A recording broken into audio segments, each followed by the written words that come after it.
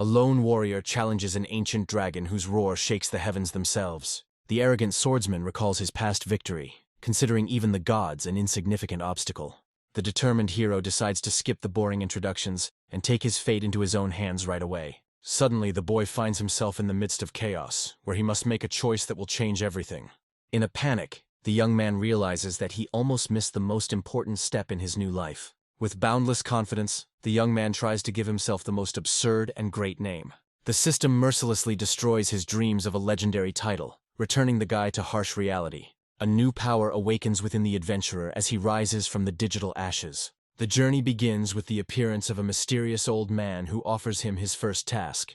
The hero's optimism clashes with the old man's disdainful gaze, hinting at future difficulties. The guy's explosive nature does not allow him to tolerate humiliation, and he challenges the old man. To prove his strength, the young man receives his first, seemingly simple task, to defeat the slugs. The hero looks with disdain at the cute-looking monsters, unaware of the hidden threat. Winter River, with complete confidence, takes out her first weapon from her inventory. The first blow brings only disappointment, because the damage turns out to be negligible. In response to the attack, the harmless slug turns into an enraged monster. The slug's counterattack is 10 times more powerful, leaving the guy in shock. Realizing that he cannot win, the young man flees in terror.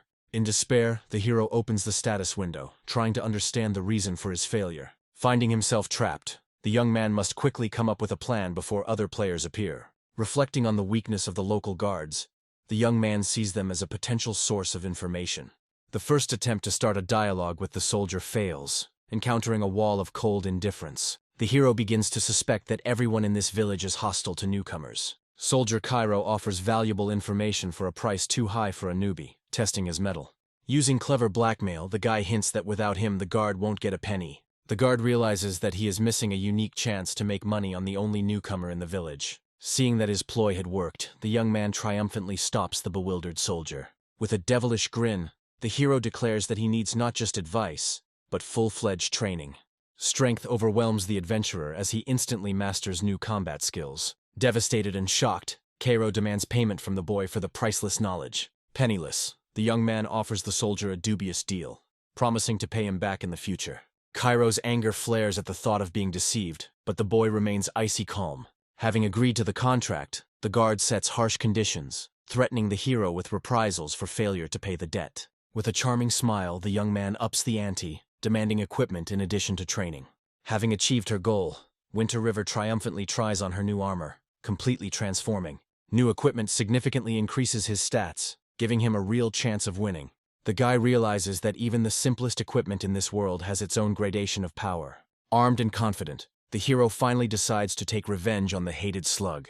Suddenly the village is flooded with other players, creating chaos and crowds in the streets. Realizing that his unique advantage will soon disappear, the adventurer rushes into battle. Armed to the teeth, the hero returns to the forest to finally take revenge on his offenders. The new skill deals devastating damage, turning helplessness into pure superiority.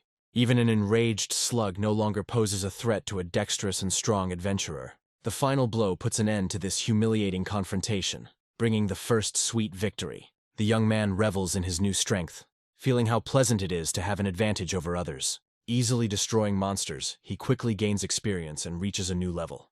Meanwhile, other players are desperately complaining about the invincible slimes, unable to leave the village. Winter River returns triumphantly to the headman, throwing proof of her power at his feet. The old man reluctantly admits that this daring newcomer turned out to be much more capable than the others. Having completed the task, the guy contemptuously demands a more difficult mission, considering this a warm-up. The village chief challenges them with an impossible mission, to slay 10 demonic gods. The guy is stunned by the absurdity of the task, which seems impossible to complete in such a short time. The old man mocks his doubts, skillfully playing on the young man's pride and vanity. Not wanting to look like a coward, Winter River eagerly takes on the suicide quest. As a guarantee, he demands a family heirloom from the old man, understanding the danger of the undertaking. The elder happily agrees, handing him an ancient scroll that could change the course of the game. The hero's true motives are revealed. He craves not fame, but untold wealth and a bad reputation. Having accepted the task, the young man receives a powerful artifact, the Scroll of the Wrath of the God of Fire. The first enemy on his way is an ordinary wolf, whose strength is no match for his. The adventurer deals with the monster without the slightest difficulty, demonstrating his overwhelming superiority. Defeating the wolf gives him a new level, strengthening his self-confidence. However, joy quickly turns to disappointment when he finds only a measly handful of coins. Doubts overwhelm the adventurer, and he seriously considers abandoning this hopeless undertaking. A sudden system message bombards him with news of a gigantic fine for deleting his account. Realizing he's trapped, the boy casts aside his panic and accepts the challenge of a whole pack of wolves. With cold determination, the young man decides to act with restraint and methodically build up his power. Showing cunning, he lures one wolf out of the pack in order to deal with it alone. A lightning attack leaves the enemy no chance of escape. With a cruel grin, the young man enjoys his victory, realizing that there is no one to turn to for help. 2 hours later, under the cold moon, only the lonely silhouette of the victor remains among the fallen enemies. Having reached level 7, the young man is relieved to discover new equipment that will strengthen him slightly. But the peace doesn't last long, as the demonic Wolf King, a bronze-tier boss, appears before him. Having assessed the colossal difference in strength, the guy understands that his attacks are unlikely to penetrate the monster's defense. Casting aside his doubts, the hero decides to take a risk, because such a chance to use the first-mover advantage only comes once. The ferocious boss rushes into the attack, intending to tear the impudent upstart to pieces. The first blow seems crushing, but reality turns out to be much more cruel. To his horror, the young man sees that he has only dealt 9 points of damage due to the wolf's incredible defense. The monster's counterbite takes away a significant portion of the adventurer's health, proving mortally dangerous. Instead of panicking, Winter River displays inhuman strength, stopping the beast with her bare hands. With complete dominance, he effortlessly takes down the boss, earning a new, unexpected title. Using a small wolf as a human shield, the hero enters into a tense confrontation with the enraged boss. Despite the insignificant damage, the young man continues his tactics, wearing down the monster and playing on its indecision.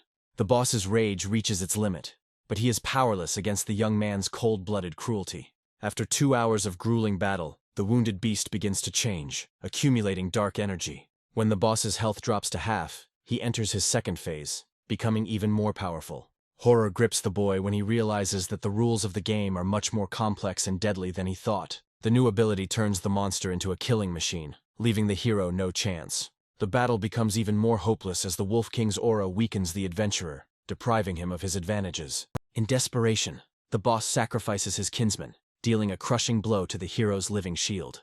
This cruel act plunges the monster into sadness, paralyzing him for 5 seconds and giving the boy his only chance for salvation. On the brink of death, with only a tiny amount of health left, the hero realizes that any mistake will be his last. Realizing that he cannot win head-on, the young man switches to exhausting tactics, provoking the beast into a long chase. The enraged monster pursues him, giving him no time to rest in this deadly game of cat and mouse.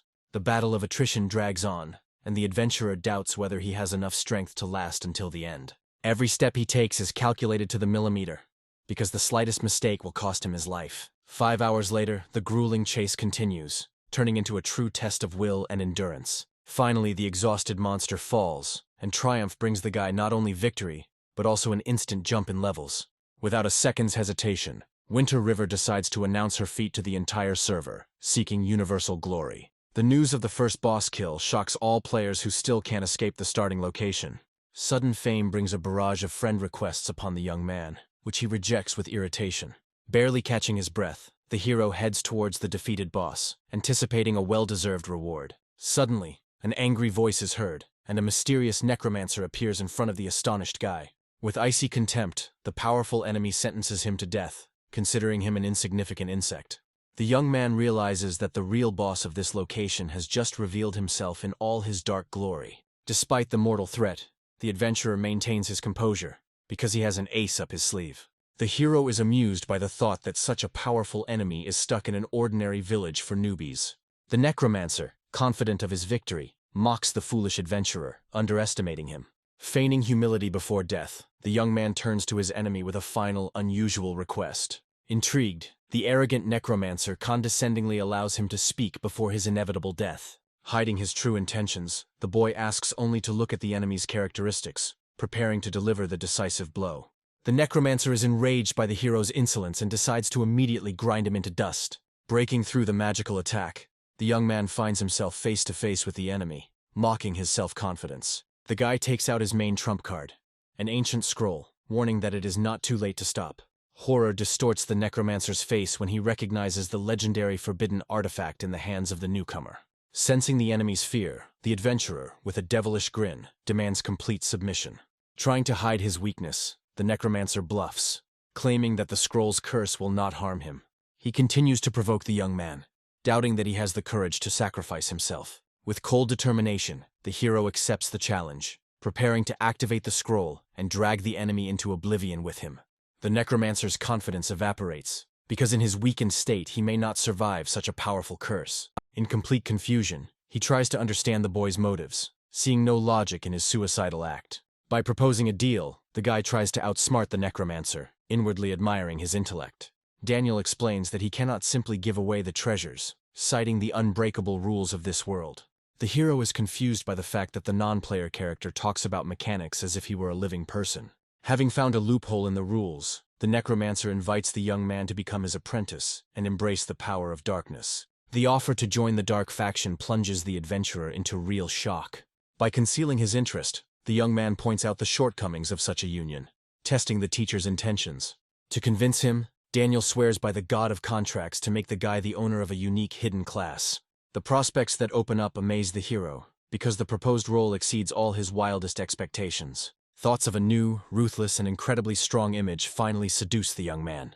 By agreeing to the deal, he embarks on a dark path, forever becoming an enemy of the light factions. The darkness consumes the hero, regenerating him into something new and powerful, changing his very essence. The rewards for being the champion are overwhelming, but his new terrifying appearance leaves him momentarily stunned. With a hint of panic in his voice, the young man timidly asks his new teacher if it is possible to turn everything back. Daniel reassures his student with a grin, promising that with time he will learn to control his dark aura. To help the newcomer adapt, the necromancer suggests hiding his true nature from prying eyes. Concealment magic envelops the adventurer, temporarily returning them to human form and masking their dark power. Suddenly, the boy realizes that his powerful teacher is far from being at the top of the hierarchy, and his future is uncertain. The mentor challenges him, hinting that one day the student will be able to surpass him and become one of the demonic gods. The first test of loyalty to the dark faction is a brutal task that requires him to prove his devotion. Underestimating his own talent, the hero doubts his abilities, but the teacher reminds him of his uniqueness. Daniel gives his student 3 days to complete the task while he recovers his strength. A sudden fear grips the boy when he realizes that he could have lost the opportunity to be resurrected.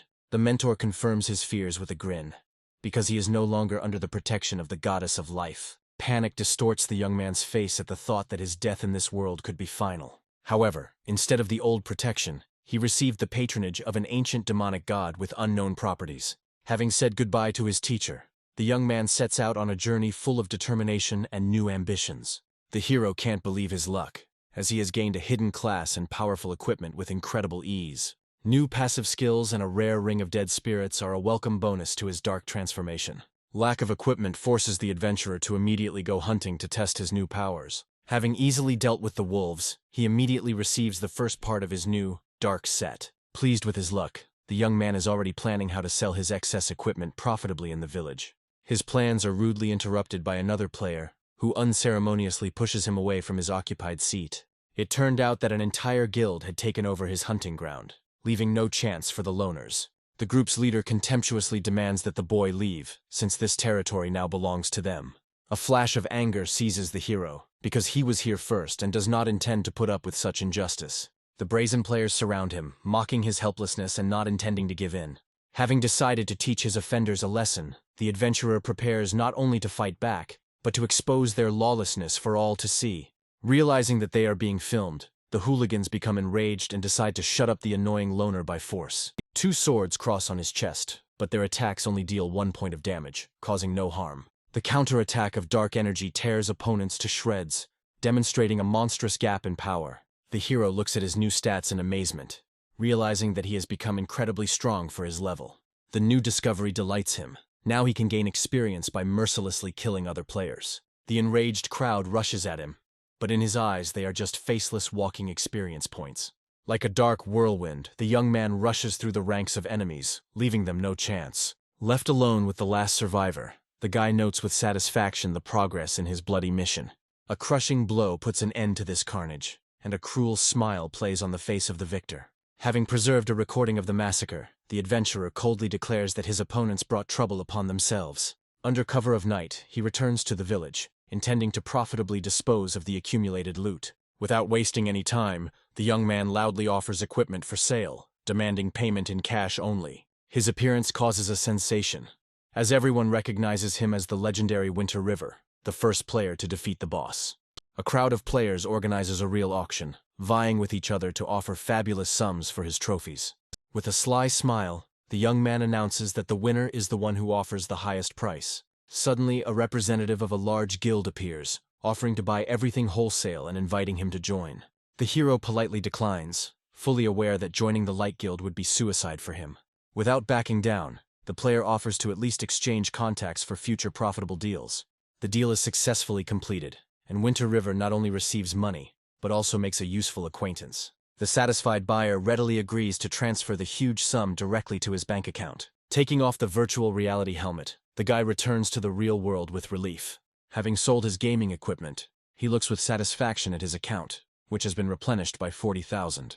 It's time for revenge, he uploads the video with a sly grin. Tension reigns in the guild office as an assistant reports Winter River's brazen antics to an enraged president. The challenge is thrown down. The loner not only mocks them, but also sets the scene for the decisive battle. In a fit of rage, the guild leader decides to gather all his forces in the newcomer's village to make a show of destroying the insolent man. An unheard-of reward is announced for the hero's head, 50,000 gold for each kill, without any restrictions. The president explains that in this game, money is power, and he is not afraid to spend it to protect his reputation. The goal is to gather at least 100 players, because this daring loner should become a stepping stone on the path to glory.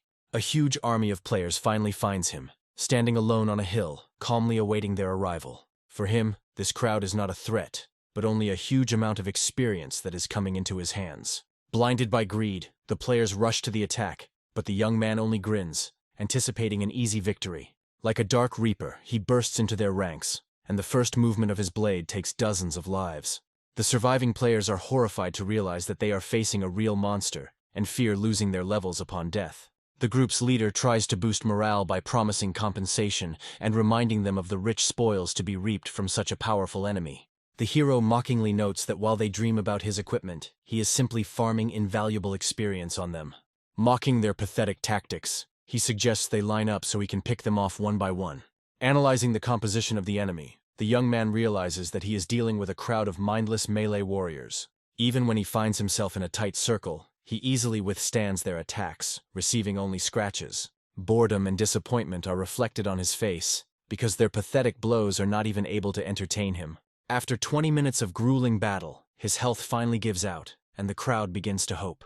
Just when victory seems close, a golden glow envelops the boy. He levels up, completely healing. Panic reigns in the enemy camp, but their leader does not give up, convincing everyone that this was only a one-time reward for primacy. The guild leader figures out his trick and calls on everyone to attack to deplete his armor.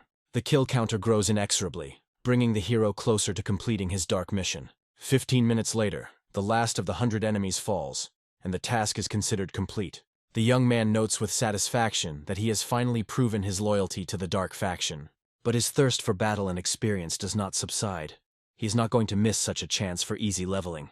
A new wave of enemies arrives on the battlefield, but their resolve is shattered by his invincible might. His health is running low again, and players blinded by greed are already preparing to divide up his gear. Once again, a golden glow envelops him, and the new level gives him back all the strength to continue the slaughter. With a mad grin, he taunts his enemies, hinting that their pitiful efforts won't even be enough to break his armor. Confusion and horror reign among the enemy. No one can understand how he manages to gain experience for killing players. He kills their fighting spirit with a caustic taunt, shaming them for their cowardice, which will be seen by the entire internet. The guild leader is in despair and can't believe that the reward for the first boss has given him such a monstrous advantage. Having admitted complete defeat, the commander gives the order to retreat, unable to resist this monster. With triumph in his voice, the young man bids farewell to the losers, promising that he will be the one to laugh last. The victory earned him 2 levels, but he understands that killing such weak players will no longer give him much experience. To his surprise, he finds that his evil level has remained at 0. It seems that factional warfare is not considered a sin. A sudden alarm interrupts his thoughts. His new teacher is on the verge of death. Realizing that he is trapped in the newcomer village, the adventurer desperately rushes to the mountains in search of a way out. Meanwhile, in the gorge, a powerful priest of light corners the weakened necromancer Daniel. The priest eagerly anticipates the reward for the necromancer's head, which will open the way for him to the highest ranks in the church. The priest of light revels in his triumph, having spent months tracking his prey. Even on the brink of death, Daniel does not lose his composure and boldly looks the enemy in the face.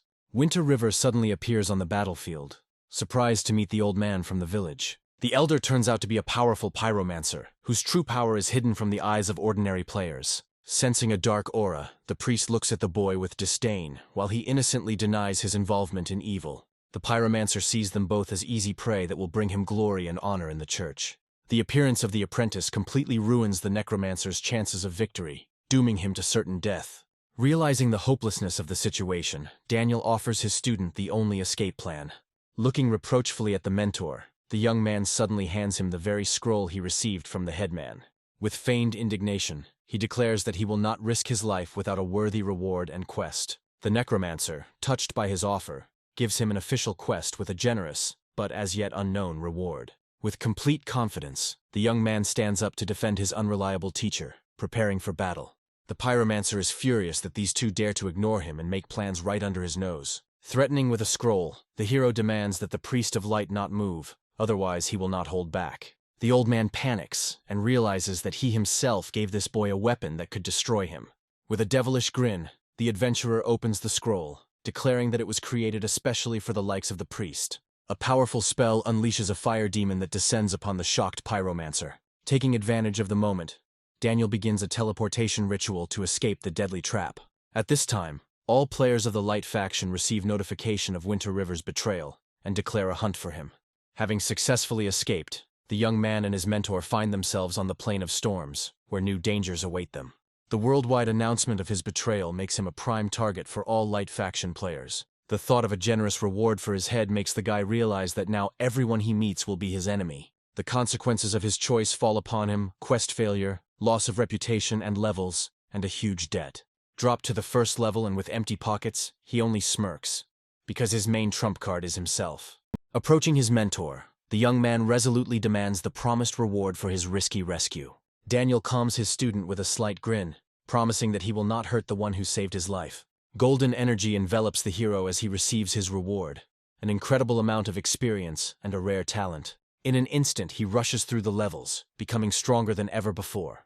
The adventurer is overwhelmed with delight, because he has not only regained his strength, but also received a legendary talent. The new skill grants him inhuman speed and guaranteed critical hits. The young man admires the new talent, because its main strength is not in damage, but in a humiliating blow directly to the enemy's face. Daniel explains that this skill was lost for centuries, and he only kept it, unable to use it. The hero is concerned that the talent does not receive bonuses from weapons, but the mentor dispels his doubts. It turns out that the power of the Devil's Trample depends not on the equipment, but on the strength of spirit of its owner. The insatiable adventurer asks with a smile if the teacher has any other generous rewards. With a light heart, he admits that he does not consider his losses a defeat, but only an incentive for rapid growth. Daniel decides to take the student to a safe place protected by the dark gods. They set out on a journey to find a shelter where the young man can train in peace and become stronger. An hour later, they reach their destination, the gloomy and lifeless Badlands. After giving the student the medicine, the necromancer sends him to hunt local monsters so that he can quickly level up. Having received the priceless medicine, the young man thanks his mentor for such a generous gift. A new mission is not long in coming. He must single-handedly exterminate 500 demonic lizards. The monsters' stats are impressive. They're even much stronger than the wolf boss he fought for so long. Despite the danger, the hero is confident of his victory, because now he has become immeasurably stronger. Dark energy envelops him as he prepares to unleash the full force of his newfound power upon his enemies. Like a shadow, he takes off, closing the distance with his first victim in the blink of an eye. The very first blow is devastating, demonstrating a colossal difference in strength. The skill-mad kill turns him into a killing machine, dealing thousands of points of damage. Even strong scales do not save the lizard from its merciless attacks, which tear it to pieces. With a devilish grin, he looks at his defeated enemy, realizing that the monster was simply unlucky enough to become his opponent. His first victory only gives him a meager 500 experience points, which seems like a mockery given his strength. The death of a fellow pack member attracts the attention of the entire pack, and now he is surrounded by dozens of enraged monsters. As if dancing, he glides between enemies, maintaining his distance and preventing them from surrounding him. Just a couple of minutes later, the battlefield is littered with lizard corpses, and he stands unharmed in the midst of this chaos. An unexpected call from an old acquaintance interrupts his triumph, reminding him of the outside world. While all the forums are buzzing about how to kill him, the hero calmly collects loot from defeated enemies. Even after mass extermination of monsters, the reward turns out to be ridiculously meager. Suddenly he receives a strange and tempting offer to sell his unique character. A cunning plan flashes through his head, but he immediately remembers that dying in the dark faction will result in the account being deleted. The sum of 20,000 stuns him, forcing him to seriously consider this risky proposal. The temptation of immeasurable wealth fights within him with greed, because even 20 million seems too little to him. With cold determination, he rejects the deal, reminding him that for him, defeat means more than just a game. His interlocutor warns him of a constant threat, as the entire server will hunt him for such a reward. But the young man only grins, because his self-confidence is unshakable. He knows that his strength is worth this price. Having seized the initiative, the hero offers a lucrative deal, instantly turning a potential enemy into a business partner. Having set his terms, he negotiates the safe transfer of the goods, demanding payment in advance and trusting no one. Without wasting a second, the adventurer returns to his bloody mission, continuing to mercilessly exterminate monsters. Every movement of his blade brings death, and the battlefield is littered with corpses as he methodically moves towards his goal. A stream of golden energy marks the achievement of a new peak, and he triumphantly greets the 15th level. A sudden transformation envelops him in darkness, awakening an ancient power and granting him a new, deadly talent. A new divine talent grants him near immortality, allowing him to regenerate health even in the thick of battle. The deal is completed successfully, and the guy, having received his money, points the buyer to a cache of equipment. By completing the deal, he is reminded of future opportunities, strengthening his business ties with a powerful guild. An hour later, the tireless warrior continues his mission, slowly but surely approaching the cherished goal. The long-awaited reward finally drops from the monster, but joy is mixed with disappointment from the low probability of extraction. The new equipment, bronze sand boots, proves to be a modest but useful addition to his arsenal. A slight disappointment mars his triumph, as he still has some growing to do before he can use the new armor. A friendly message from the real world reminds him that even in the pursuit of power, he must not forget about himself. In a luxurious office overlooking the city at night, the humiliated guild president admits his fatal mistake. Taking the blame, the leader of the heroic community listens to the reproaches, realizing that his miscalculation cost them too much. Behind a mask of calm, the guild leader hides a cold rage, absolving his subordinate of blame for the recent failure. As soon as the door closes, his face contorts with humiliation, and he is left alone with his dark thoughts. With his eyes blazing, the president declares a personal vendetta, vowing that the hunt for Winter River will never end. Unaware of the storm brewing in the real world, the lone warrior continues his tireless journey across the barren lands. A crushing kick demonstrates his new strength, which seems capable of splitting rocks themselves. His attention is drawn to a young lizard whose cunning hints that the battle will be far from fair. From the depths of the gorge emerges the true master of these lands, the king of demonic lizards, exuding an aura of death. A shadow of arrogance appears on the hero's face, because for him this bronze boss is just another step to the top. His body is enveloped in dark energy, and he unleashes his signature move on the monster, paralyzing it for a split second. But triumph is marred by searing pain. The boss's poisonous skin becomes a deadly reminder of his carelessness. A healing potion instantly restores his strength, allowing him to recklessly launch into the most dangerous attacks. As if playing with fire, he dodges the deadly jaws, delivering precise and accurate blows. His sword, shrouded in darkness, pierces the monster's flesh again and again, bringing him closer to certain death. The final blow puts an end to this battle, and he looks at the fallen beast in triumph. The boss's body disintegrates, leaving behind a cloud of digital particles and the anticipation of victory. The long-awaited reward exceeds all expectations. A whole rain of silver coins showers him. Among the treasures, he finds strong armor and a powerful staff, each of which has unique properties. Disappointment is mixed with excitement, since most of the trophies are still beyond his level, and the staff is completely useless. Without wasting any time, he contacts his business partner, offering him a new batch of valuable equipment. Like an experienced salesman, he convinces the buyer of the value of the goods, asking him to name a fair price himself. The terms of the deal are accepted, and he, without wasting any time, demands immediate payment and the dispatch of a messenger for the goods. 100,000 earned in a couple of days only strengthens his belief in the limitless potential of this virtual world. The mission is almost complete, and he decides to finish off the last monsters to report to his mentor. Like a machine, he continues to exterminate lizards, and each kill brings him closer to a new peak.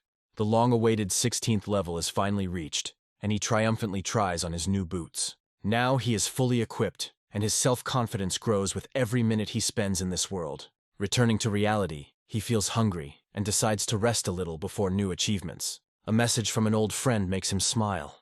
It seems his gaming fame has reached the real world. An unexpected meeting with a childhood friend brings with it not only memories, but also a tempting offer. The secret is out. His friend is offering him not just a job, but a dizzying career as a professional player. A friend offers him a unique chance to join a professional studio that is preparing to blow up the world of eternity. To his surprise, the guy calmly refuses, preferring his own path to the top.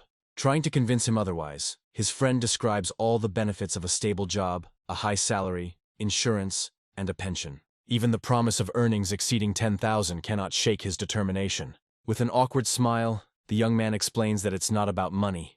He simply prefers to work alone. A sudden revelation strikes his friend. He realizes that he has long been immersed in this virtual world.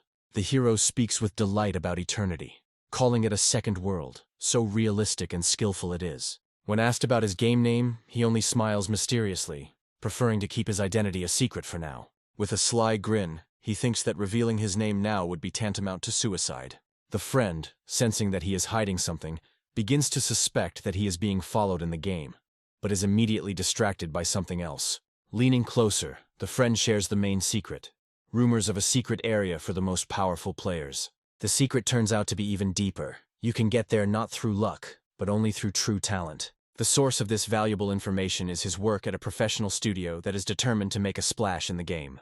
Reality calls, and the friends say goodbye, agreeing to meet in the virtual world later. Returning to the game, he appears before his mentor, who is surprised by his lightning-fast completion of the task. With feigned disgust at the endless grind, the young man impatiently demands his well-deserved reward. Daniel reassures him with a fatherly smile, promising that he will never hurt his students. The generosity of the reward is staggering. The huge amount of experience and the rarest ring of storage exceed all his expectations. A stream of golden energy once again lifts him to new heights, instantly raising him to level 17. He looks with delight at the new silver ring, which is not only valuable, but also incredibly useful for any player. Wanting to learn more about the world, the young man asks his mentor about talents and their origin. Daniel is surprised by his curiosity, since most players don't even think about it at such an early stage. He explains that talents are not a gift from above, but a reward for passing a special test in a secret space. A whole hour to choose from seems like a generous offer, but most of the talents turn out to be completely useless. As an example, he cites the legendary talent Heart of the Sword, which increases damage by a whopping 80%. When the student suggests that it is an S-rank talent, the mentor only smiles condescendingly. With reverence in his voice, he reveals the truth. Sword Heart is a talent of the highest SS rank. It turns out that in this world there is a whole hierarchy of ranks, and those who hold the highest ranks can be counted on the fingers of one hand. With a slight grin, Daniel reminds his student that his own S-rank talent is also incredibly rare. When asked how to become as strong as the inhabitants of this world, the mentor gives a simple but profound answer: strength is more important than level. Daniel promises to reveal all the secrets as soon as the student is strong enough to accept them. The time has come for the most important thing: receiving the promised protection of the demonic gods. Delight and impatience overwhelm the young man, because he is about to learn the secret that will replace his resurrection. The necromancer begins the ritual, calling upon the great demonic god and vouching for the loyalty of his apprentice. Dark energy envelops the hero, transforming him and granting him a new, previously unseen ability. To his surprise, instead of immortality, he receives only the ominous title of Fallen for betraying the light. But disappointment turns to triumph when he realizes that this title will double his health and turn him into a real boss. An explanation of the game mechanics reveals a cruel truth: the immortality of players upsets the balance of this world. To even the playing field, dark faction bosses like him become stronger with each death at the hands of players. With a devilish grin on his face, he admits that he is shocked, because now he is not just a player, but a real threat to the entire server. Now healed, Daniel decides they no longer need to hide, and leads the apprentice to their new hideout. With a mysterious smile, he hints that his role in this world is much more significant than it seems at first glance. They climb up a sheer cliff face, and a system notification informs them of their arrival in the City of Darkness. As if on command, the great gates swing open, welcoming the return of their long-absent leader. The truth is revealed. His humble mentor turns out to be the powerful ruler of an entire city. Thoughts are swarming in the young man's head, because he does not understand how the boss of the Dark Gold level could found a first-level city. It turns out that settlements in this world are divided into 6 levels, and conquering the main city is the key to world domination. The undead army greets their lord with reverence, rejoicing at his long-awaited return.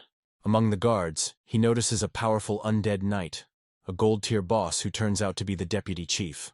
Bowing respectfully, the deputy greets his master, demonstrating absolute loyalty and devotion. Anxiety grips the young man as he realizes that even with such powerful allies, their city remains vulnerable. The city's ruler shows respect to his subjects, thanking them for their loyal service and assistance. Daniel proudly introduces his new apprentice, officially inducting him into the highest circles of the City of Darkness. The powerful undead knight immediately senses the boy's immense potential, recognizing his dangerous and evil aura. The thought of the legendary strength of the Dark Swordsman gives the hero confidence, because in history there has never been a weak one. Left alone with his mentor, the young man prepares for a serious conversation about the future and the dangers. The city's location in the heart of enemy territory makes the adventurers seriously concerned about their survival. Daniel declares with cold determination that death is but a small price to pay for unlimited power. Fear for his life wars within him with the realization that even the dark faction has its outcasts and internal strife. He recalls his past gaming experience with irony, realizing that he once again found himself among a tribe of rowdies and outcasts. Daniel explains that in this world, living beings instinctively fear the undead, making them outcasts. He is ready to drag the student into hell with him, but first he wants to give him all the benefits of his position. A global war between factions is looming, and now is only the calm before the storm. As the city's leader, he has vast resources and intends to invest them all in training his successor. The mentor's sincere concern amazes the young man, and he begins to doubt whether he is a simple NPC. Unable to simply give him equipment, Daniel offers him a new, dangerous mission. The disciple was surprised, because he thought that living beings attacked by demonic energy would become part of the dark faction. It turns out that such creatures lose their minds and attack everyone indiscriminately, posing a threat to all living things. The mentor reminds him of the Dark Swordsman's bad reputation and warns him against attracting unnecessary attention. The new mission is to exterminate 500 demonic rats, and the hero, full of determination, sets out to find their lair. In search of information, the young man turns to a random skeleton soldier, unaware of the awkward situation. To his surprise, the skeleton turns out to be a girl who is outraged by such familiar treatment. Realizing his mistake, he sheepishly apologizes and, after paying a compliment, receives the information he needs. Personal and completely inappropriate details from a new acquaintance leave him speechless. Having found the lair, he freezes in amazement before the countless horde of rats with glowing eyes. The monster's stats are impressive. Each mouse is a formidable opponent in its own right. Fear grips him, as he understands that one attack will provoke the entire pack against him. But instead of the expected aggression, the rats suddenly begin to run away in panic, sensing his aura. He realizes with surprise and delight that his evil aura acts as a repellent to monsters. Not wanting to let easy prey go, he gives chase, preparing to unleash his most powerful blow on them. A powerful blow shakes the earth, and like a predator, he rushes towards his fleeing prey. With a grin on his face, he turns the hunt into a bloodbath, because the fleeing enemies pose no threat to him. An hour later, the tireless warrior continues his grind, and each kill only fuels his thirst for battle. 2 hours later, among the mountains of corpses, he finally finds his first rare reward. Disappointment hits him again, as the new bracers require level 20 to use. A sudden system message interrupts his thoughts, announcing the first player to receive a talent. This news takes him by surprise. He didn't expect that anyone could overtake him in this race for power. The mass extermination of rats does not go unnoticed, and his actions awaken the wrath of a powerful boss. From the depths of the earth emerges the demonic Mouse King, a silver-tier boss with monstrous stats. Despite the terrifying numbers, he maintains his composure, as his own level and skills are hidden from the enemy's eyes. Determination burns in his eyes. He will not allow anyone to steal his glory as the first silver-tier boss killer. The giant mouse rushes forward with a deafening squeal, intending to crush the insolent creature. The new talent, Devil's Trample, proves its effectiveness once again, momentarily paralyzing a powerful enemy. Even with double health, he understands that without constant healing he cannot withstand such power. His sword, shrouded in darkness, strikes the boss again and again, dealing colossal damage. An hour later, the grueling battle continues, with both opponents at the limit of their strength. He knows that the worst is yet to come, as the bosses activate their hidden talents in a rage. A deafening roar shakes the gorge. The Mouse King goes berserk, calling on his horde to help. Hundreds of rats begin to crawl out of every crack, turning the one-on-one battle into a real battlefield. But instead of the expected attack, the summoned flock freezes in place, as if waiting for something. His evil aura is so powerful that even a silver-tier boss flees in terror. Rage and passion overwhelm the hero. He will not allow his prey to simply leave and deprive him of his glory. By clinging to the tail of the fleeing monster, he does not give it a single chance of salvation. A hail of crushing blows falls on the boss's back, and each hit brings him closer to victory. Pursuing his prey, he rushes along the gorge, not paying attention to the enemy's rapidly depleting health. Suddenly he feels a powerful surge of energy coming from the very heart of this cursed place. Before his eyes appears a giant purple diamond, exuding incredible strength and power. The energy of the crystal flows into him, filling every cell of his body and awakening hidden potential. The system message shocks him. All his stats are temporarily increased by 1,000%. The new stats turn him into a true god. Now he's not just a fallen but a bronze-tier boss. With a maddened rage in his eyes, he pounces on the enemy, his enhanced blade bringing certain death. Victory brings him not only tons of experience, but also an instant jump to level 19. The reward for being the first is beyond all expectations: reputation, stats, and a rare S-rank item. The new artifact, the Power of Goodness, proves to be a true treasure, capable of enhancing his skills. He is filled with delight, as he can now make his already powerful abilities even more deadly. Not wanting to hide in the shadows, he decides to announce his triumph to the entire server with a devilish grin. The news of his feat shocks all players, who cannot believe in the existence of such a monster. He looks at the defeated boss with satisfaction, anticipating what kind of prey this glorious hunt has brought him. A sudden system notification interrupts his triumph. In 3 minutes, the test of his talent will begin. Excitement and anticipation flash in his eyes as he prepares for any challenge this world throws at him. With a sly grin, he decides to use the remaining time to prepare for the main test. He knows that items can't be used in the talent test, but no one talked about skills. Without thinking, he activates the Power of Goodness, intending to use its power to enhance his talents. His choice falls on the most valuable and unique skill, Dark Sword skill. In an instant, his passive skill evolves into Killing Art, becoming even more deadly. He is filled with delight, because now his attack has doubled, and he is no longer tied to one type of weapon. Before the test, he decides to take his prize, a lilac diamond that gave him incredible power. It turns out that this gem has a limited number of uses and temporarily enhances hidden power. To his surprise, he receives not the entire diamond, but only a fragment of it, since he was not its original owner. A clever thought occurs to him. If he could use the diamond's power in the test, his chances of success would skyrocket. The countdown has begun, and he eagerly awaits the start of the test that will determine his fate.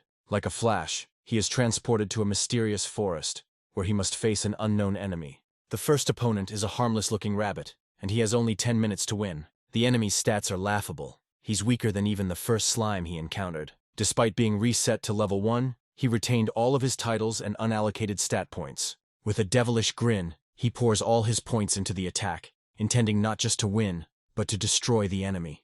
The second opponent turns out to be much more serious.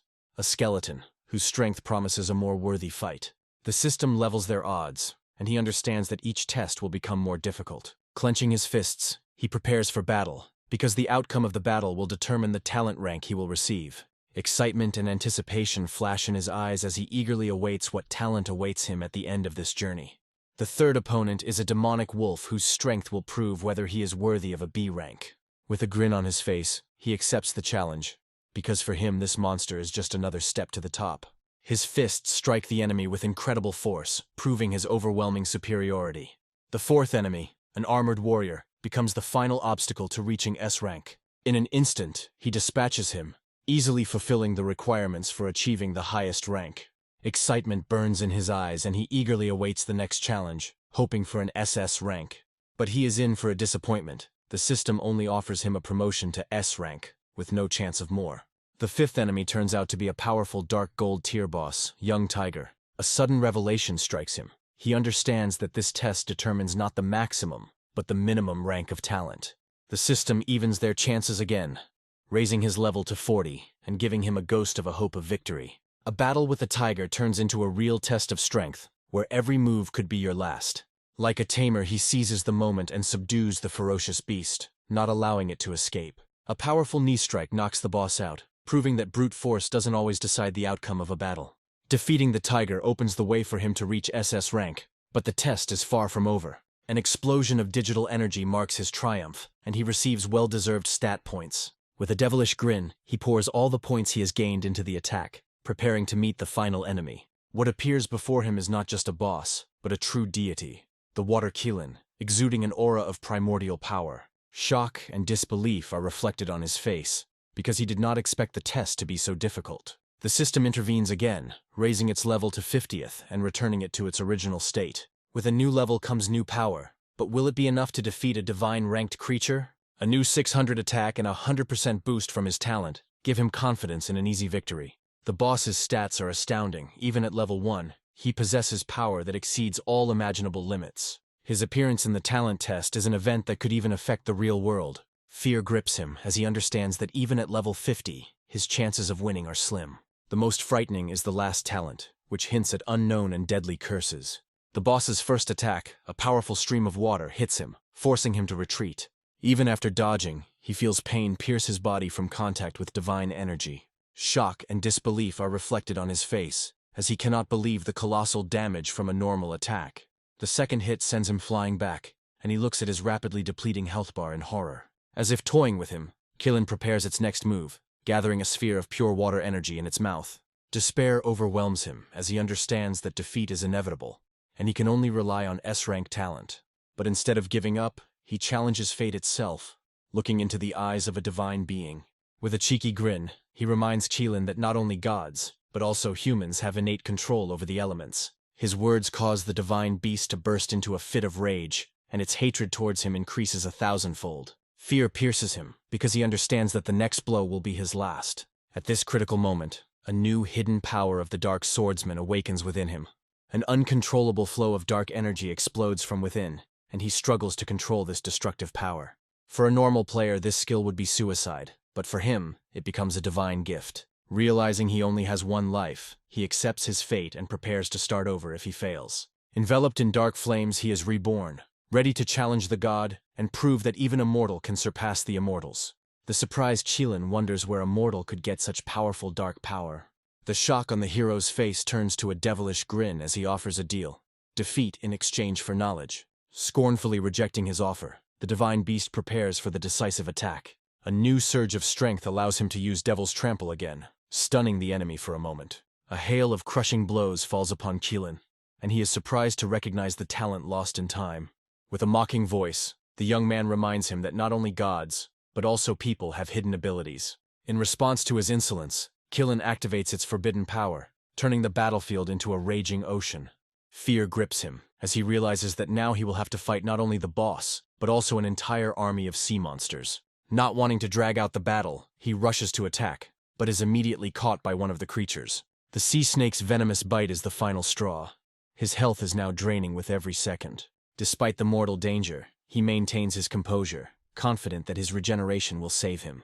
As if playing with him, the sea creatures only lightly nibble him, without causing serious damage. In a fit of rage, he rushes at Qilin, desperately trying to end this grueling battle. Jumping onto the back of the divine beast, he begins to beat it with his bare hands, driving it into a frenzy. With a mad grin, he reminds him that Qilin is a symbol of good luck, and he should be happy to see them again. Rage and humiliation overwhelm the divine being, who cannot believe such insolence from a mortal. He just smirks, because his clever tactic worked. He simply distracted the enemy while his skills recharged.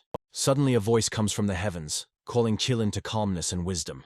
Shock and bewilderment are reflected on his face, because he understands that higher powers are watching their battle. Ignoring divine intervention, he decides to continue the fight, as his goal is victory at any cost. Like a shadow, he glides through the water, dodging attacks and waiting for the perfect moment to strike. He manages to interrupt one of Qilin's spells, but this is not enough for victory. A giant wave, like a shark, crashes down on him, and he knows this is the end. The blast of water throws him back, and he barely stays on his feet, ready for the last fight. But instead of death, Triumph awaits him. He wins, and as a reward he receives 10 characteristic points. A mysterious voice from heaven praises him, but warns him that he has taken the wrong path. With a devilish grin, he replies that the light faction is not suitable for him, because he was born for darkness. The voice predicts their future meeting, but he hopes that it will be a meeting of allies, not enemies. The test is over, and now he must make the most important choice in his life. Choose his talent. Disappointment overshadows his victory, as he realizes that he never got a chance to obtain an SS rank talent. He finds himself in a crystal cave where he must choose his talent from hundreds of glowing spheres. The very first talent, Solid Rock, turns out to be a powerful passive skill that increases defense by 20%.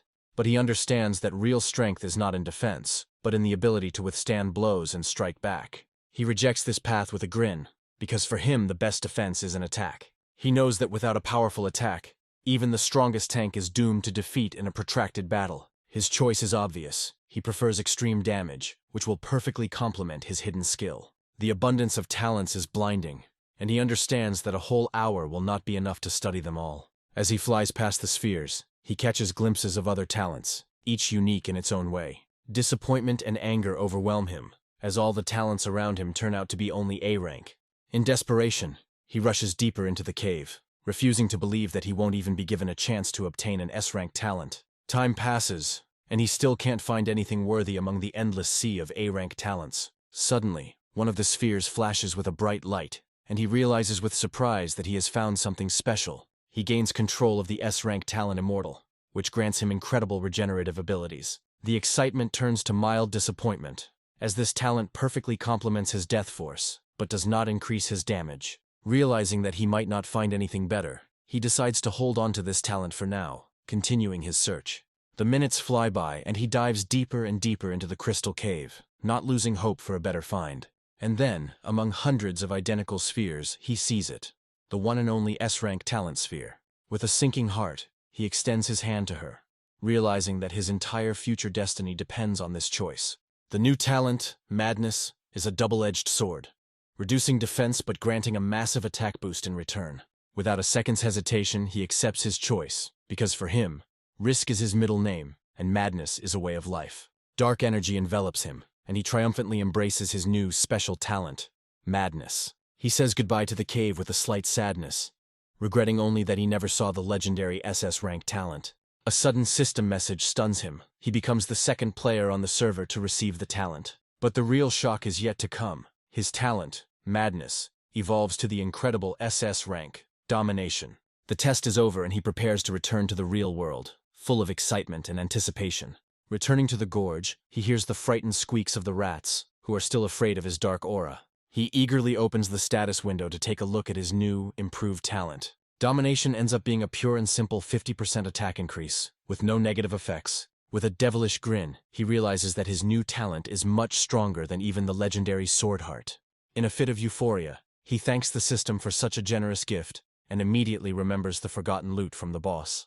A golden glow illuminates the cave, and he looks with delight at the mountain of equipment dropped by the boss. Meanwhile, the first player to receive the talent is bragging about his achievement on the forum, unaware of the real monster. Back in reality, he reads with a grin the rave reviews that only an A-rank talent received. He thinks with disdain that speed is nothing in the face of absolute crushing force. Full and satisfied, he prepares to return to the game to continue his journey to the top.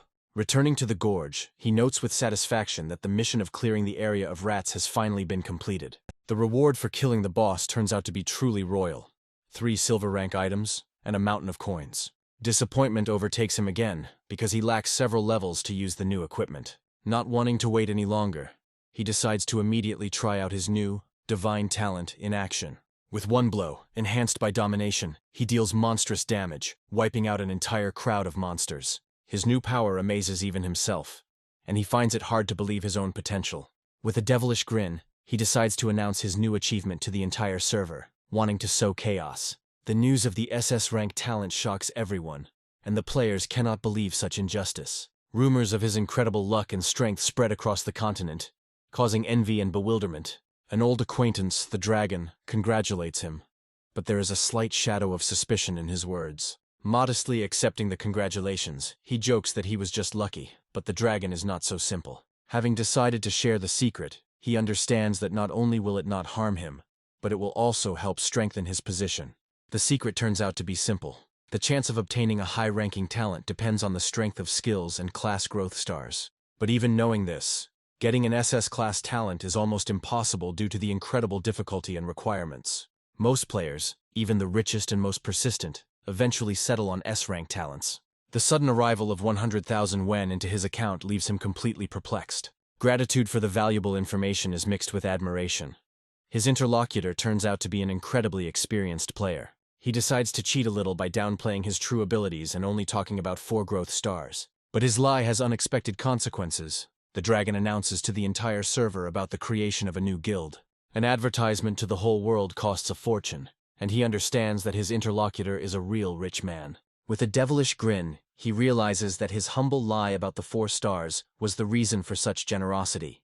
At this time, the dragon and his people are discussing the growth stars, believing that 4 stars are just an attempt to save face. The condescending smile on his face suggests that he did not believe in the modesty of his new acquaintance. News of 4 rising stars at Winter River spreads among his people, causing shock and disbelief. For them, 4 stars is an unattainable peak, and they cannot believe that someone could achieve this. The dragon understands that raising growth stars is the key to success, and the difference in power will only grow.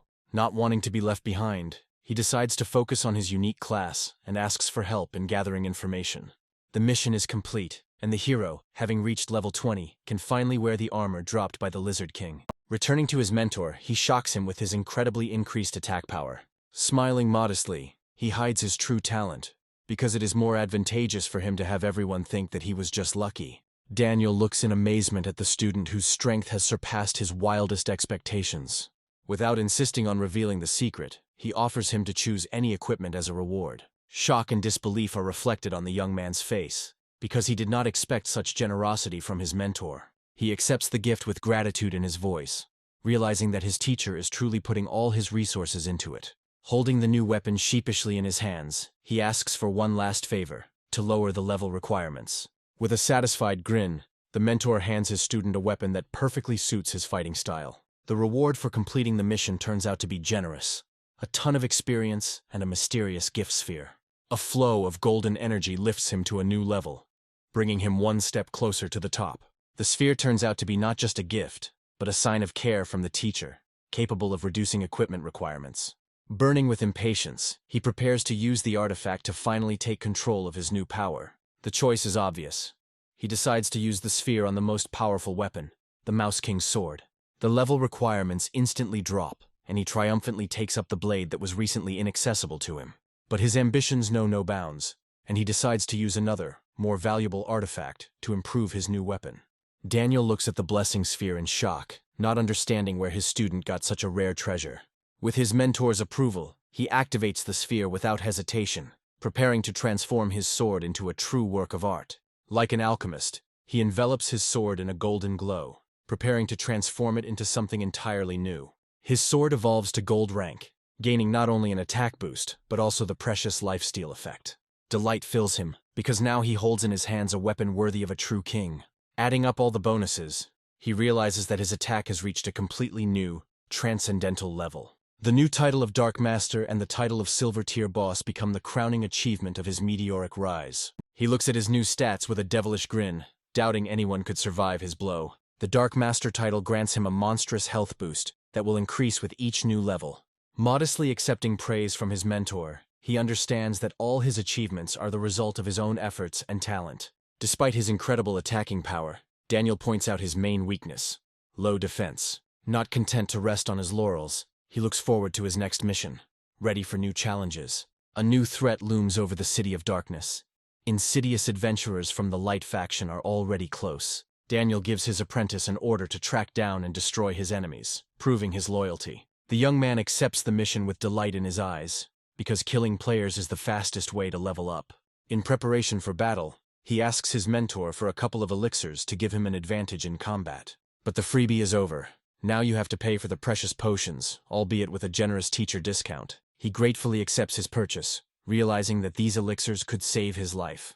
The price is exorbitant, even with a discount. The elixir of life costs a fortune, which seems like a real robbery to him. With a heavy heart, he spends almost all of his savings, realizing that without these potions he cannot survive. Having gathered everything he needs, he sets out on his first real mission as the Dark Master. But an unpleasant surprise awaits him. On his way he meets not just a player, but a rider on a mighty dragon. The dragon, perplexed, asks his master what has caught his attention. The rider senses a powerful dark aura, but writes it off as an illusion, as such powerful demons don't live here. Not wanting to be distracted from his mission, he orders the dragon to continue on its way, leaving his doubts behind. He looks with envy at the retreating dragon, dreaming of the day when he himself will be able to ride such a creature. Suddenly he finds himself being tracked. The master of deception, an aspiring thief, is close. The thief looks at his target in horror, realizing that Winter River is not just a player, but a true silver-tier boss. He watches his victim's reaction with a grin, anticipating what decision he will make. Coming out of the shadows, he asks with contempt why this stupid adventurer is pursuing him. The thief is speechless, as he cannot believe that players can have such different and powerful titles. He desperately tries to find a logical explanation, but all the facts point to the fact that this is not an NPC, but a real monster player. A determined thief tries to understand his target's intentions, not knowing what awaits him. Blinded by greed, he remembers the fabulous reward for his head, which would drive anyone crazy. With contempt in his voice, the hero challenges, and his blade instantly ends the insolent man's life. Respawning in the city, the thief looks at the system message in horror, not believing the monstrous damage. Shock and disbelief give way to the realization that this was not a special attack, but just an ordinary blow. Realizing that he cannot cope alone, he decides to send the coordinates of his target to all his allies. The news of a player with over 10,000 attacks shocks the entire guild, as it seems impossible. Meanwhile, the hero decides not to linger in place, because he knows that soon an entire army will come for him. Fear pierces him, because he understands that even with his strength he will not be able to resist the forbidden curses. 10 minutes later he is already far from the battlefield, but the shadow of impending danger follows him relentlessly. An entire army of players surrounds him, but he only grins, anticipating an easy victory. He looks at the crowd with cold confidence, realizing that for them, who have not yet received their talents, he is invincible. Meanwhile, the guild leader, Sharp Blade, arrives on the scene to personally deal with the insolent man. Burning with shame, the thief points to the site of his recent and humiliating defeat. In a rage, the leader orders a search, as the reward for capturing the only player with a hidden class is too high. A new message with precise coordinates forces him to immediately change his plans and give chase. Like hounds, they rush through the forest, driven by a thirst for revenge and a fabulous reward. Arriving at the scene, they find only traces of his recent presence. He has slipped away again. The guild leader is overcome with rage and humiliation as he realizes he is being led by the nose. He looks around in bewilderment, not understanding how there could be so many players on such a huge map. The guild leader is furious that the mobilization of tens of thousands of players was useless against one. The new message with coordinates turns out to be a trap again, and he realizes that their opponent is a real cheater. Despair overcomes him, and he decides to retreat. But first he wants to use his last trump card.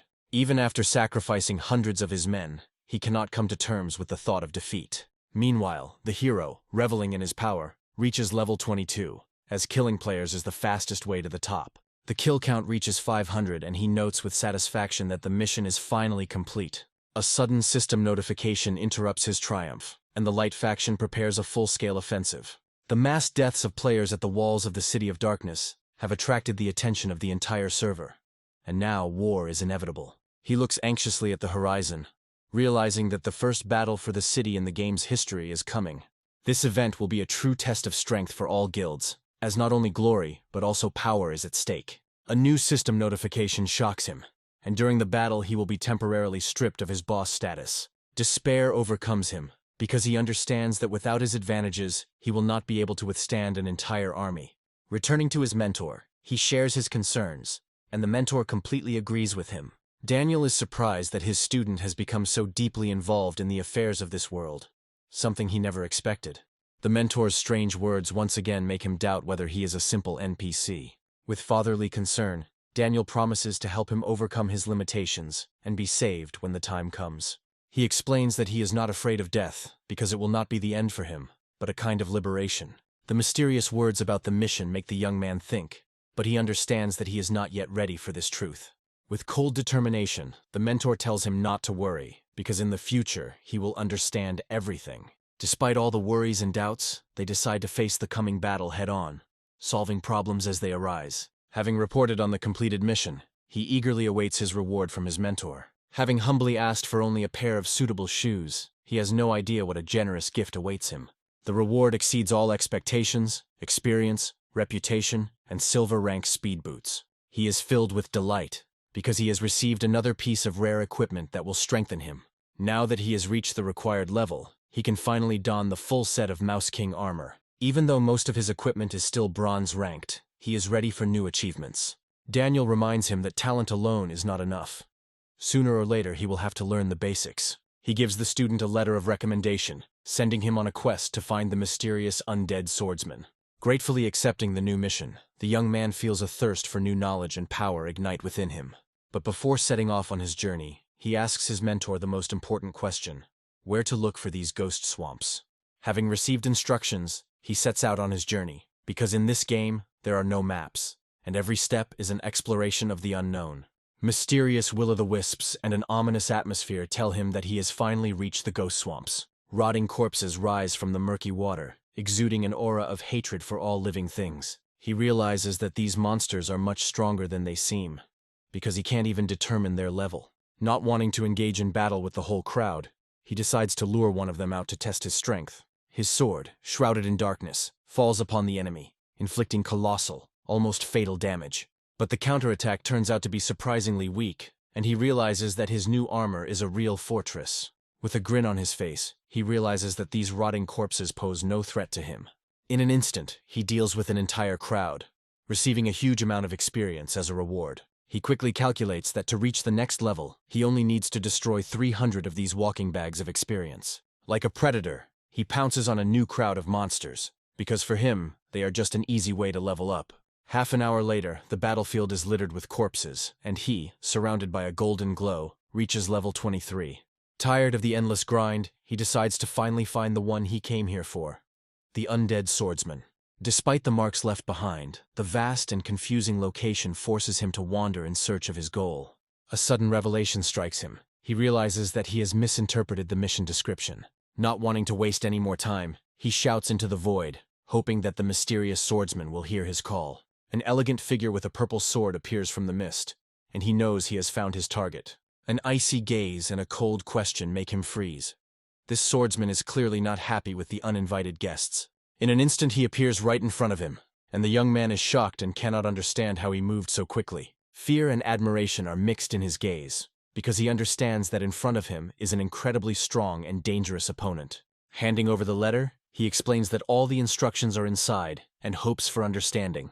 Like a ghost, the swordsman glides towards him, and the young man barely dodges his lightning-fast attack. In an instant the letter is in his hands, and he runs his eyes over the lines with cold calm. A smile touches his lips when he realizes that in front of him is not just a player, but a dark swordsman. He agrees to train him, but sets a condition. First, the young man must complete several of his tasks. The words about the rules of this place confuse him again, and he cannot understand how an NPC can be bound by them. Thoughts of the destruction of the world and the unpredictability of NPCs make him question the nature of this game. He decides to take a risk and asks a direct question about the rules, trying to understand what is really going on. The swordsman explains that the rules are an unbreakable law that even the great demon gods obey. A thought strikes his mind, and he asks with horror if he has ever tried to break these rules. The swordsman interrupts him, saying that it is too early to talk about such things, since he is still too weak. To prove his strength, the young man must pass a new test, kill several rotting corpses. The new task turns out to be much more difficult than he expected. He has to destroy a whole 1,000 monsters. The swordsman acknowledges his attack power, but points out his main weakness: lack of training and experience. After telling him to go, he promises to wait for his call when he is ready to continue his training. Left alone, the young man cannot shake off the feeling that his new mentor is an extremely strange and mysterious person. Time is running out, and he knows he must become stronger as quickly as possible to be ready for the coming siege. With cold determination, he casts aside sleep and fatigue, setting out on his longest and bloodiest hunt. A loud roar attracts his attention, and he sees a new, even larger crowd of rotting corpses. Like a berserker, he bursts into their ranks, and every movement of his blade brings him closer to his cherished goal. The kill counter grows inexorably, and every movement of his blade brings death to an entire crowd of monsters. After several hours of continuous battle, he is already halfway to his goal, and his excitement only increases. Even in the heat of battle, he never misses an opportunity to profit. A new staff would be an excellent item to sell. 5 hours later, the last of the 1,000 enemies falls, and he triumphantly completes his grueling ordeal. He looks at his progress with satisfaction, as he is only 5% away from the next level. Suddenly, the concealment magic cast by Daniel wears off, and his true form is revealed in all its dark glory. Dark energy envelops him, and he looks in surprise at his hands, covered in ominous patterns. With a slight grin, he takes on his new demonic appearance, for this is the true essence of the Dark Swordsman. Oblivious to his transformation, he proudly reports on his completed mission, ready for a new reward.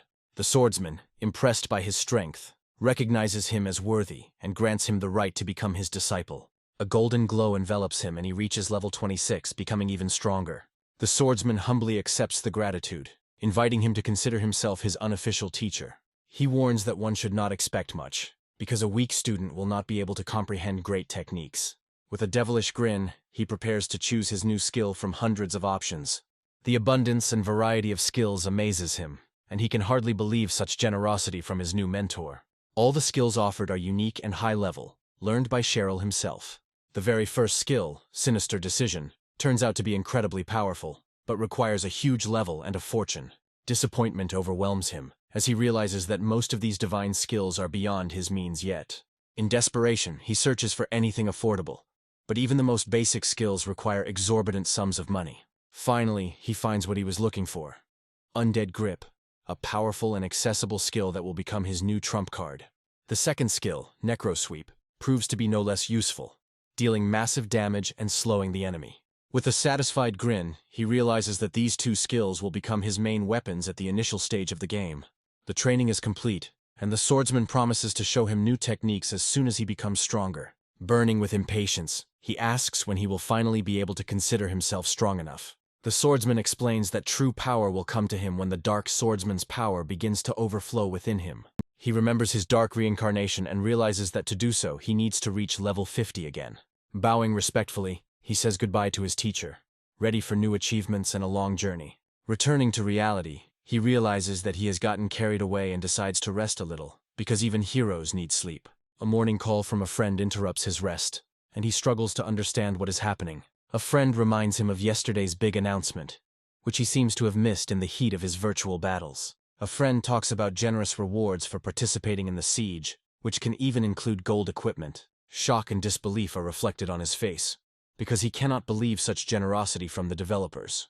It turns out that this information is inside information obtained through closed channels, and the system did not announce it. Freedom from non-disclosure agreements allows his friend to share secrets without any consequences. Despite the tempting offer, he only sleepily hums into the phone, showing no particular interest. A sudden revelation hits him, and he can hardly believe that he almost missed such an incredible opportunity. With shining eyes, he declares that he has a brilliant plan that will bring them both untold riches. Without revealing all his cards, he only promises to treat his friend as soon as everything works out, and playfully says goodbye. Having shaken off sleep, he immediately returns to the game, full of determination and ready for new achievements. Without wasting a minute, he rushes to find his mentor to discuss his daring strategy with him. He proudly announces to his teacher a brilliant plan that will help them in the coming battle. Daniel agrees to listen with interest to his daring student's strategy. The young man explains that adventurers, although part of the light faction, do not like to obey anyone's orders. He proposes to use their underestimation and disdain for adventurers to lure some of them to his side. The behavior of the NPCs from the first village only pushes players to start playing against the main plot. Daniel, however, is not so simple and points out that joining the dark faction is not so easy. Ignoring the difficulties, the guy insists that the main thing is to offer them an incredibly tempting reward. With a devilish grin, he suggests another, more daring and radical way to attract allies. The reward for first place in the siege must be so great that players will not be able to resist the temptation. His final trump card: only the winner will have a chance to join the powerful dark faction. Daniel explains that his power is actually much higher than the dark gold level than he could have ever imagined. Shock and disbelief are reflected on the young man's face, as he realizes that his mentor has reached the legendary level of spirit. It turns out that adventurers cannot simply turn to the dark side due to an unbreakable contract with the goddess of life. With a sly grin, he points out a loophole. The contract does not prohibit receiving faction membership as a reward. Daniel agrees with a devilish smile, promising that the winner will receive more than just an introduction. With triumph in his voice, the young man confirms that his plan is not just a trick, but a true work of art. With a slight sadness, he thinks that his cunning is not deceit, but just a way to survive in this cruel world. Recognizing the genius of his plan, Daniel proudly acknowledges him as his best student. A system notification announces the start of recruitment for the Dark Faction, and the news spreads throughout the server. Leaderboards and generous rewards for city sieges become the main topic of discussion among all players. The reward for first place is truly royal, joining the Dark Faction and receiving a secret class. With a devilish grin, he posts the announcement, anticipating the chaos it will cause among the players. To avoid attracting unnecessary attention, he asks his mentor to renew the concealment magic on him. Daniel readily agrees, since with his current strength, showing himself to powerful enemies would be pure suicide.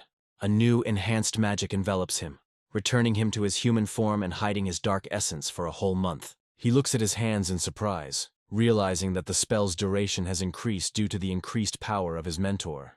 With a satisfied grin, Daniel explains that his wounds have healed and his strength has increased, which has affected the magic. Having reported on his training with the Swordsman, the young man eagerly awaits new instructions from his main mentor. Daniel's words about the Swordsman not intending to return to the light make him think about his past. He realizes that Cheryl is not just a powerful NPC, but a key figure in this story who will become his new teacher. Daniel predicts that even after his death, their paths will cross again, because their destinies are connected. A thought strikes his mind, and he realizes that his mentor is not just an NPC, but a being capable of resurrection. But Daniel just brushes it off, saying that becoming a necromancer is not something you can just dream about. With excitement in his eyes, the young man understands that his abilities will become the main test for everyone in the coming siege. The new mission, Bring Turmoil, turns out to be not just a task, but personal responsibility for the fate of the city. With a heavy heart, he accepts his role, promising not to disappoint his mentor or dishonor the name of the Dark Swordsman. A system notification informs him of his arrival in the Radiant Forest, the place where he will face the enemy. Hiding in the shadows, he sees his first target, a camp of elite warriors of the Light Faction. The Star and Moon soldiers are much stronger than he expected, and he can't even determine their level. Like a predator, he chooses his first victim, deciding to start with lone patrolmen so as not to attract unnecessary attention. The first attack is successful, Undead Grasp momentarily paralyzing the enemy, giving them a chance. The Necro Swing hits the soldier with monstrous force, dealing almost 25,000 damage and raising the alarm.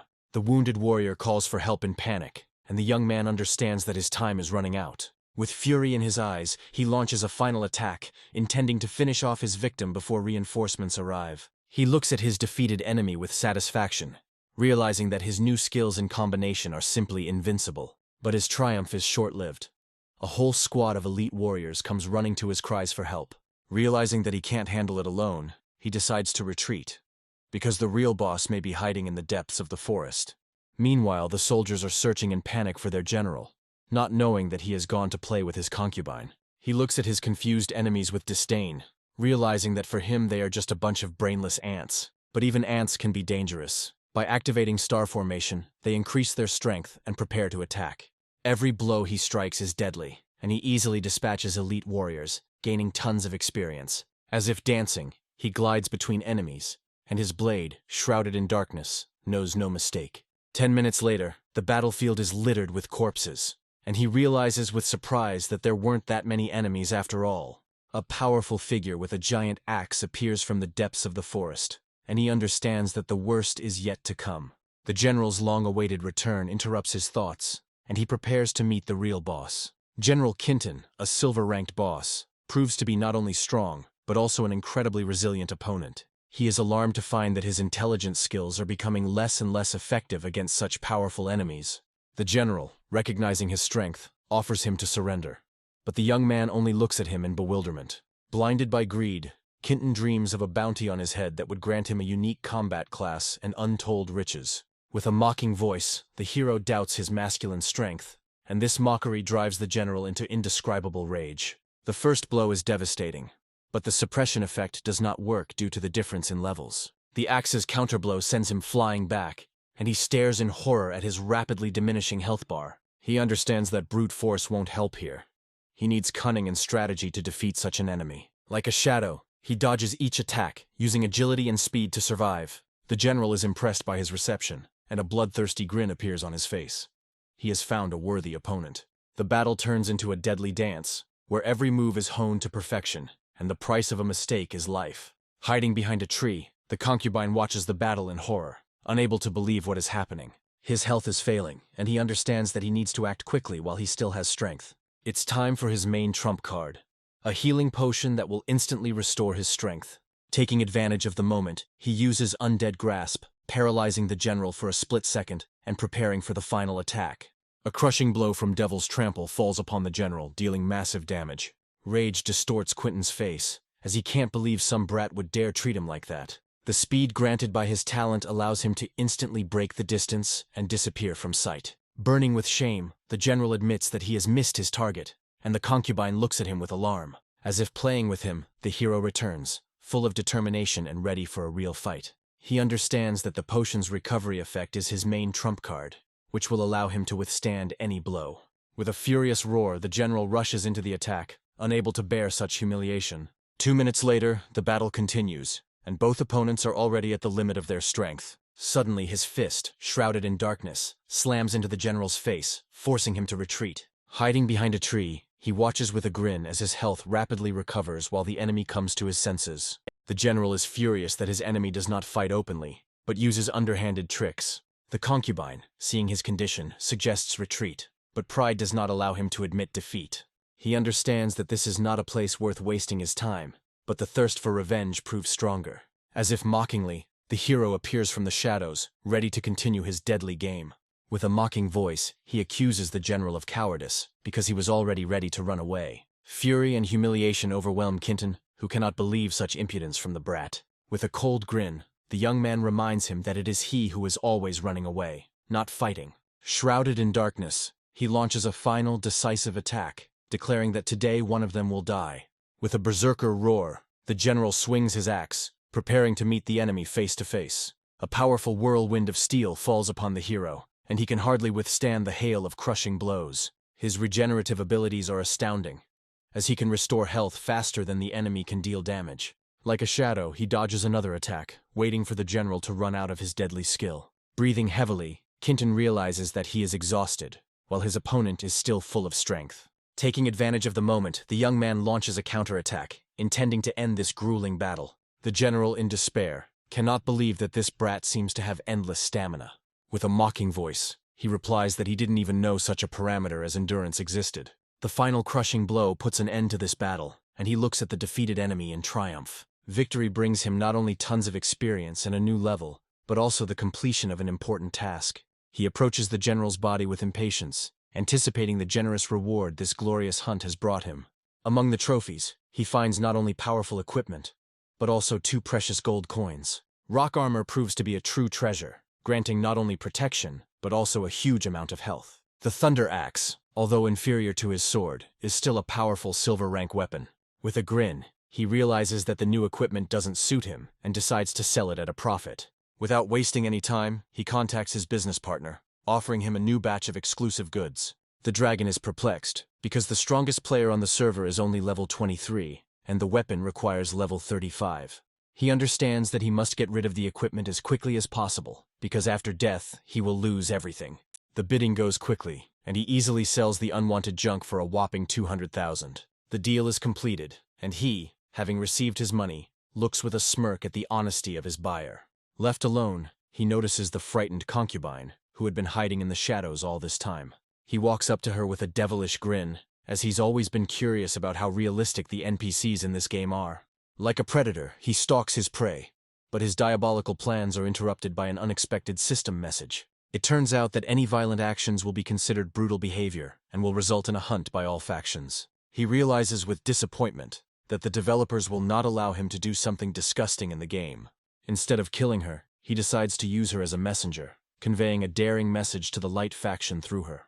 After watching her go, he realizes that it is time to return to his mentor and report on his successes. Having reported on the completed mission, he eagerly awaits his reward, ready for new achievements. With a cheeky smile, he asks his mentor for another gift sphere to strengthen his new armor. Daniel readily agrees, as there is nothing more important to him than helping his talented student. Without thinking, he uses the sphere on the rock armor, transforming it into something entirely new. He triumphantly tries on his new, improved armor, which not only shines, but also grants him incredible strength. A new system notification gives him access to the Dark Faction's power rankings. He eagerly searches for his name on the list of the most powerful beings in this world. To his surprise, he finds himself in the impossible 9999966th place, which only makes him laugh. Daniel explains that he has every chance of getting into the top 10 in the future, because he is a Dark Swordsman. It turns out that the previous Dark Swordsman was one of the 10 demonic gods whose name thundered throughout the world. When asked about his fate, the mentor only remains mysteriously silent, promising that he will find out everything in the future. The plan proves incredibly effective, with over 200,000 players already ready to defend the City of Darkness. With confidence in his voice, he states that players, unlike NPCs, are not bound by moral standards and only seek profit. Daniel agrees with a grin, realizing that at this rate they have every chance of saving the city. With icy calm, he hints that the real threat is not the players, but they. And the young man understands with horror who he is talking about.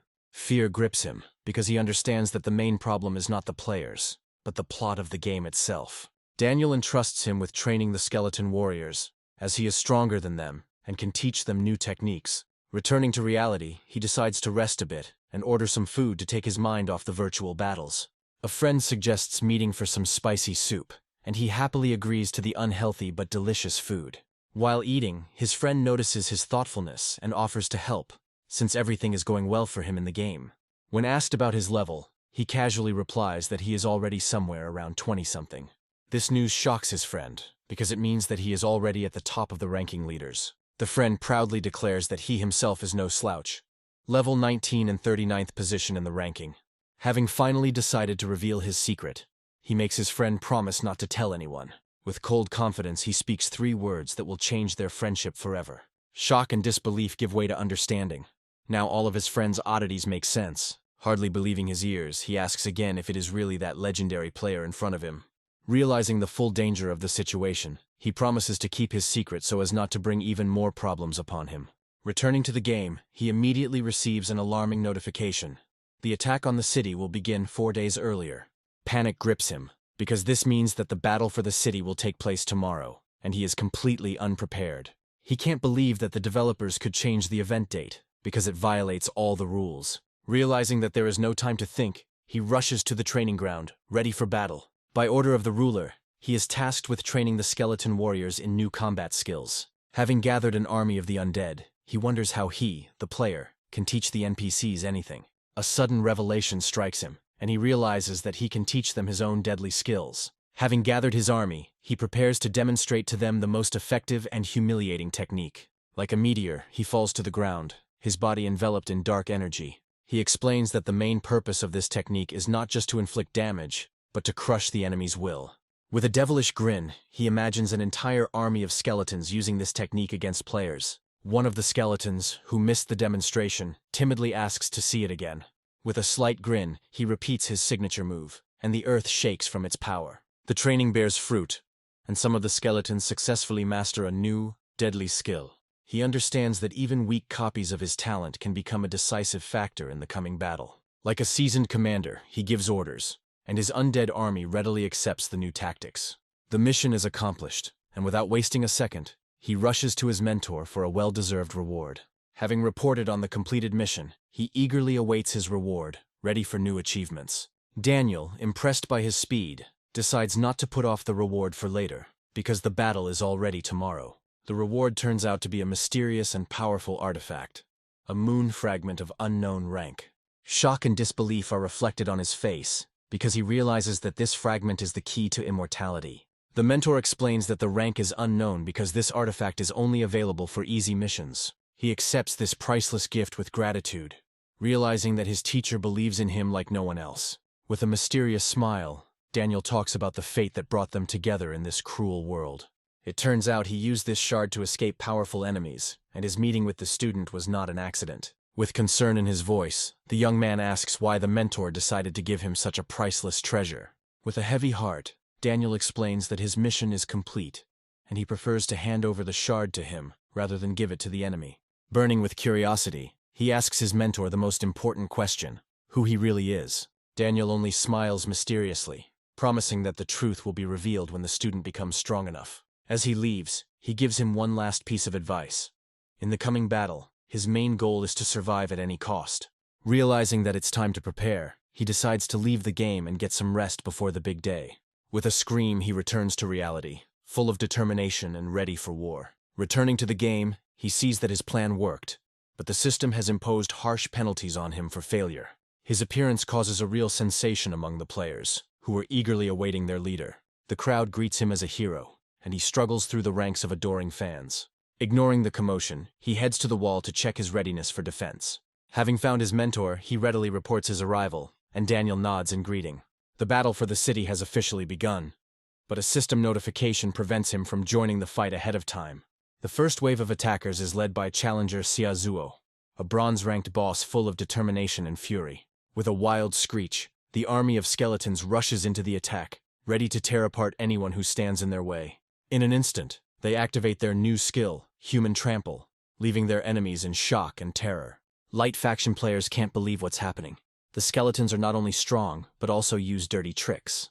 Daniel looks with pride at his student who came up with such a cunning and effective plan. Panic reigns in the enemy camp, and the players retreat in terror, unable to resist this new, unprecedented threat. Even pretender Xiaozuo cannot contain his rage as his army suffers massive losses. Meanwhile, the defenders hired by the Dark faction take up their positions, preparing to repel the attack. He looks at the defenders' ratings with interest, realizing that the battle has only just begun, and the most interesting is yet to come. Sensing something was wrong, he decides to play it safe and do something just in case. Approaching a random archer, he asks to lend him a spare weapon for the upcoming battle.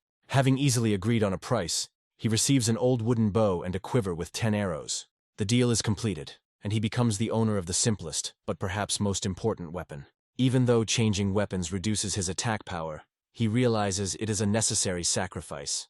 The very first shot from the bow proves fatal, and he easily kills one of the leaders of the enemy army. Panic reigns in the enemy camp, because they cannot believe that their deputy leader was killed with one shot. Even the archer who lent him the weapon was shocked by the damage, as it was just an ordinary bow.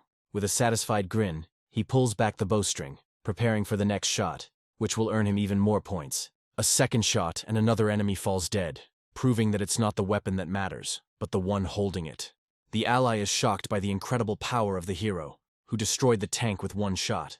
The guy smirks smugly, realizing his boundless talent as an archer. The young man prepares to unleash a barrage of 3 arrows at his enemies simultaneously. The young man cold-bloodedly shoots his own allies for points. A mysterious stranger watches the protagonist's betrayal with a grin. The enemy general, in a rage, threatens the guy, demanding that he stop the attack. The hero ignores the threat, focusing entirely on destroying enemies. After 20 minutes, the enemy leader is on the verge of complete defeat. After defeating the boss, warriors rush in chaos to collect the precious loot. Basani leads the rankings by a huge margin, proving his superiority. The fearsome Angus Thunderaxe prepares to unleash his full fury upon the enemy. The mighty warrior Angus roars as he leads his invincible Thunder Legion into battle. 2 vast armies clash in a mortal battle for the future of the City of Light. On the orders of the commander, the sky darkens from thousands of arrows bringing death to the enemies. A mysterious commander orders his undead army to launch a decisive offensive. The terrifying skeleton general enters the fray, striking chilling fear into the hearts of the defenders. The warriors retreat in panic before the crushing power of the giant skeleton. Angus curses the undead in a rage, unable to resist their insidious attacks. In a blinding flash, General Skeleton deals the warrior a fatal blow. The soldiers cry out in despair, seeing the inglorious death of their invincible master. Without a leader, the warriors rush in chaos to collect the heads of fallen enemies. The joy of victory gives way to horror at the sight of a system window about a new, even stronger wave. The protagonist is alarmed when he learns the name of the new boss, which foreshadows serious trouble. While the young man tries to unravel the identity of the enemy, his allies perish in a tornado of steel. Cairo's furious soldier, revealed to be the player, Winter River, enters the battle, displaying his might. One of the fighters is shocked to recognize the powerful boss as his longtime debtor. Cairo easily deflects the attacks, showing the gap in power between him and the others. The new boss destroys General Skeleton with one blow, leaving everyone in amazement. Winter River fearlessly leads the surviving warriors in a suicidal charge against the undead hordes. The guy realizes that the time has come for him to enter the battle and show his true strength. The mentor gives his final instructions to his student, urging him to remain calm in battle. Sleepless feels a surge of power as he prepares to face the new boss, Dark Master Farmela. Greedy players anticipate an easy victory and untold riches for Winter River's head. The guy realizes the complexity of the situation, because the system forces him to survive for a whole 20 minutes. The hero engages in a fierce battle with the assassin, parrying deadly blows. A young man puts a bounty on Winter River's head, pitting all the players against each other. The young man grins maliciously, having figured out the insidious plan of his enemies who sent spies to him. Surrounded by thousands of enemies, the hero receives an incredible boost from the system. Sleepless realizes that his strength grows with each new opponent, and he fearlessly rushes into battle. With one crushing blow, the guy destroys a crowd of enemies, achieving a triumphant victory. The players are perplexed by the incredible power of the Winter River, which surpasses all imaginable limits.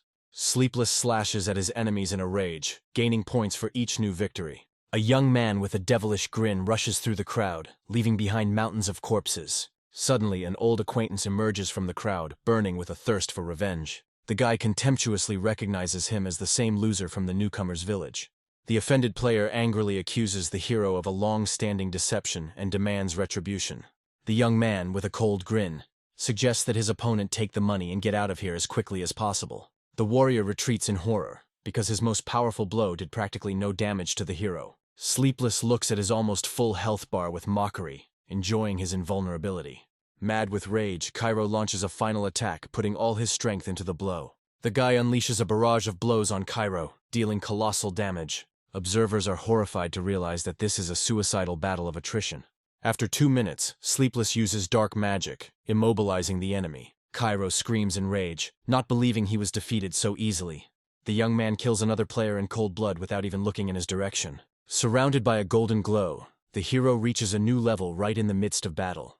The opponents exchange barbs, their mutual hatred reaching its limit. The young man crushes Cairo with a powerful kick, interrupting his attack.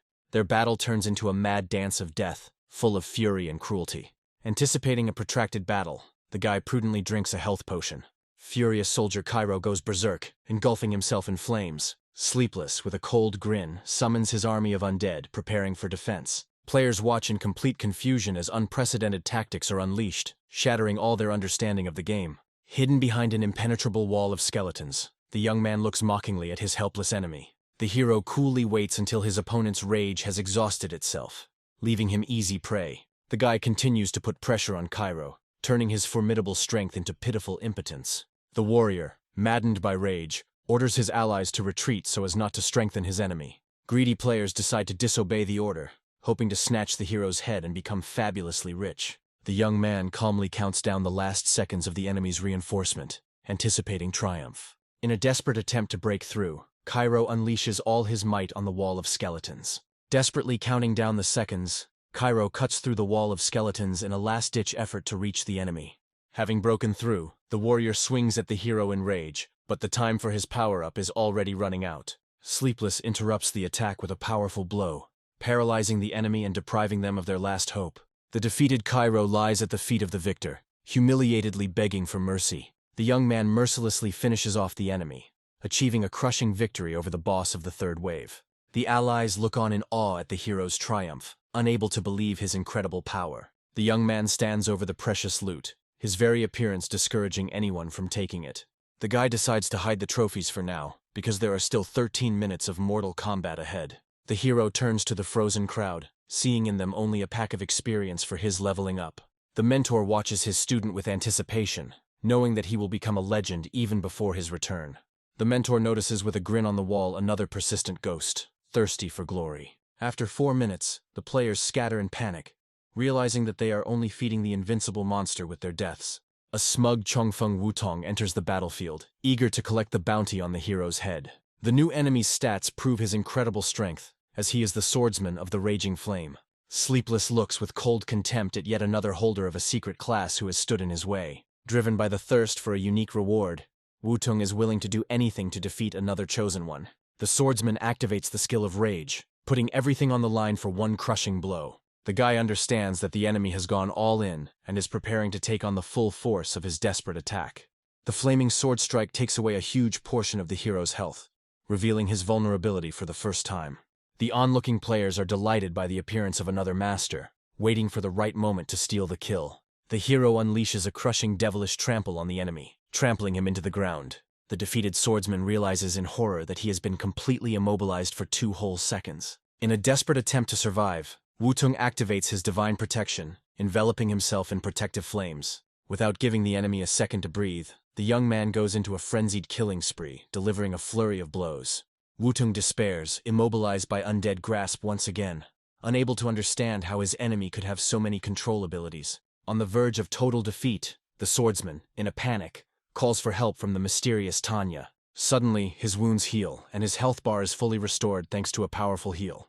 The divine priestess Tanyu appears on the battlefield, looking reproachfully at her hapless ally. Sleepless realizes with annoyance that he is confronted by yet another holder of the rarest secret class. Encouraged by the healing, Wutung orders all healers to focus on him to give the others a chance to finish the hero off. In desperation, the players conspire to wear down the hero, making it impossible for him to reach the city alive. Having gained near immortality under the protection of the healers, Wutung confidently challenges Sleepless. A guy with a predatory grin accepts the challenge, ready to wipe out the enemy along with his naive healers. Enraged by the hero's cowardly tactics, the swordsman furiously gives chase, demanding a fair fight. The mentor watches the attrition tactics with approval, foreseeing the enemy's inevitable defeat. After 2 minutes of pursuit, Wutung's level and strength drop to a critical point. Having exhausted his opponent to the limit, the young man delivers a crushing blow, putting an end to this confrontation. Without wasting a second, the hero immediately deals with the priestess, depriving the enemies of their last hope. Surrounded by a pillar of golden light, the winner triumphantly reaches the coveted 30th level. The young man is surprised to realize how many true masters of their craft there are in this region. System windows announce the arrival of 2 monstrous bosses at once, plunging everyone into a state of chilling terror. Players panic as they realize the event is over for them, as forces beyond their comprehension enter the arena. The mentor, in a rage, orders his student to retreat, because the next battle will be fatal for him.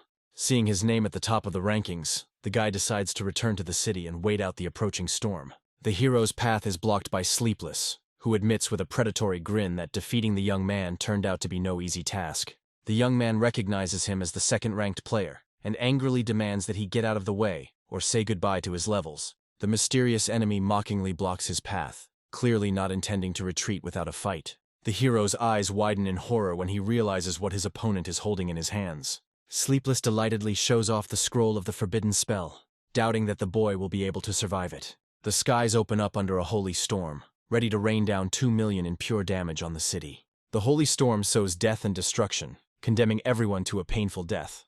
The sleepless man ecstatically anticipates victory, confident that the secret class is already in his hands. The sudden appearance of the mentor ruins all of Sleepless's plans, condemning him to just retribution. The traitor is in complete shock and cannot believe that his ultimate weapon was stopped so easily. The young man calmly explains that even the forbidden spell could not kill him. The mentor wisely advises saving the priceless artifact for a truly hopeless situation. The mentor's powerful allies arrive on the battlefield, their strength and grandeur mesmerizing. The guy realizes with trepidation that the difference in strength between him and the real masters is simply enormous. The loyal skeleton knight offers the hero a rest, taking the full brunt of the attack on himself and his master. The mentor orders the student to hide, preparing to face the new threat head-on with his allies. The guy is surprised to realize that the loyalty of the dark faction turned out to be stronger than that of the light one. The young man and his faithful knight prepare for battle, completely trusting their mentor. Brandy angrily orders the student to retreat, begging him to listen for once. The hero resolutely refuses to run, realizing that this is the only chance to finish off the enemy forever. The mentor reluctantly agrees to the fight, and he and his student decide to separate the powerful opponents. The enemy leaders accept the challenge with disdain, distributing targets for the upcoming massacre. The Ice Legion, at the command of their master, unleashes a deadly storm upon the battlefield. Players are pierced by icy terror as a hail of razor-sharp ice shards rains down on them. One of the adventurers flees the battlefield in panic, realizing the futility of resistance. Brandy orders his warriors to retreat into the city and take up defensive positions. Seeing the enemy retreat, the Ice Mage furiously orders his assistant to give chase. The trap snaps shut, but the hail of arrows bounces powerlessly off the invisible barrier protecting the bosses. The defenders watch in horror as their attacks fail to inflict any damage on their enemies, realizing their helplessness. The mentor strikes a devastating blow from the shadows, trying to catch the powerful mage off guard. The old man easily blocks the attack, looking with disdain at the undead's pitiful attempts to defeat him. The hero orders his loyal knight to launch a frontal attack, preparing a deadly support strike. The undead knight Cantor rushes towards the enemy at breakneck speed, ready to sweep away everything in his path. The mighty warrior erects an impenetrable wall of ice, blocking the path of the furious attacker. The hero's crushing blow is blocked, dealing only 1 point of damage to the enemy. The woman, with a haughty smirk, humiliates the young man, calling him too weak to break through her defenses. A loyal knight distracts a powerful witch, boldly challenging her to a duel. Cantor fearlessly rushes into the attack, bringing down the full force of his spear on the enemy. The hero realizes in horror that even his strongest ally was powerless against this ice sorceress. The woman looks down at the fallen enemy with disdain, mocking their pathetic attempts at resistance. Despite his wounds, the indomitable knight rises to his feet again, enraging the powerful witch. The enraged sorceress unleashes a barrage of deadly ice shards on the pesky enemy. With cold cruelty, she fulfills his wish, piercing the knight's body with razor-sharp spikes. The young man suddenly appears behind her and strikes, but the witch only smirks, confident in her defense. Dark energy flashes in the guy's eyes as he puts all his pent-up rage into the blow. A minute ago, the hero was desperately hitting the ice wall, realizing the futility of his attempts. Looking at the self-sacrifice of his allies, the young man feels an unbearable burden of guilt for their possible death. The guy's gaze fills with rage, because it was because of his weakness that they all found themselves on the brink of death.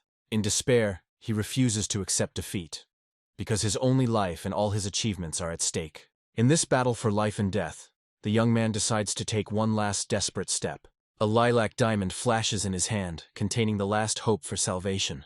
Unleashing his hidden potential, the hero transforms into an avatar of destruction, shrouded in roaring purple energy. The observers look at the monstrous force in awe, unable to understand the source of its power. The witch's self-confident grin turns into panic at the sight of his incredible transformation. Sleepless raises his sword for a crushing blow, ready to crush the arrogant sorceress into dust. He unleashes a barrage of blows on the enemy, each of which carries incredible destructive power. The loyal skeleton knight looks at his master with admiration, ready to carry out any of his orders. Obeying his master's will, Cantor throws his spear with incredible force at an unsuspecting target. A deadly spear pierces the witch, and in agony she cries out for help to her stunned master. The light mage is furious, and can't believe that some boy could bring his assistant to such a deplorable state. Consumed with anger, the old man rushes forward, creating a vortex of light to protect his comrade. The young man looks coldly at the fallen sorceress as she comes to her senses, ready to deliver the finishing blow. A new attack, Undead Grip, binds the witch again, plunging her into an abyss of chilling horror. The witch desperately begs Brandy to save her from the demon god, but he realizes it is too late. The powerful mage burns in a pillar of sacred flame, his screams of agony echoing across the battlefield. With ruthless determination, the boy delivers the final blow, forever erasing the shadow of a powerful enemy from the face of the earth. Surrounded by a golden glow of triumph, the hero reaches a new peak of his power, reaching level 33. The young man, without hesitation, decides to announce his incredible achievement to the entire continent, thirsting for fame. Allies and enemies alike discuss his impossible victory in amazement, tormented by envy and conjecture. The final boss becomes enraged as he watches the guy shamelessly loot his fallen ally. The indestructible flame shield envelops the mage, making him completely invulnerable to any physical attacks. Time is running out, and the boy, in desperation, rushes into attack while his enhancement is still in effect. A cold horror grips the hero when he realizes that even his ultimate power is powerless against this defense. The mentor suddenly appears and orders the student to retreat, seeing the complete hopelessness of his situation. Surrounded by healing energy, the mentor struggles to recover his strength after a difficult battle. Maddened with rage, the fire mage pronounces a death sentence on everyone, promising to incinerate them to ashes. A sea of all-consuming flame descends upon the battlefield, bringing death and destruction to all living things. Agony and death screams fill the air as the fire mercilessly consumes warriors and undead. Surrounded by flames, the hero painfully realizes that his power has run out at the most inopportune moment. The boy drinks the potion in despair, realizing the futility of his efforts against the overwhelming power of the enemy. The mentor orders the student to run, ready to sacrifice himself to save him from the fiery hell. Refusing to abandon his teacher, the young man proposes a risky plan of attack from two sides as a last hope. The fire mage watches their touching drama with disdain, reveling in his superiority. With a sadistic grin, he creates a giant fire tornado to finish off the pathetic ants in one fell swoop. Faithful Knight Cantor takes the full force of the blow, his body torn apart by the monstrous damage. As he burns alive, the devoted servant cries out to his master, reminding him of the great destiny that awaits him. In a last desperate attempt to save the teacher, the young man hands him a priceless artifact. With bitterness in his voice, the mentor rejects help, accepting his dark fate. The fire dragon descends upon the necromancer, bringing with it inevitable death. The fire mage revels in his superiority, but even on the brink of death, the teacher does not lose his pride. Helplessness and despair grip the boy as he watches his mentor's death throes. Clinging to his last hope, the young man frantically rummages through his inventory. A sudden discovery, a skill book for defeating a boss, becomes his only chance for salvation. Without wasting a second, the hero learns a new skill without hesitation, putting all his hopes into it. The new skill reveals the enemy's monstrous characteristics, leaving the young man shocked by the difference in strength. Amidst the terrifying numbers, the system suddenly reveals a vulnerability, igniting a spark of hope in the boy's heart. The only vulnerability of the powerful magician is his senile infirmity and low endurance. Inspired by the discovery, the boy suggests to the teacher to wear down the enemy from a distance, exploiting his weakness. Believing in his student's plan, the mentor, with renewed hope, calls upon his entire army of skeletons to attack. Legions of undead descend upon the mage, trying to break through his all-consuming fiery whirlwind. The old man easily incinerates his attackers, mocking their pathetic attempts to defeat him. With a contemptuous grin, the magician declares that no pile of bones can stop him, despite his old age. The mentor bitterly admits that the enemy's endurance alone will not be enough to achieve victory. The necromancer prepares for self-sacrifice, realizing that he is the main target, and his death will stop the enemy. The young man desperately tries to stop the teacher, shouting that their only hope is to survive at any cost. Suddenly, the mentor reveals his final trump card, hinting at another wave, shocking the student. The mage, maddened by rage, unleashes a fiery tornado on his mentor, leaving him no chance of salvation. Having fulfilled his duty, the necromancer, with a sense of mission accomplished, hands over the further fate of the battle to the apprentice. Suddenly, a mysterious knight appears, whose fierce hatred for the fire mage promises him a quick and painful death. An unbreakable barrier protects the hero and his teacher, reflecting the all-consuming flames and granting them precious moments. Necromancer. Daniel receives a mysterious blessing. His strength increases hundreds of times, enveloping him in an aura of divine power. A flame of vengeance flares in the teacher's eyes, and he sentences his sworn enemy to death. Brandy stares in complete bewilderment at the incredible transformation, unable to comprehend the source of this monstrous power. The mentor, with a mysterious smile, promises his student a new meeting, hinting at his true, hidden essence. Suddenly, the divine power leaves the necromancer, leaving him completely defenseless in the face of an enraged enemy. Feeling the approach of imminent death, the teacher desperately begs the boy to run without looking back. The holy knight Herbert notes with admiration the incredible power of the final blow that shook the heavens. The hero realizes in horror that he is facing a hidden story boss whose power is beyond his comprehension. Even the all-seeing skill, insightful vision, is powerless to reveal the characteristics of this monster. With a devilish grin, Herbert anticipates an easy victory, considering the meeting with the swordsman and necromancer a real gift from fate. The mentor furiously accuses the Church of Light of collecting the remains of necromancers, predicting a coming catastrophe. The knight denies the accusations with cold contempt, enveloping his spear in sacred flame. Herbert, with feigned regret, offers the boy the last word, admiring his loyalty to the doomed faction. Without waiting for an answer, the holy knight unleashes the full force of his divine wrath on the youth. At the last moment, the mentor takes the blow himself, saving his student at the cost of his own life. Overwhelmed by the undead swordsman's incredible power, Herbert furiously tries to unravel the mystery of his past life. Vanishing in a flash of violet flame, the mentor leaves his student with a final prophecy about their coming meeting. On the scorched earth, the holy knight discovers a mysterious dark sphere. Herbert clutches the dark artifact in his hand, his gaze filled with cold determination and a thirst for power. The knight, maddened with rage, orders the bounty on the dark swordsman's head to be increased, demanding that he be delivered dead or alive. A system notification reverberates throughout the world, announcing the crushing victory of the Light faction and the fall of the City of Darkness. Frightened to death, the players decide to flee without looking back, realizing that further participation in this madness threatens them with the loss of everything. One adventurer sees tragedy as a chance for glory, rushing to upload a video of the epic battle that will blow up the news feed. The savior reveals that he has been hiding in the shadows all this time at Daniel's request, waiting for the right moment to save his disciple. The boy, in despair, grabs his savior, unable to understand why he did not come to the aid of his doomed mentor. With a heavy heart, the mysterious ally explains that the necromancer's final blow was an act of self-sacrifice. The savior reveals the bitter truth. He could not save both of them, because the necromancers are the church's main target, and Herbert is just their puppet. A mysterious stranger offers the young man to become his new teacher. Driven by grief and a thirst for revenge, the boy accepts a new mission. A teacher and his new student set out on a journey full of dangers and an unknown future. Despite the defeat, the system generously rewards the hero for his valor, granting him the legendary hidden class, Dark Swordsman. Surrounded by a pillar of golden light, the young man reaches level 36, his strength growing along with his determination.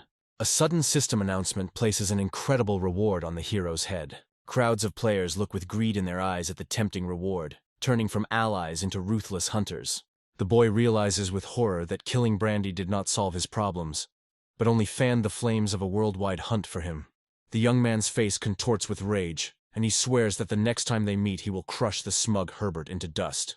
To prepare for the coming battles, the hero decides to immediately check and improve his equipment. The first thing the guy does is examine the trophies he received after defeating the powerful warrior Cairo. With a satisfied grin, the young man thanks his defeated enemy for the generous gift, which will significantly increase his strength. He decides to sell his heroic ring and sword, which he no longer needs, leaving himself only the new boots. The young man eagerly moves on to the rewards for defending the city, anticipating even more valuable treasures. The legendary wind ring, with incredible characteristics, exceeds all his wildest expectations. The hero's eyes light up with delight, as the new artifact perfectly complements his Mouse King sword. The young man happily replaces the old Necro ring with a new one, and then moves on to inspecting the bracers. The gold-rank black scale bracers prove to be another priceless treasure, greatly increasing his defense. Donning his new gear, the boy feels an incredible surge of strength, ready to challenge the whole world. The young man, with a mad grin, enjoys his incredible power. His attack has exceeded all imaginable limits. The boy resolutely rejects the change of class, not wanting to betray the path that made him so strong. The system offers generous compensation for loyalty, giving him a choice between powerful skills or equipment. Realizing that skills are more valuable than temporary equipment, the hero makes a fateful choice in favor of a new power. For his achievements, he receives the legendary S-Class skill Battlefield, capable of turning the tide of any battle. Amazed by the power of the new skill, he studies it without hesitation, preparing for new challenges in the fiery lands. With a map in hand and a new purpose in his heart, the young man sets out on a dangerous journey to fulfill his teacher's task. The system announces his arrival in the floating mountains, an ominous location permeated with the smell of sulfur and danger. Cold sweat breaks out on his forehead, as he realizes that the treasure is hidden at the very top of the deadly volcano. From the red-hot depths of the earth rises a giant lava golem, ready to incinerate anyone who dares to encroach on its treasures. Standing steadfast in the face of the giant monster, the hero prepares for battle, his resolve stronger than stone. Having studied the enemy's characteristics, the guy realizes that in front of him is not just a mountain of muscle, but a real impenetrable tank. With a devilish grin, the young man activates his battlefield, seeing the hulking monster as the perfect target for training. Shrouded in a purple aura, he unleashes a barrage of blows on the enemy, each one shaking the ground. The lava monster panics and goes into a defensive stance, its stone skin growing even stronger under the onslaught of vicious attacks. With a mocking voice, the hero scoffs at the monster's cowardly tactics, promising to tear him to pieces. With one crushing blow, he breaks through the defense and destroys the enemy, receiving a well-deserved reward. Realizing that to reach the next level he will have to exterminate hundreds more of these monsters, he decides to go higher. The higher he climbs, the more unbearable the heat becomes, but his determination only grows stronger with each step. At the top of the cliff he is met by a flock of fire monkeys, their evil eyes watching his every move. The hero encounters a new kind of monster, the toothy fire monkey, whose impudence knows no bounds. The guy is perplexed to realize that these vile creatures are mocking him, one of the strongest players. The leader of the pack mockingly calls him over, preparing to teach the impudent fellow a harsh lesson.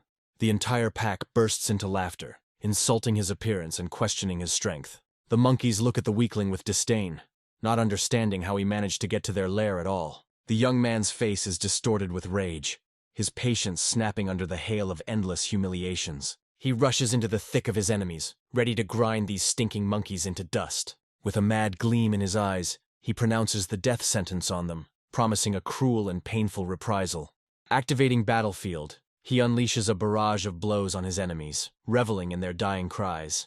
Despite his power, he takes serious damage, underestimating the fury and strength of the desperate pack. With a contemptuous grin, the hero declares that their pathetic attacks are not capable of causing him even the slightest pain. He gives them one last chance to atone, his voice ringing out like a sentence, leaving no doubt about his intentions.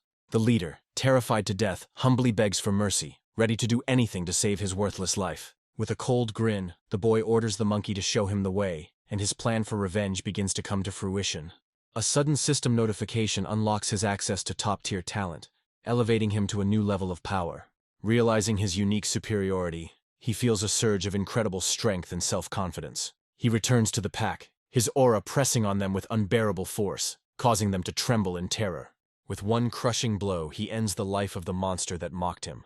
2 minutes later, the monkey returns, dragging the headless body of his fellow monkey, his eyes full of fear. Grabbing the fallen enemy by the head, the hero leads his new slaves to their next target with cold determination. A furious roar shakes the mountains when the enraged king learns of the death of his kin. The hero comes face to face with the powerful king of the toothy fire monkeys, a gold-tier boss. He soberly assesses his chances, realizing that without his ultimate enhancement, he will not be able to defeat this monster. A devoted slave, terrified, tries to warn his king of the attacker's incredible strength. With one movement, the hero silences the traitor, his eyes burning with cold fury and determination. The king, maddened with rage, unleashes the full force of his gigantic fists on him. He dodges the crushing blow, the ground beneath his feet cracking with incredible force. With lightning speed, he strikes back, putting all his accumulated power into it. The king sneered at his pathetic attack, activating his special ability. Looking with admiration at the enemy's strength, the boy offers him a deal, promising the safety of his clan. With a devilish grin, the hero realizes that he has found the king's weak spot, his immoderate pride. He continues his taunts, slowly but surely making a hole in the enraged monster's defenses. The king bursts into laughter, confident that the pathetic little man cannot harm him. The boy is perplexed when he realizes that his domination talent completely neutralizes the enemy's mental attacks. With a mocking voice, he continues to humiliate the king, hitting him where it hurts most: loneliness. Enraged beyond measure, the king charges forward, his rage clouding his judgment and leaving him vulnerable. At the last moment, the hero activates Windguard, realizing that he will not be able to dodge the crushing blow. Looking with disdain at the damage he had received, he calls the king a weakling, advising him to go home and drink some milk. He continues to shower the monster with insults, driving him to a white heat and complete frenzy. Each humiliation makes the king 300% more vulnerable, turning him from a formidable predator into easy prey. With a predatory grin, the young man enjoys a complete moral victory, having broken the enemy's will even before the battle began. With one crushing blow, he ends the king's life, absorbing his monstrous strength and experience. The new title of King of Ridicule becomes the crowning achievement of his triumph, the perfect tool for future psychological duels. Watching the enemy's body melt in the flames, the hero feels a surge of new strength, reaching level 37. Amidst the golden radiance, he finds priceless treasures, a fiery helmet and dagger worthy of a conqueror of the king. The guy soberly assesses the loot, realizing that true strength lies not in the glitter of gold, but in fidelity to one's path. Without stopping for a second, the young man rushes up the slope of the volcano, towards the unbearable heat. Gritting his teeth, he fights the scorching heat, his death power giving him a tiny chance to survive this hell.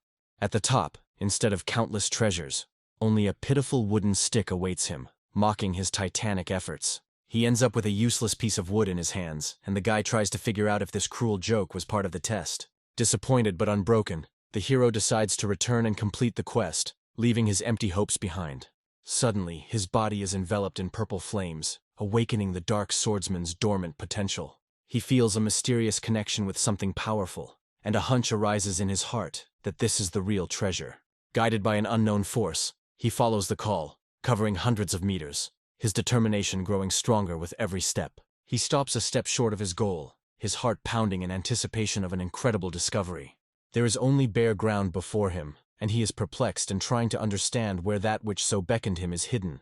Suddenly, the ground beneath his feet opens up, revealing an entrance to a hidden location, the Tower of the God of Suppression. A cold horror grips him as he realizes that this place is a battlefield for the strongest warriors. Having overcome his fear, he jumps into the abyss without hesitation, ready to risk everything for a great goal. He falls into a fiery trap and his body is pierced by monstrous pain. But he survives thanks to his incredible resilience. Surrounded by a healing aura, the hero realizes with relief that only the wind guard saved him from certain death. Having regained his strength, he moves forward with caution, because his only defense has not yet recharged. Suddenly, a fiery whirlwind blocks his path, and he curses the fire demon god's treachery and rage. Gritting his teeth against the pain, he endures another blow, his body burning, but his resolve only growing stronger. He feels a mysterious call, realizing that the treasure he is looking for is somewhere very close. 5 minutes later, he continues on his way, his body covered in wounds, but his spirit unbroken. He realizes with relief that not every step in this cursed place activates deadly traps. But his joy was short-lived, another careless step, and he again finds himself in fiery captivity. After half an hour of grueling travel, he finally reaches his goal, exhausted, but not defeated. He stumbles against an invisible wall and a chilling horror grips him as he realizes he is trapped. In bewilderment, he runs into an invisible wall, desperately trying to unravel the secret of this mystical barrier. Suddenly, a blinding light flashes before him, and the legendary moon shard appears out of nowhere. With trepidation, he touches the shining sphere, and the invisible barrier collapses, opening the way forward for him. A powerful artifact rests in his hand, and he realizes that the barrier was created by its other owner. The walls, scarred with sword marks, silently tell of the incredible battle that took place here many centuries ago. At the end of his journey, a shocking discovery awaits him: the lifeless body of the Soul Reaper Karl, one of the most powerful demon gods. A chilling horror pierces him as he realizes that even such a powerful being could fall in this cursed place. With frustration, he realizes that he cannot even touch the fallen god's equipment. His power still protects the remains. Suddenly he feels a familiar call. Another entity like him is somewhere ahead. Guided by a mysterious purple aura, he continues his journey, delving deeper and deeper into the secrets of this ominous tower. He steps on a carpet of bones, and a cold horror grips him at the sight of countless fallen warriors. With every step he takes, he becomes increasingly aware of how deadly this tower is, and how slim the chances of survival are. Suddenly, purple chains entangle him, their icy touch draining the life force from him. Gritting his teeth in pain, he feels that the source of this deadly aura is very close. He follows the call, his heart pounding in anticipation of meeting whoever is behind this deadly trap. A powerful skeletal warrior appears before him, his armor emitting the same ominous aura as his own. He realizes that before him stands the former Dark Swordsman, whose soul still yearns for battle. A crazy thought flashes through his mind that he can simply take the legendary armor from the body of a fallen warrior. With trepidation, he extends his hand, vowing to continue the legacy of his fallen brother and carry out his will. Suddenly his hand passes through the armor, and he realizes in shock that in front of him is only a disembodied ghost. The ghost speaks to him, its voice an echo from the past, full of strength and wisdom. He introduces himself as the remnant of the soul of Luo Yi, the first Dark Swordsman, whose legacy he now carries on. Confused, the hero tries to justify himself, but the ghost reminds him with a grin that the dead don't care. Luo Yi challenges him to prove his right to the legendary armor in a mortal battle. With a heavy heart, the young man accepts the task, cursing the greed of the gaming system that gives nothing for free. Before him stands the Dark Swordsman Luo Yi in all his might, a gold-tier boss eager for battle. He prepares to fight, but the ghost suddenly stops him, pointing out a glaring discrepancy. The guy is shocked to realize that his opponent is using a skill available only to level 50 swordsmen. Luo Yi pretends not to remember anything due to his ghostly nature, but the hero senses a catch. Not wanting to be deceived, he immediately activates Battlefield, leveling their odds in this unfair duel. The ghost admires the boy's incredible skills, trying to unravel the secret of their origin.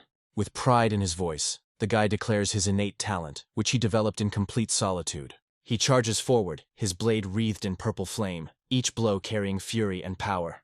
Entering a frenzied killing spree, he unleashes a barrage of blows on the ghost, which it easily parries. Luo Yi easily analyzes his fighting style, noting that his strength lies not in his equipment, but in his perfect technique. With burning eyes, the young man shouts about his duty to revive the former glory of the Dark Swordsman. The ghost decides to up the ante, his aura changing, becoming much more powerful and dangerous. He delivers a crushing blow, his new power catching the boy off guard, leaving no chance to dodge. At the last moment, he manages to activate Wind Guard, but even it does not save him from serious injury. Realizing that his life is on the line, he desperately drinks the potion, restoring his health to continue this deadly battle. Luo explains with disdain that the previous Dark Swordsman was 1,000 times stronger than his pathetic parody. He unleashes his full might upon the youth, his blade shrouded in a purple vortex of pure destructive energy.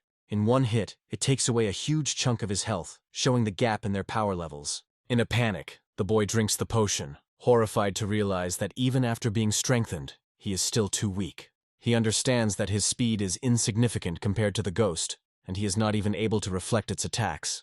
In a desperate attempt to turn the tide of battle, he uses evil steps, increasing his speed several times. He strikes with all his strength in hopes of slowing down the otherwise invulnerable opponent. He is relieved to see that his attack has worked and the ghost has finally slowed down, giving him a chance. Without wasting a second, he uses undead capture to completely immobilize and control the enemy. Luo Yi acknowledges his cunning with an approving smirk, impressed by his ability to use his skills. He realizes that all of the ghost's skills are predictable and decides to move to a safe distance to wait out the control. Luo Yi unleashes a barrage of air blades at him, leaving no chance for evasion. At the last second he dodges, and the deadly blades crash into the wall behind him. Cold sweat runs down his face, and he realizes in horror that he was on the brink of death. Without giving him a break, the ghost deals another crushing blow, taking away a huge portion of his health. With a devilish grin, Luo Yi mockingly asks what he plans to do in such a hopeless situation. Gritting his teeth in pain, the boy eagerly awaits the recharge of his only salvation, the Steps of Evil. He uses his signature move again, delivering a crushing blow and crushing the will of the powerful ghost. Luo Yi tries to strike back, but his movements are constrained, and he can only helplessly watch his death approaching. Without wasting a second, the hero uses undead capture, completely subjugating the will of the legendary Dark Swordsman. He unleashes a furious strike on the immobilized ghost, pouring all his remaining strength into it. He realizes that his control is about to end and he needs to retreat before it's too late. Suddenly, Luo Yi gains incredible resistance to control, his eyes lighting up with rage. He strikes back, and the young man is pierced by terrible pain. His life hangs by a thread. He looks at his health bar in shock, unable to believe that he survived that fatal blow. Suddenly, the ghost's power is exhausted. Its level drops by 10 points, depriving it of its former might. The guy is relieved to realize that their strength is now equal, and he has a real chance of winning. Their blades cross again. Now it is a battle of equals, where everything will be decided not by strength, but by skill and will. With a predatory grin, he rushes into the attack, confident that the weakened ghost will no longer be able to stop him. He unleashes all his might on Luo Yi, and the purple flames decide the outcome of this epic battle. Enveloped in the purple glow of victory, he gains 1,000,000 experience points, his strength growing exponentially. Luo Yi applauds his triumph with an approving smile, admiring his perfect balance of courage and strategy. With eyes shining with joy, the hero announces his victory, filled with pride for the task he has accomplished. The ghost keeps his promise, and the long-awaited reward appears before the young man, the legendary dark armor. He receives divine equipment forged from dragon scales and gems, capable of becoming stronger. A flame of delight flashes in his eyes. He understands that he has gotten his hands on a real treasure. He is amazed to realize that this armor can be improved. Its potential is as limitless as his own ambitions. With awe, he realizes that the gold level is only the beginning, and this armor can reach unimaginable heights of power. A special skill that unleashes the dragon's soul hidden within the armor, striking terror into the hearts of enemies. He looks at the description of the new skill in awe, amazed by its incredible power and destructive potential. With mad delight, he shouts his admiration, because this armor is perfection itself, created for him. He dons the armor and it fits him like a glove, like a second skin made for battle. Luo Yi is relieved to see that the armor has found its true owner, ready to continue his work. Suddenly his gaze falls on the sword, and he, unable to contain his greed, tries to take it.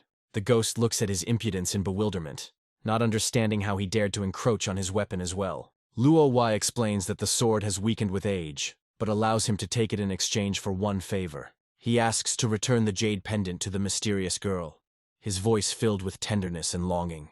Suddenly, a system window flashes in front of him, offering a new side quest related to this pendant. He considers the offer, as side quests are optional, but can reveal important secrets of the world. Enticed by the reward, Luo Yi's own sword, he accepts the quest without hesitation, not knowing who awaits him. The confused ghost tries to deny his connection with the mysterious stranger, but his voice trembles with excitement. He admits that the girl skillfully hides her identity, and even he is unable to find out her real name. Suddenly a thought dawns on him, Her rare weapon indicates that she belongs to the legendary Sword Pavilion. Luo Yi reveals that the Sword Pavilion is hidden in Qingfeng City to conceal the power struggle between the princes. With a satisfied grin, the hero realizes that even an ordinary conversation can provide invaluable information about the quest. Suddenly, he is overcome with anxiety. As a member of the Dark Faction, he will not be able to penetrate the enemy city unnoticed. The ghost offers his help with a grin, enveloping himself in a purple aura of power. He decides to teach the young man the art of hiding his aura, passing on to him part of his ancient power. Without hesitation, the boy accepts the gift, and his mind is filled with new knowledge, opening up limitless possibilities. He is delighted to realize the full power of the art of cunning, which will allow him to become invisible to his enemies. Feeling his time running out, the ghost urges the young man with his final questions before he disappears forever. The boy shows him the mysterious moon shard, trying to unravel the secret of its origin. Luo Yi is shocked to recognize the artifact, his voice trembling with excitement as he asks where he got it. He realizes that the boy is connected to them, and his face contorts with a mixture of fear and awe. In a panic, the hero tries to hold on to the disappearing ghost, begging him to reveal the secret of his enigmatic being. With his last breath, Luo Yi tells of the mysterious creature that killed him and countless warriors. The shocking truth about Daniel's incredible strength hits the boy, forcing him to look at his teacher in a new way. He is tormented by doubts. If Daniel killed Luo Yi, why didn't he kill him, but instead became his mentor? With a heavy heart, he lets go of his questions, trusting that the future itself will put everything in its place. Before leaving the tower, he returns to the remains of the fallen demon god to fulfill his duty. He looks at the ghostly sword with awe, feeling its incredible power and thirst for blood. The legendary blood sword, weakened by time but still holding divine power within. Clutching the powerful weapon in his hands, he feels his own power merge with the blade, creating something new. With a mad grin, he realizes that this sword is not just a weapon, but the key to his future greatness. He looks at his new arsenal with pride, realizing that all his suffering and risks were not in vain. Suddenly he is overcome by the feeling that he is not alone, and he looks around in bewilderment. His gaze falls on the 5th floor, and he sees a mysterious turquoise flame, indicating the presence of living beings. A raging flame erupts from the depths of the tower, its powerful energy causing the hero to tremble with terror. He understands that he cannot stay here, because this force is capable of incinerating him in an instant. With a heavy heart, he decides to retreat, realizing that his victory today is only the beginning of a long and dangerous journey. Half an hour later, exhausted but satisfied, the hero finally emerges from the mouth of the volcano. He decides to mark the place on the map to return here later, but his plans are interrupted by an unexpected encounter. A giant lava python appears before him, its eyes burning with hellish fire, ready to incinerate the intruder. With a devilish grin, the young man realizes that before him is the ruler of these lands, and his thirst for battle flares up with renewed vigor. He looks at his stats with confidence, knowing that his strength far exceeds that of this monster. Without wasting a second, he rushes into the attack, his blade whistling through the air, leaving a purple trail behind it. He unleashes his full might on the python, the devil's trample shaking the ground and causing monstrous damage. With a cry of victory, he delivers the final blow, and the giant monster crumbles to dust, illuminating everything around with a flash of light. With pride in his voice, he wonders if there is anything in this world that can frighten him. After 2 nights spent in the tower, he finally returns to the real world, ready for new challenges. With a sense of duty fulfilled, he returns to the teacher, his fatigue mixed with pride for the path he has traveled. The mentor greets him with a calm smile, knowing that he has passed this deadly test with honor. A system notification confirms his success, generously rewarding him for his courage and perseverance. Surrounded by a pillar of golden light, he reaches level 39, his strength growing along with his confidence. The teacher admits with a sly grin that this was all part of his plan to speed up the student's growth. He informs his mentor of a new task received from the ghost, unaware of the storm it will cause. He shows him a jade pendant, simple, but at the same time holding a deep secret. The teacher's face distorts with horror when he recognizes the pendant as a relic of the legendary Sword Pavilion. With a sinking heart, the hero realizes that his mentor knows more about the pendant than he is saying. After a long silence, the teacher confesses with a heavy sigh that he was once a disciple of the Sword Pavilion. A shocking thought flashed through his mind. Cheryl had been connected to the Sword Pavilion even before his death. The teacher reveals to him an ancient tradition. Every girl in the pavilion wears such a pendant as a symbol of her status. He says with sadness in his voice that giving the pendant to a man means confessing your love to him, breaking all the rules. The guy is amazed to realize that the mysterious stranger was in love with Luo Yi, and this was their tragic story. The mentor's gaze becomes icy. He understands that the owner of this pendant is not a commoner, but a person of high rank. The hero's heart sinks with anxiety. He understands that returning the pendant could turn out to be a deadly mission. The teacher declares with fatal determination that this is their destiny, and he is ready to go this way to the end. He draws his sword, also from the pavilion, and announces that tomorrow they will set out on a dangerous journey together. The mentor advises him to rest, since the grueling hike to Lava Ridge has taken all his strength. With a sense of accomplishment and anxiety for the future, he decides to switch off and plunge into a saving sleep. The next day he plunges into eternity again, ready for new dangers and adventures. Together with the teacher, they set out on a long and risky journey into enemy lands. He decides to ask his mentor about his strange disappearances, hoping to get at least some explanation. The teacher, with a mysterious smile, calls this a privilege granted by the god of time and space himself. Suddenly they arrive in the city of Radiance, and the boy is perplexed and tries to understand how they ended up here. With horror, he recognizes this place as the captured city of darkness, now under the control of the Light faction. The city walls are swarming with enemy soldiers, their spears glinting in the sun, ready to pierce any stranger. The mentor explains that the only way to Qingfeng is through a teleport hidden in this captured city. He asks the student if he can hide his aura, because the success of their deadly mission depends on it. The boy activates the art of cunning, enveloping himself in an impenetrable veil, ready to become invisible in the enemy camp. Using the art of cunning, he transforms himself into a bald newcomer with a ridiculous name, causing confusion in his mentor. The teacher laughs and approves of his disguise, confident that low-level soldiers will not be able to recognize him. Under a hail of ridicule and surprised glances, he feels deceived, but continues to play his role. They approach the teleport, and the guy, hiding under the guise of a merchant, pays for passage to the city of Qingfeng. Shrouded in a turquoise glow, they are transported to a new location, where an adventure full of dangers awaits them. They arrive in Qingfeng City, the stronghold of the Light faction, where every step they take could be their last. He realizes with dismay that the sword pavilion is not marked on the map, and finding it will be no easy task. The teacher suggests acting under cover of night to avoid attracting unnecessary attention in this hostile city. The guy decides not to waste time and goes to replenish his supplies, depleted in the battle on Lava Ridge. They enter an alchemist's shop, where they are greeted by a good-natured merchant, unaware of the true nature of his customers.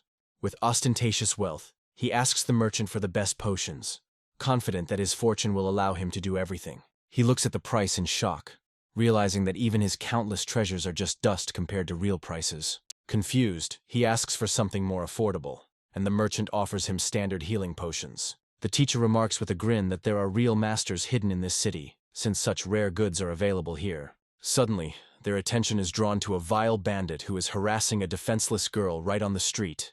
The thought of easy money and the opportunity to become a hero in the eyes of others flashes through the hero's head. He intervenes, and the system offers him a new quest, to drive away the bandit and earn coolness points. The bandit bursts into laughter, mocking his bald head and ridiculous appearance, and stripping him of his glasses. The hero's face contorts with rage, and his terrifying appearance frightens the bandit, returning 1 point of coolness to him. Maddened by fear and rage, the bandit threatens him, not understanding who he is dealing with or what fate awaits him. With feigned arrogance, he declares that his true name is unworthy of the ears of a simple bandit. He decides to teach the impudent man a lesson by using his power to look into his worthless soul. Before him appears the infamous Bei Fu, a dark gold-level boss and former disciple of the Sword Pavilion. In horror, he realizes that a simple task of 0 difficulty turned out to be a trap with a boss of incredible power. His feigned confidence makes the bandit doubt, and he gets another 5 coolness points. The teacher decides to intervene, his aura pressing on the bandit, causing him to tremble with fear. Scared to death, the bandit and the girl feel an incredible power emanating from the mysterious stranger. Humiliated and crushed, Bei Fu flees, promising to return with reinforcements and avenge his humiliation. The rescued girl looks at him with admiration, but the hero, fearing problems, decides to quickly leave. She desperately begs him to tell her his real name, her heart full of gratitude and budding love. He proudly shouts out the name of his fallen teacher, receiving a generous reward and coolness points for this. He decides to go to an auction to sell his unwanted items and prepare for the upcoming journey. Under cover of night, they approach the mysterious building, ready to penetrate into the heart of enemy territory. Using magic, they pass through the wall, finding themselves inside the legendary Sword Pavilion. He looks at the majestic Chinese architecture in amazement, not expecting to see such a thing in the city of Qingfeng. The teacher suggests that they split up. He will go to the forging pool, and the student will be sent to the sword storage. Anxiety arises in his heart at the thought of separation. He is afraid of being left alone in this deadly, dangerous place. The mentor, with a serious expression, pronounces a name that strikes terror into the hearts of warriors, the god of the sword. He listens to the teacher with disbelief, doubting that an S-level task could be so simple. With a heavy heart, he says goodbye to his mentor, realizing that he must be extremely careful not to catch the eye of the NPC. A few minutes later, he finds himself before the majestic vault of swords, his heart pounding with fear and anticipation. With bated breath, he ponders his fate, wondering if instant death awaits him behind these doors. He decides to be honest, realizing that the all-seeing sword god already knows of his arrival and intentions. Suddenly, his disguise crumbles, a powerful aura blocking his art of cunning, leaving him defenseless. Instead of a formidable warrior, he is met by a beautiful girl, immersed in reading. Her calmness confuses him. In complete shock, he cannot believe his eyes. The legendary sword god turned out to be a fragile and graceful girl. He is perplexed, and tries to understand where she knows him from, because he hears about her for the first time from his mentor. With a slight smile, she admits that she knows him, and that in the City of Darkness, she was the next target after Cheryl. His mind is exploding with guesses. He begins to see a connection between the Light faction, the Necromancers, and the mysterious power of the Pavilion. He is surprised to see her reading a romantic novel, and his idea of the sword god is completely shattered. He gets down to business, showing her a jade pendant and asking if she knows its owner. Her eyes widen in horror as she recognizes the pendant as a relic she thought was lost forever. With trepidation, she accepts the pendant from his hands, her heart filling with a mixture of joy and unbearable pain.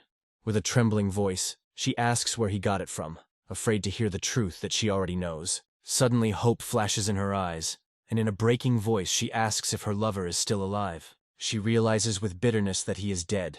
Otherwise, he would not have been able to pass on his legacy as a dark warrior to him.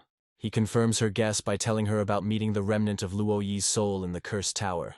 He tries to leave, but suddenly feels the cold touch of steel on his neck. His way is blocked. With icy calm, she declares that since he came, he must leave something in return, and her eyes burn with a dangerous fire. With a devilish grin, he accepts her challenge, realizing that a battle with the sword god is the perfect way to test his new power. With a sly smile, she accepts his offer, warning that the price for her services will be high. In a panic, he tries to make a deal, one blow, and if he survives, she will let him go in peace. She rejects his offer, explaining that it is her duty as a member of the Light faction to not let her enemies go. He appeals to her conscience, assuring her that he has no evil intentions, and asks her not to make him suffer. She looks at him in bewilderment, not understanding what strange illness he means. Suddenly, she bursts out laughing, realizing that if his goal is only to get the pendant back, then there is no point in killing him.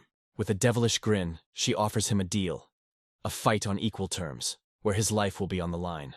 Reluctantly, he accepts her challenge, realizing that this is the only way to get out of here alive. They find themselves in an arena where they must fight to the death, in a battle of equals. With a cold determination in her eyes, she prepares for battle, her aura blazing, foreshadowing a brutal and uncompromising fight. He looks at her aura with awe, realizing that before him is a super-powerful skill that can decide the outcome of the battle. She rises into the air, her sword blazing, ready to unleash all its divine fury upon him. In a desperate attempt to defend himself, he uses Undead Grasp, attempting to rip the sword from her hands. He activates Evil Steps, his body engulfed in purple flames, ready for a lightning attack. With a slight smile, she acknowledges his skill, noting that his movements have become refined and deadly. He activates the battlefield, leveling the playing field and preparing for a decisive showdown on equal terms. Suddenly, her blade pierces his shoulder and he cries out in pain, not expecting such speed and accuracy. With a devilish grin, he catches her sword, his eyes shining with excitement. He enjoys this deadly game. They engage in a frantic dance of blades, their blows shaking the ground, each trying to find a hole in the other's defense. He unleashes a terrifying presence, his aura pressing down on her with unbearable force, striking terror into her heart. A ghostly dragon bursts out from his armor, dealing devastating damage and striking terror into her heart. He rushes in to attack, knowing this is his only chance to strike while she is slowed and vulnerable. She easily blocks his attack using Interrupt Strike, and he looks on in shock at her incredible skill. She tosses him aside, her sword glowing with divine light, ready to deliver the finishing blow. She unleashes all her might on him, and the fiery blade flies towards him, bringing with it certain death. He takes the blow and his body is pierced by monstrous pain. But he endures it. His will is stronger than steel. She looks at him in confusion, not understanding how her attack did so little damage, and begins to doubt. With a heavy heart, she acknowledges his superiority, admiring his incredible talent and strength of spirit. Surrounded by a pillar of golden light, he reaches level 40, his triumph marking the end of this epic battle. He looks at her in bewilderment, not understanding why she gave up, because she still had a lot of strength to continue the fight. She admits that the battle was just a formality, because her goal was to return the pendant, not to kill him. She lets him go with a slight sadness, marveling at the strange system that forces NPCs to follow the rules of the game. She throws him a cryptic warning. With his departure, a prologue of chaos will begin, and the world will plunge into war. Confused, he tries to understand her words, but she only silently leaves, leaving him with questions. She reveals to him the bitter truth. The enmity between the factions is just a game, and his actions are just a trick of fate. Alarmed by her words, he decides to leave this place as soon as possible before it is too late. He returns to the teacher, noticing his unusually good mood, and his heart fills with suspicion. With a devilish grin, the mentor announces that they are returning, his eyes glowing with anticipation of something sinister. 2 hours later, in the swamp of ghosts, the teacher thanks him, and the boy is perplexed and does not understand why. He reveals his insidious plan. By returning the sword, he is no longer a disciple of the pavilion, and can easily join the dark faction. Confused, he tries to understand why his teacher, a former member of the light faction, has not yet joined the darkness. With cold determination, the mentor explains that he is now free from his vows and is ready to settle old scores. A sudden system notification announces the start of a global event. Eternity, the first expansion. Light versus darkness. Players around the world stare at their screens in shock, realizing that a war of epic proportions awaits them. With horror, he realizes that it was his action that became the catalyst for this war, setting off the prelude to chaos. The armies of darkness, led by immortal bosses, are preparing to attack the main cities of the light factions. Vampires, undead, and sinners. All the forces of hell unite to bring eternal night upon the world. Amidst the chaos and panic, he decides to help his mentor in the attack on Seaheart City. Meanwhile, players in another corner of the world are horrified to learn that their former ally has become a powerful gold boss. He receives an S-rank mission to lead an army as a boss and capture Snowtown, with the price of failure being death. With a slight smile, the teacher wishes him luck, confident that his fearless student will return victorious. With a devilish grin, he bids farewell to his mentor, looking forward to revealing the full power of the Golden Boss to the players of Snowtown. Having reached level 40, he can finally put on his new equipment and become even stronger. With a self-confident smile, he expects to see himself at the top, but he is in for a cruel disappointment. He looks at his ranking in shock, unable to believe that there are so many incredibly cool players in the forces of darkness. The next day, he excitedly discusses his new position with a friend, anticipating the battles to come.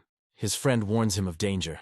The entire romance region is gathering in Snowtown to collect the reward for his head. At the same time, a group of players recognizes their sworn enemy with horror and decides to flee. But their leader, blinded by the thirst for revenge and glory, decides to challenge the powerful boss. Inspired by his speech, they prepare for battle, confident that their tactics and strength will help them defeat the invincible enemy. With perfect coordination, they rush into the attack, their refined tactics leaving him no chance. He easily repels their coordinated attack, his blade moving with inhuman speed and precision. His shadow assassin paralyzes them, and they realize in horror that they have been trapped by a deadly predator. With a contemptuous grin, he declares that any tactics are powerless in the face of absolute overwhelming force. Sudden system notifications about the sale of his things at auction leave him shocked by the incredible sum. Activating the currency exchange system opens up new horizons for him, allowing him to turn in-game gold into real money. With a devilish grin, he decides to play for high stakes, converting part of his fortune into real currency. He decides to go hunting to level up and prepare for the upcoming siege of Snowtown. He enters the Silent Wasteland, a sinister location teeming with bloodthirsty monsters and deadly dangers. From the shadows, Dark Panther, an elite monster whose speed and bloodlust are unmatched, lunges at him. He looks at the elite monster's stats with concern, realizing that its power is much higher than expected. With a defiant gleam in his eyes, he rushes into battle, confident that his own stats are still superior to the monster's. One day later, he emerges victorious from the battle, having reached level 41, his power growing by leaps and bounds. A sudden system notification about the increased difficulty of the task throws him into confusion.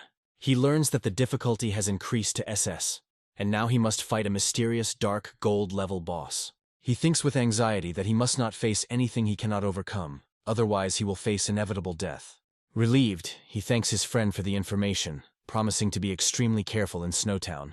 Having received an order from the system, he immediately goes to the Ghost Swamps, where the Army of Darkness awaits him. Before him appears Cheryl with a massive army of Death Knights, their eyes glowing with a cold, sinister light. Among them stands the Death Knight, his stats hidden, his aura radiating an overwhelming unknown power. He realizes in horror that even his all-seeing eye cannot determine the level of these Death Knights. Their power is beyond measure. With disdain, the mentor explains that these knights are only weak souls who have failed to regain their sanity after death. A water imp appears before them, a pitiful monster that Cheryl uses to demonstrate her power. With a sly grin, the young man asks his mentor for a couple of Death Knights, hoping to strengthen his army. The teacher mockingly rejects his request, reminding him of the rules that do not allow him to interfere. Undeterred, he asks with a smile about other ways to protect himself, looking for loopholes in the rules of the game. Cheryl hands him a powerful artifact, the Demon Lord Summoning Scroll, which can change the course of any battle. A flame of delight flashes in his eyes.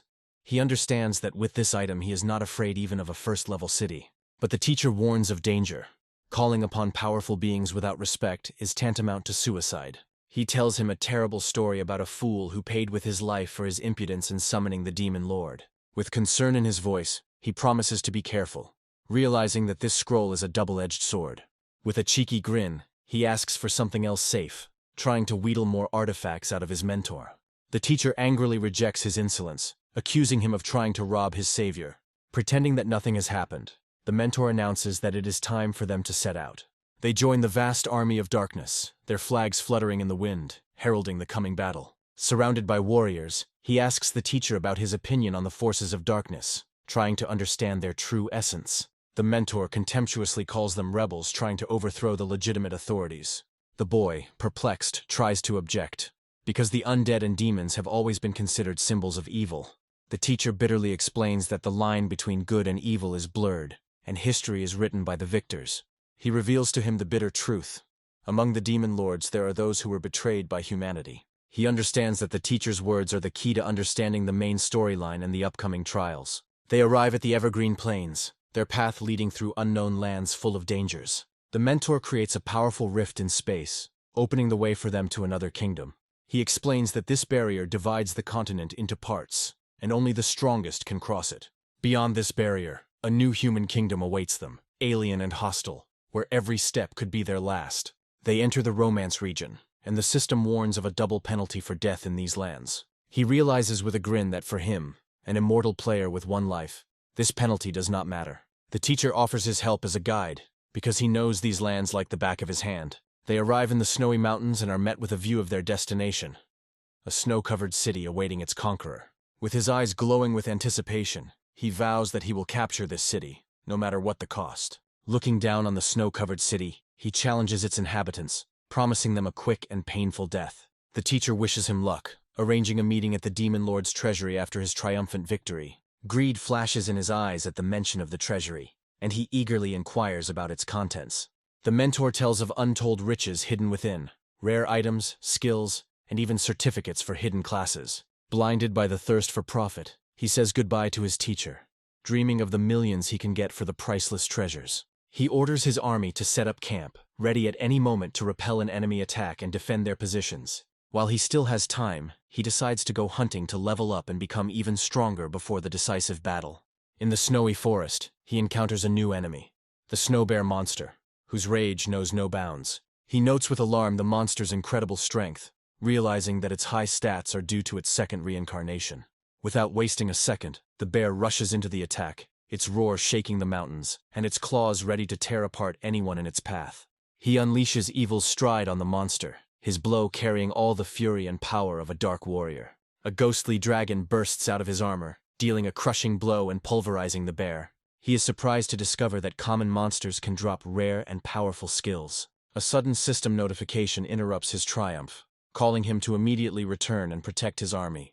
He encounters a group of players, their blades crossing, foreshadowing a brutal and bloody battle. With a slight grin, he notices that the system automatically translates the unfamiliar language of the Romance region for him.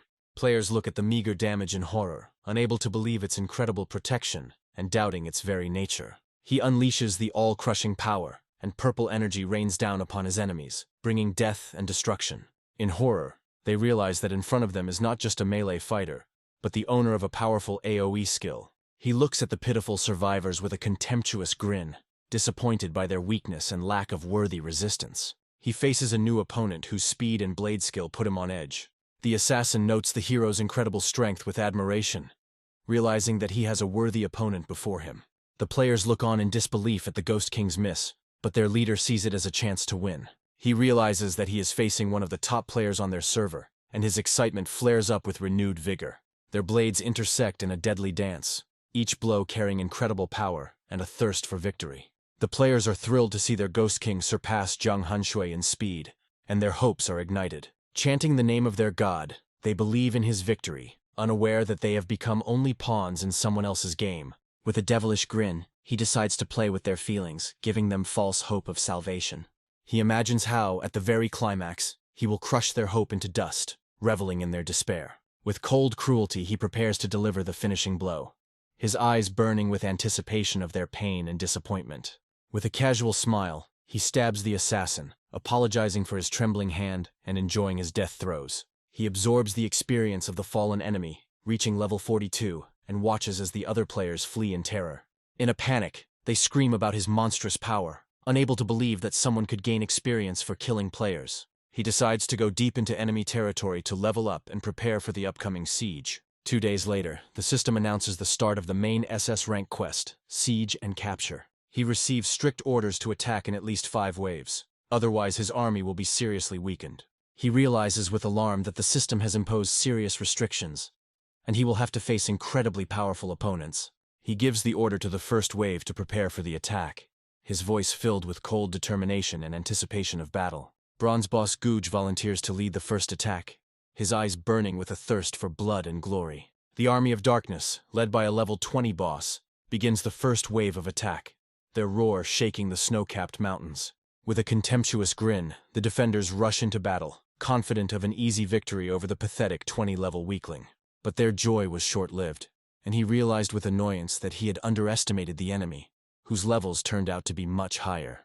Without wasting a second, he gives the order to begin the second wave, his voice filled with cold determination.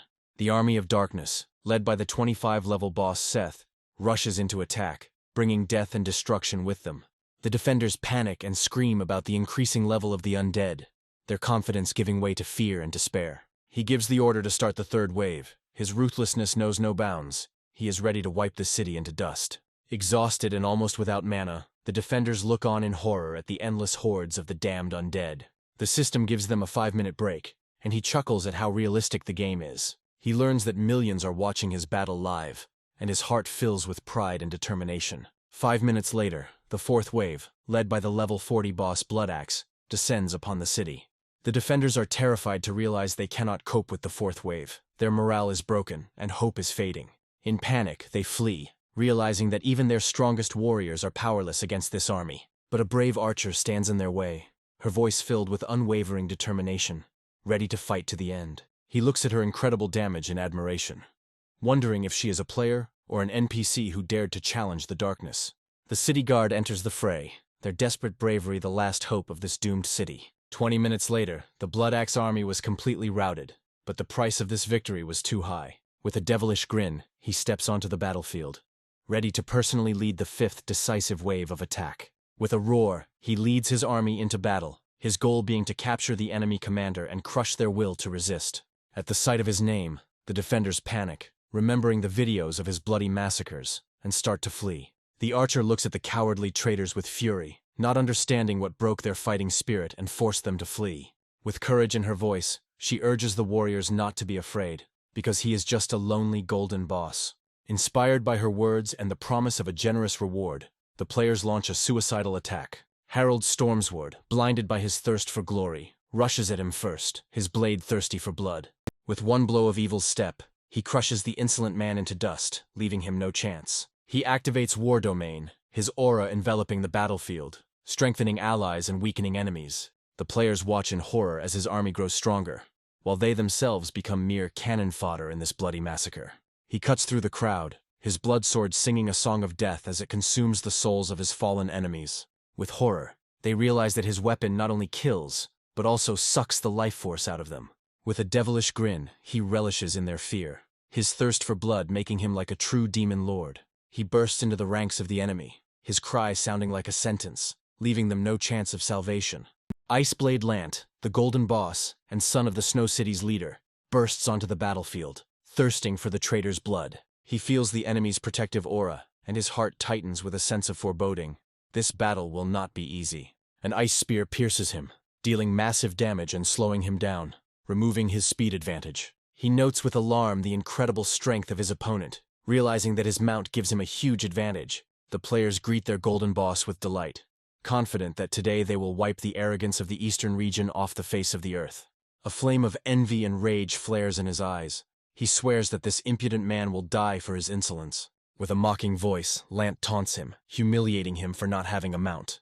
In response, he unleashes terrifying presence, and a gigantic ghostly dragon strikes terror into the enemy's heart. Lant dismisses it as a cheap trick, but his eyes flash with fear at the sheer force of it. He uses Undead Grasp on the mount, immobilizing it and taking away Lant's main advantage. The hero coldly orders the rider to dismount, issuing a daring challenge. The guy delivers a crushing blow, causing the opponent to stagger.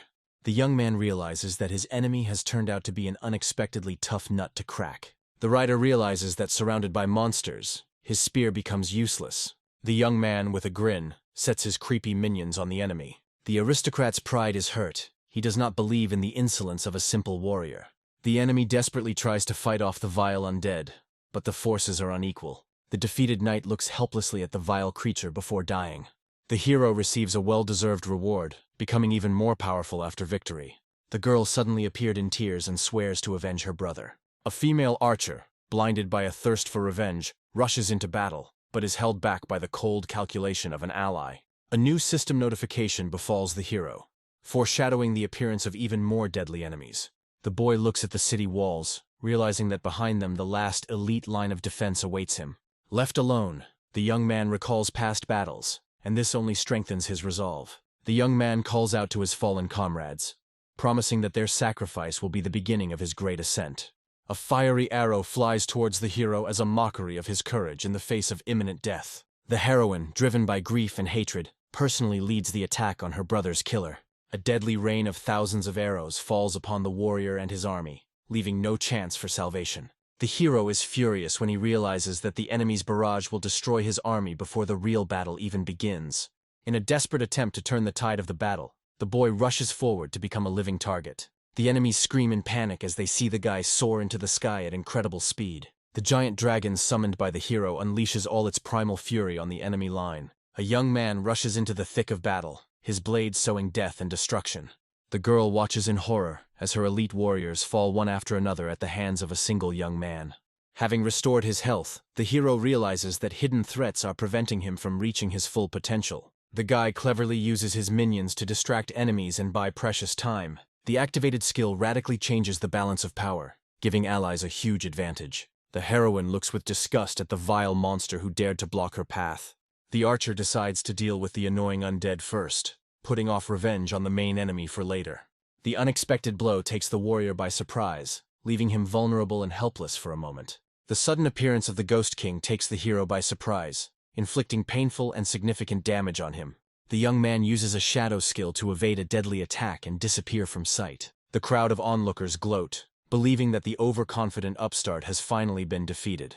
The guy is desperate and realizes that with half his health, he won't be able to defeat two powerful bosses. The influential old man looks at what is happening with regret, disappointed in his protege. Subordinates suggest getting rid of the young man who has not lived up to the expectations placed on him. Despite the hopelessness of the situation, the old man still secretly hopes for an incredible miracle. The young man proves he was written off too early by taking out an elite guard with one blow. Another enemy attack hits its target, taking away the last remnants of the warrior's strength.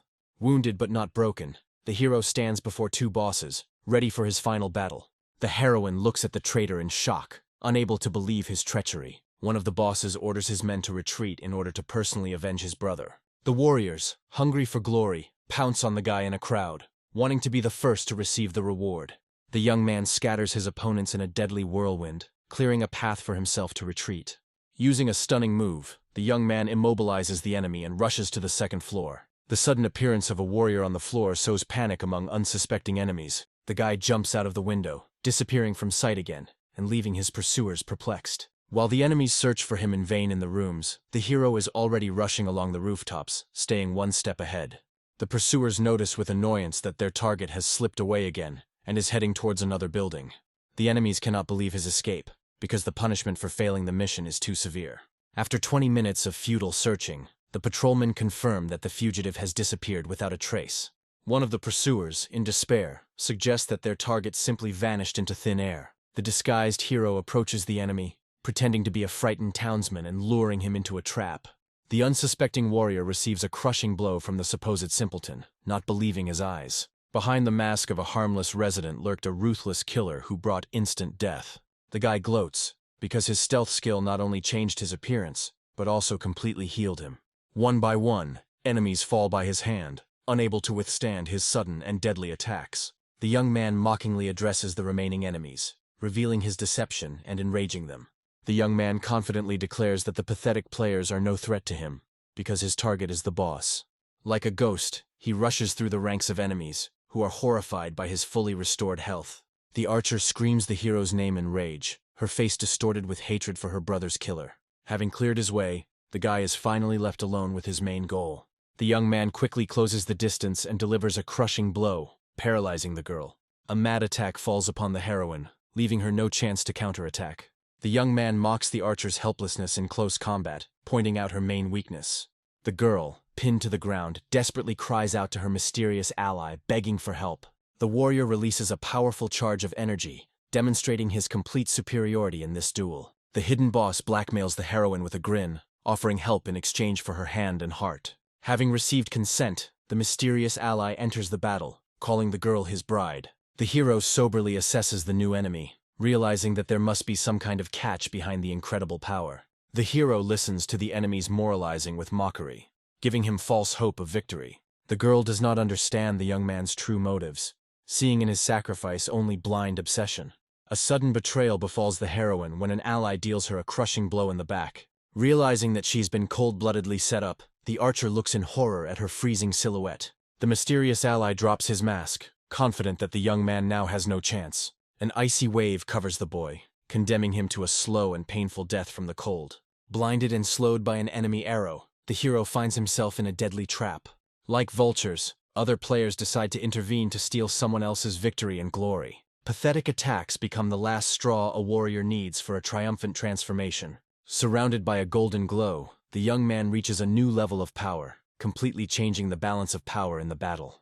The enemies look at the youth's transformation in bewilderment, arrogantly considering his latest trick useless.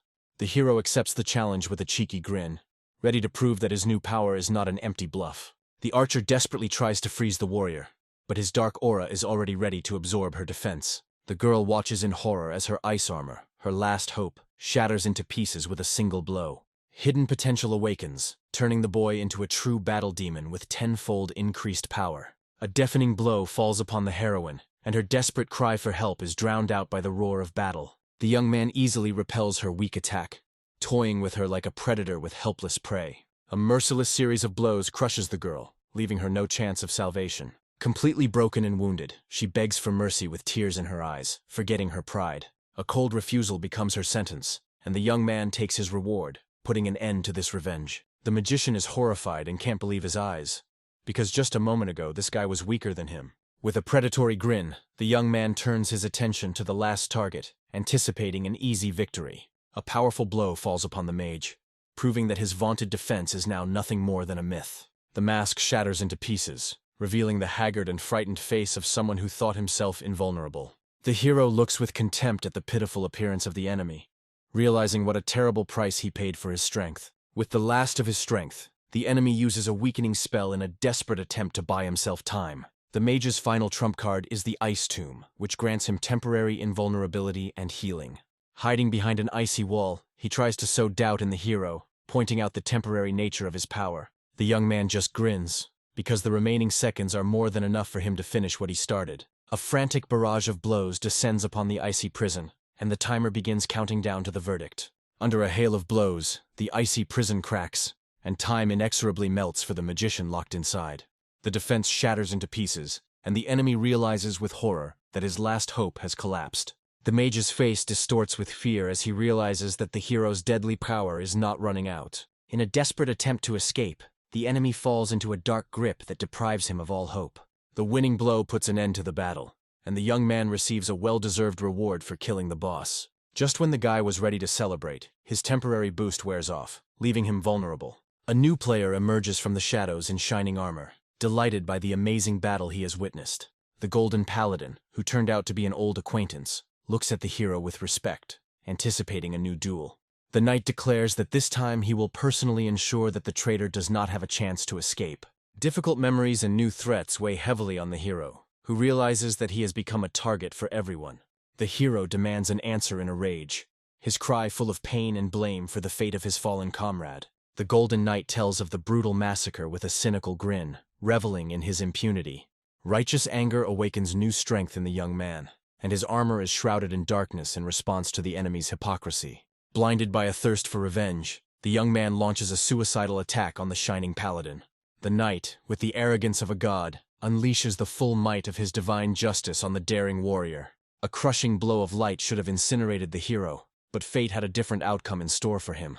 Miraculously surviving thanks to a mysterious artifact, the boy withstands an attack that would break anyone else. The paladin is surprised by the enemy's resilience, but his excitement only increases in anticipation of a real battle. The sacred flame envelops the knight's spear, turning it into a weapon of divine retribution. The sudden discovery leaves the paladin frozen, as he recognizes the hero as the demon lord's forbidden power. The Golden Knight tries to stop the hero, warning him of the terrible disaster he could bring upon himself. Obsessed with revenge, the young man ignores all warnings and uses the forbidden scroll, ready to die rather than take revenge. The paladin bursts into laughter, confident that no demon lord would answer the call of a pathetic mortal.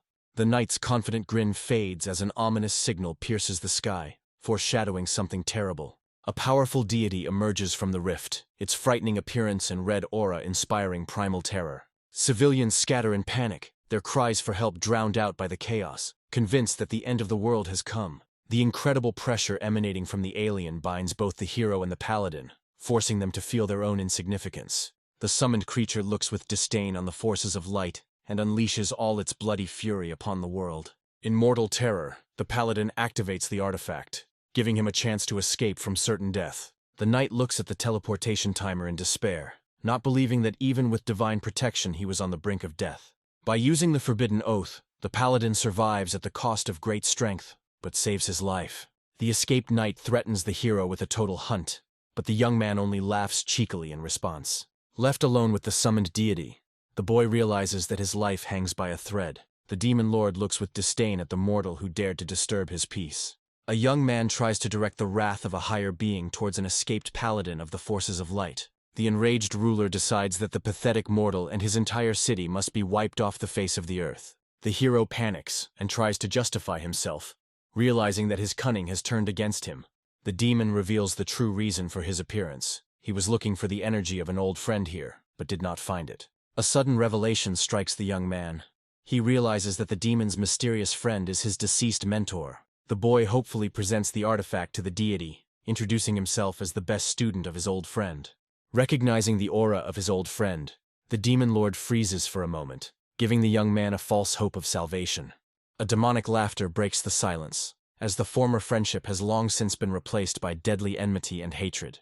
With chilling cruelty, the demon admits that killing his best student will be a consolation for him.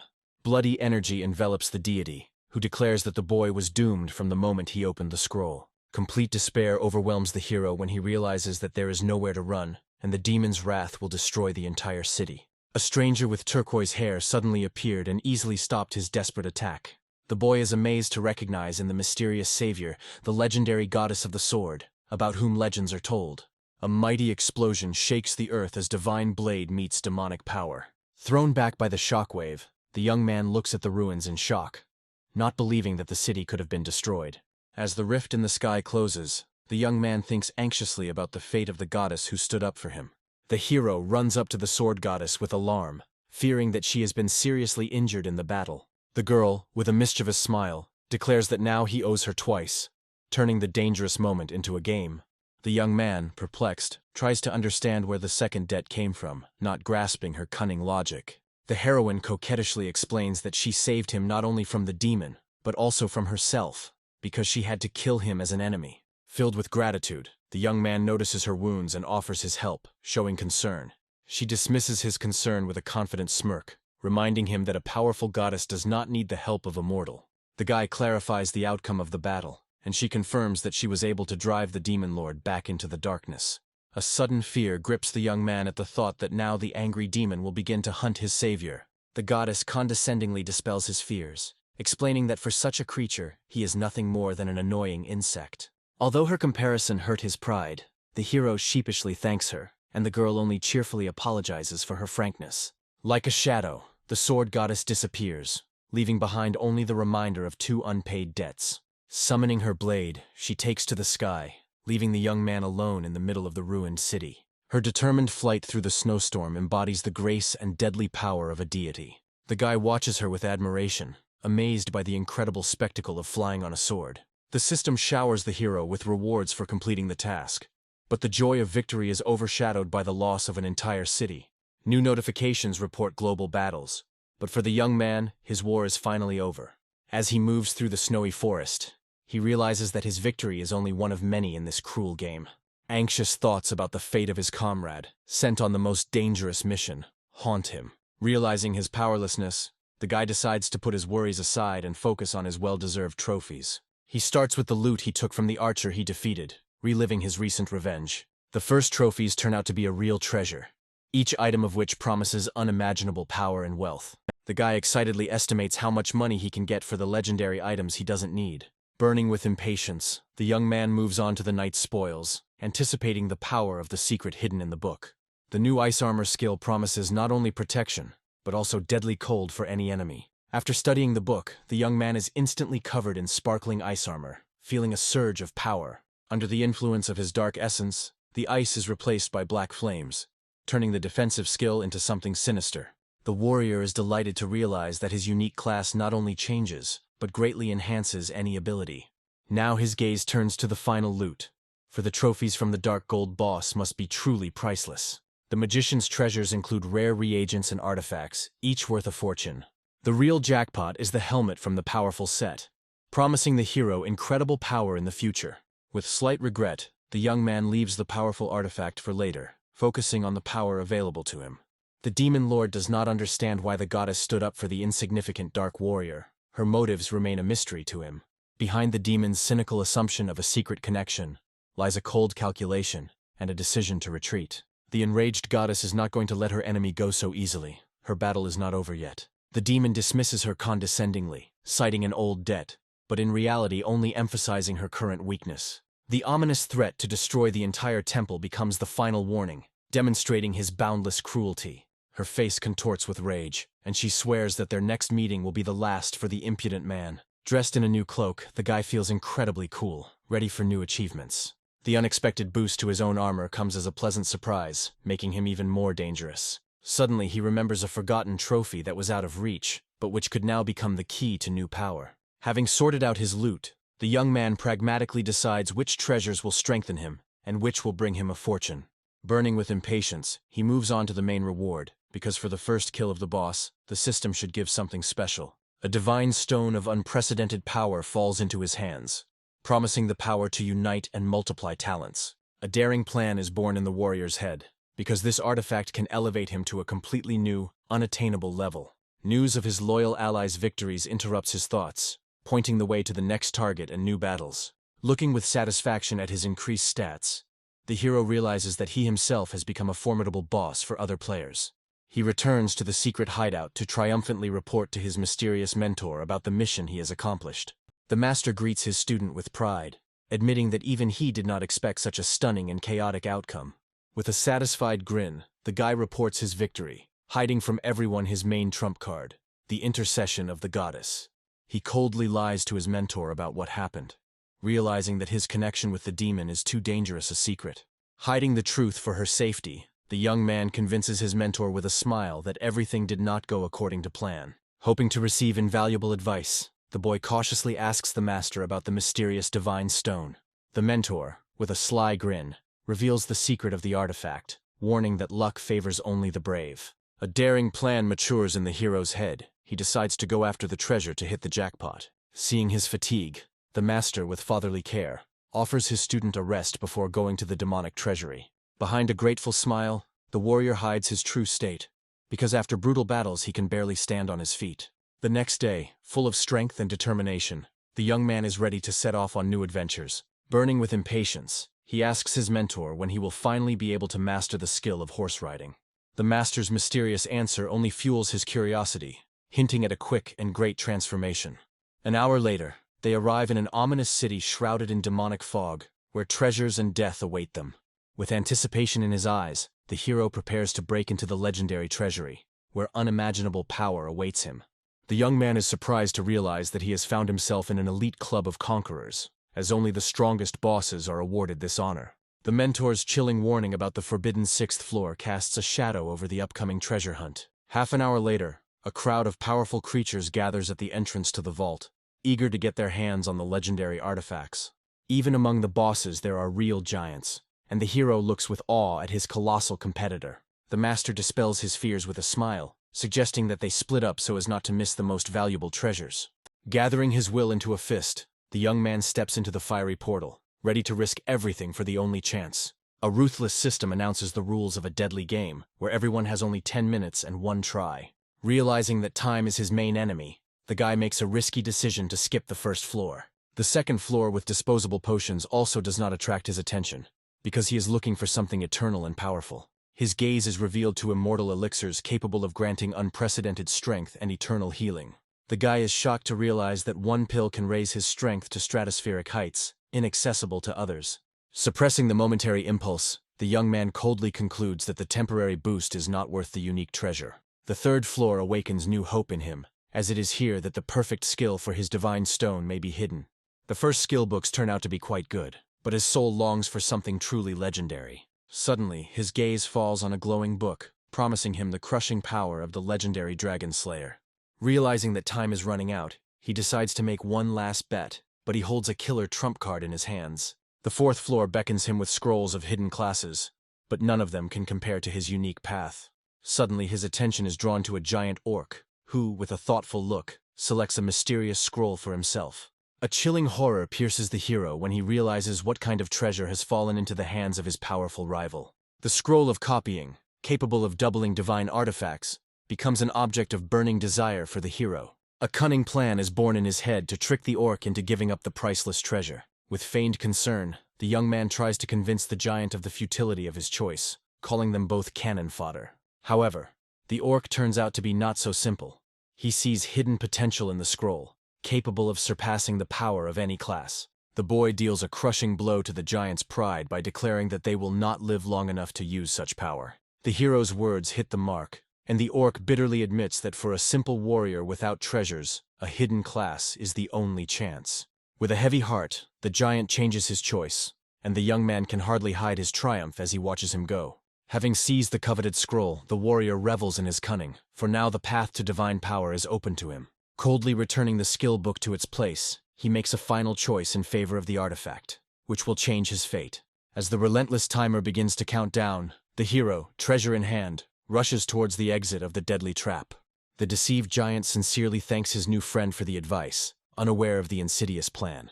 Behind a hypocritical smile, the young man hides his triumph, because his trick worked flawlessly. An unsuspecting orc offers friendship with an open heart to the one who just deceived him. A firm handshake seals their alliance, one based on trust, the other on pure calculation. A powerful berserker promises his protection, revealing himself as a golden boss betrayed by the forces of light.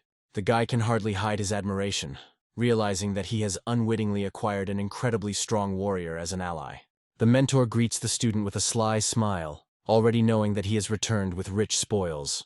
With a satisfied grin, the hero confirms his success, but the mentor urges him to leave the dangerous place. Returning to his refuge, the master offers the young man a new, even more difficult task. testing his ambitions. The mentor connects the new task with the hero's dream of horse riding, promising him a worthy battle steed. The young man respectfully addresses his mentor, who appears to hold a very high position. The hero finally comprehends the scale of the global war that has radically changed the world. The mentor sheepishly asks the student not to call him by his formal name, and then gives him a new task. The master reveals to the hero the secret of a mysterious hidden world filled with rare creatures. A young man accepts a difficult task to search for a hidden world, anticipating a valuable reward. The guy with a sly smile decides to use the copy scroll to double the divine artifact. Upon activating the scroll, the warrior takes a quick look at his treasures, choosing the ideal target to copy. The divine stone glows in his hand, ready to reveal its incredible potential. The copying is successful, and the hero now holds 2 divine artifacts in his hands, increasing his chances. With 2 divine grace stones, the boy decides to take a risk to create a skill of unprecedented power. Enveloped in a golden glow, the hero prepares to take the decisive step that will determine his future. The choice is limited, as his 2 most powerful and valuable S-rank skills are at stake. Realizing that if he fails, he will lose everything, the young man makes his bet without hesitation. Holding his breath, he looks at the blinding flash with desperate hope, praying for the greatest luck. An incredible success, his risky venture was crowned with triumph, gifting him with a legendary SS-rank skill. Euphoric about his success, the guy can't help but burst into jubilant laughter as he celebrates his incredible victory. The new skill, War's Tread, turns out to be not just powerful, but a divine weapon of total destruction. With a predatory grin, the young man analyzes his new power, which has surpassed all his wildest expectations. Armed with new strength and confidence, he turns his gaze to the distant mountains, ready for new achievements. After half an hour of travel, he finally reaches his destination, the mysterious and wild city of Beast Clouds. Feeling a surge of new strength, the hero bursts into an ominous bamboo grove, ready to become a testing ground for his power. A predatory grin touches his lips when he realizes that he has found himself in an untouched world where no ordinary player has ever set foot. A sudden cry from the shadows takes him by surprise, and he realizes with alarm that he is not alone in this secluded place. His gaze is met by a strange pair of lazy snake men, descendants of the gods, indulging in idle pleasures. With feigned indignation, the young man interrupts their solitude, accusing them of indecent behavior in broad daylight. The enraged snakeman leaps to his feet, his idle calm giving way to deadly rage at the intruder. Without wasting a second, the warrior unleashes the full power of his new divine ability on the enemy. A crushing blow shatters everything around it, dealing colossal damage and proving the incredible power of combined skills. Even the young man himself was amazed by the result, because the skill he created turned out to be a truly destructive weapon. He looks in bewilderment at his stunned enemies, who seemed not to expect such a swift and brutal reprisal. The description of the deadly snakes only fuels the hero's excitement, as he sees them not as a threat, but as a valuable source of experience.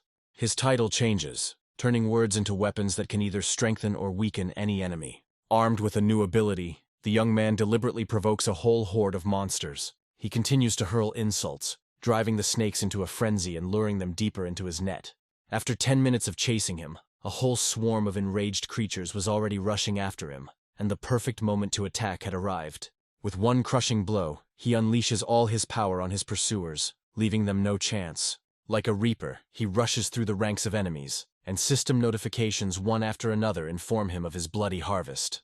The new skills complement each other perfectly, and the rapid leveling up becomes the best reward for the risk. Having achieved his cherished goal, he gains access to the Awakening Quest, which will open the path to true power. Burning with impatience, the boy contacts a friend to find out about the balance of power in the world and plan his triumph. The hero's ambitions know no bounds. He asks his friend for information about the strongest players on all servers. In a show of true friendship, his comrade offers him his guild as a reliable market for the sale of priceless trophies. As if casually, the young man shows off his extra belongings, each of which is the dream of any player. His friend stares at the treasure in mute shock, realizing that even the hero's useless items are superior to the best equipment in the game. A casual acquaintance is surprised to see the guild leader freeze while talking to the mysterious boss. Upon learning the hero's name, the boy freezes in awe, because he is speaking with a true legend. By giving his friend exclusive rights, the young man offers to buy the treasures before they go to auction. Without bargaining, the comrade makes a generous offer, because such artifacts are the key to the power of his guild. However, a real bargaining process ensues for the rarest robe, as its price goes beyond that of ordinary equipment. With an excited grin, the young man enters into a friendly squabble, knowing the true exorbitant price of his trophy. Like an experienced salesman, he makes a final ultimatum offer that cannot be refused. His friend agrees with a grin, realizing that friendship with such a player is much more valuable than any money. The hero quickly converts virtual gold into real money, demonstrating the true value of his victories. The huge sum credited to his account becomes tangible proof of his success and changes his life. With determination in his eyes, he realizes that this game is not just entertainment, but his path to a secure future. However, behind the thirst for wealth lies true passion, for it is the adrenaline of battle that makes his heart beat faster. Information received from a friend about the strongest player on the server only fuels his passion and thirst for superiority. With cold confidence, he understands that his lead over the leader is not that great, and the speed of growth is incomparable. With a clear plan in his head, he decides to finish the cleanup and immediately begin carrying out his mentor's assignment. An hour later, the forest shakes with the roar of the creature he summoned, whose all-crushing power leaves no chance for enemies. Like an unstoppable whirlwind, he rushes through the forest, and each blow brings him a new, higher level. A sudden system notification cuts short his triumph, heralding the arrival of the angry master of these lands. From the depths of the grove emerges the mighty king of snakes, his fury a harbinger of impending death. The boss looks with disdain at the pathetic mortal, promising to sacrifice him to his dark god. With a cheeky grin, the young man walks away from the battle, leaving the enraged monster completely bewildered. Returning to reality, the guy cold-bloodedly decides to wait until the boss leaves, demonstrating his tactical genius. A short conversation with his mother in the real world reminds him why he is fighting and risking his life. After a short break, he returns to the task with renewed vigor, ready for any challenge. After making sure the boss is gone, he faces a new problem. He now needs to find the elusive hidden world. Drawing on his experience, he notices a suspicious tree that may be the key to solving this mystery. His hope of finding a clue is dashed when a scan reveals that the suspicious tree is merely an illusion. Suddenly he notices a lone snake man, who appears to be the last survivor of his bloody harvest. The terrified monster recognizes him as a ruthless killer and decides to immediately report to his king. With a cold threat in his voice, the young man stops him, offering his life in exchange for one small secret. Burning with curiosity, he asks his main question, hoping that this pathetic monster will lead him to his goal. Fearing for his life, the snakeman reveals the secret without hesitation, pointing the way to the hidden world. With a mocking grin, the hero gives the monster a head start, forcing it to count to 10,000 before running. By releasing the witness, he takes a calculated risk so as not to attract the attention of the Snake King prematurely. Following the instructions he received, the boy quickly finds 3 giant trees that serve as gates. He approaches the middle tree, and the system triumphantly announces that the entrance to the hidden world has finally been found. Having completed the task, the hero faces a new obstacle. The system deems him unworthy of entering the hidden world. With slight disappointment, he decides to postpone the invasion, since the main goal, receiving the reward, has already been achieved. As he leaves, he realizes that without the cunning and interrogation of the weak monster, his search would have dragged on for a long time. 2 hours later, he returns triumphantly to his mentor, who is amazed by his incredible speed. The system generously rewards him for the completed task, granting him invaluable experience and a rare skill book. In his hands lies the legendary horsemanship skill he had long and passionately dreamed of. In ecstasy from the reward he received, the young man understands that all the roads of this world are now open to him. Happy and grateful, he cannot hide his joy, because the mentor has fulfilled his cherished wish. However, the master hints at a separation, since his new status as commander ties him to one place. As he leaves, he hands his student 2 mysterious scrolls, which will become the key to his future strength and new skills. The young man finds himself in possession of summoning scrolls, his last trump card in a deadly world. The mentor, with a sly smile, warns that his help will not be immediate, testing the student's endurance. The master explains that these scrolls are merely compensation for the impossibility of giving him new tasks for the time being. With a piercing gaze, he asks the main question, checking to see if his student's spirit has been broken on the dark path. Without a shadow of a doubt, the guy confirms his choice, realizing that this is the beginning of his true awakening.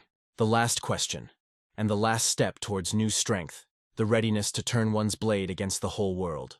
Having received a firm readiness, the mentor officially recognizes him as worthy for the second awakening of the class. To the student's puzzled question, the master replies that his last task became the key to this transformation.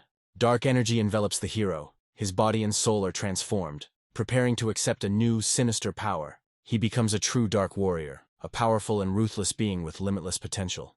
By becoming the first player to awaken, he receives exclusive rewards that further increase his lead over the competition. The mentor solemnly announces that his student has entered a new stage of development, where previously unseen skills will be revealed to him. The dark energy boiling in his veins so far allows him to master only 2 new, but incredibly powerful skills: an ominous aura and a crushing blow. Each of these skills is capable of instilling terror and bringing death to any enemy. Despite the high price, the young man learns both skills without hesitation, because for him, strength is more valuable than any gold. The master, with slight reproach, reminds us of his ruined city, where he never became mayor. With cold restraint, the boy confirms that the demon he summoned did indeed cause total destruction in the city. The mentor, with paternal concern, advises the student to find a faction for himself in order to avoid unnecessary problems in the future. With confidence in his eyes, the young man assures his teacher that he already has a plan for this. Having mastered new skills, he says goodbye to the master, who goes to defend his city. Having said goodbye to this place forever, the young man decides first to appreciate his reward for awakening. The rarest pearl of enhancement falls into his hands, and he realizes that now is the perfect moment to use it. Without a shadow of a doubt, he chooses his trusty sword of bloodthirst to transform it into the perfect killing weapon. The blade flares with a new, sinister power, its stats skyrocketing, promising its enemies a swift death. His new passive ability makes him even more deadly, turning every kill into a source of power. Now his attack will increase with each defeated enemy, turning protracted battles into his personal bloodbath. With a terrifying power that surpasses all known bosses, he becomes a true nightmare for any opponent. The realization of his incredible power intoxicates him, because now it is only a matter of time before he rises to the dark gold level. With cold determination in his eyes, he returns to the purple forest to finish what he started and challenge the Snake King. He finds his purpose, and now nothing can stop him on the path to revenge and absolute domination. The hero's words, like poison, weaken the enemy even before the battle begins, turning insults into a deadly weapon. His title changes, granting him incredible resilience and turning him into an invincible Dark Lord. The stomp of war falls upon the boss's head, signaling the beginning of a brutal and uncompromising duel. A mad slaughter follows the first strike, each swing of his blade carrying pure, unadulterated fury. The Snake King retreats in shock, not believing that the pathetic coward who ran away from him is now breaking through his defenses. The new crushing blow not only deals colossal damage, but also significantly slows the powerful boss. Despite the hero's obvious power, the Snake King disdainfully calls his attacks pathetic monkey tricks. A deadly poisonous fog envelops the battlefield, condemning the young man to a slow and painful death. Realizing that he can't win with brute force, the boy relies on the vampirism of his sword to survive this attack. The boss's sudden attack catches him off guard, dealing critical damage and inflicting a weakening curse. Realizing that he is doomed in the poisonous fog, the hero makes a desperate decision to break through and escape. As if mocking his pathetic attempt, the Snake King calls upon his children to enjoy a bloody feast. An entire army of warrior serpents emerges from the mist, ready to tear to pieces anyone who challenges their master. For the young man, this army becomes not a threat, but a salvation, because each creature is a source of priceless health. Like a god of thunder, he unleashes all his might on his enemies, and every kill heals him, making him stronger. With his health fully restored and a sinister grin on his face, he is ready to continue the duel with the discouraged boss. In desperation, the Snake King calls upon his god, sacrificing his own speech for the chance of victory. With confidence in his eyes, the hero understands that even with divine power, his enemy is doomed due to his slowness. The tramp of war shakes the earth once again, and now victory in this grueling battle is only a matter of time. After 30 minutes of continuous carnage, he delivers the final, decisive blows, completing his bloody dance. The final blow ends the battle, and the defeated Snake King crumbles into golden dust at his feet.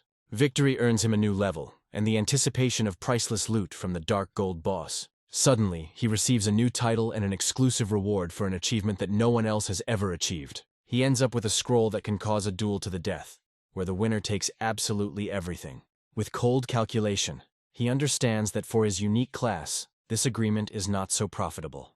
Putting the scroll aside for later, he finally begins to sort through the loot dropped by the defeated boss. The only trophy, a powerful blade, turns out to be beyond his level, and he angrily hides it in his backpack.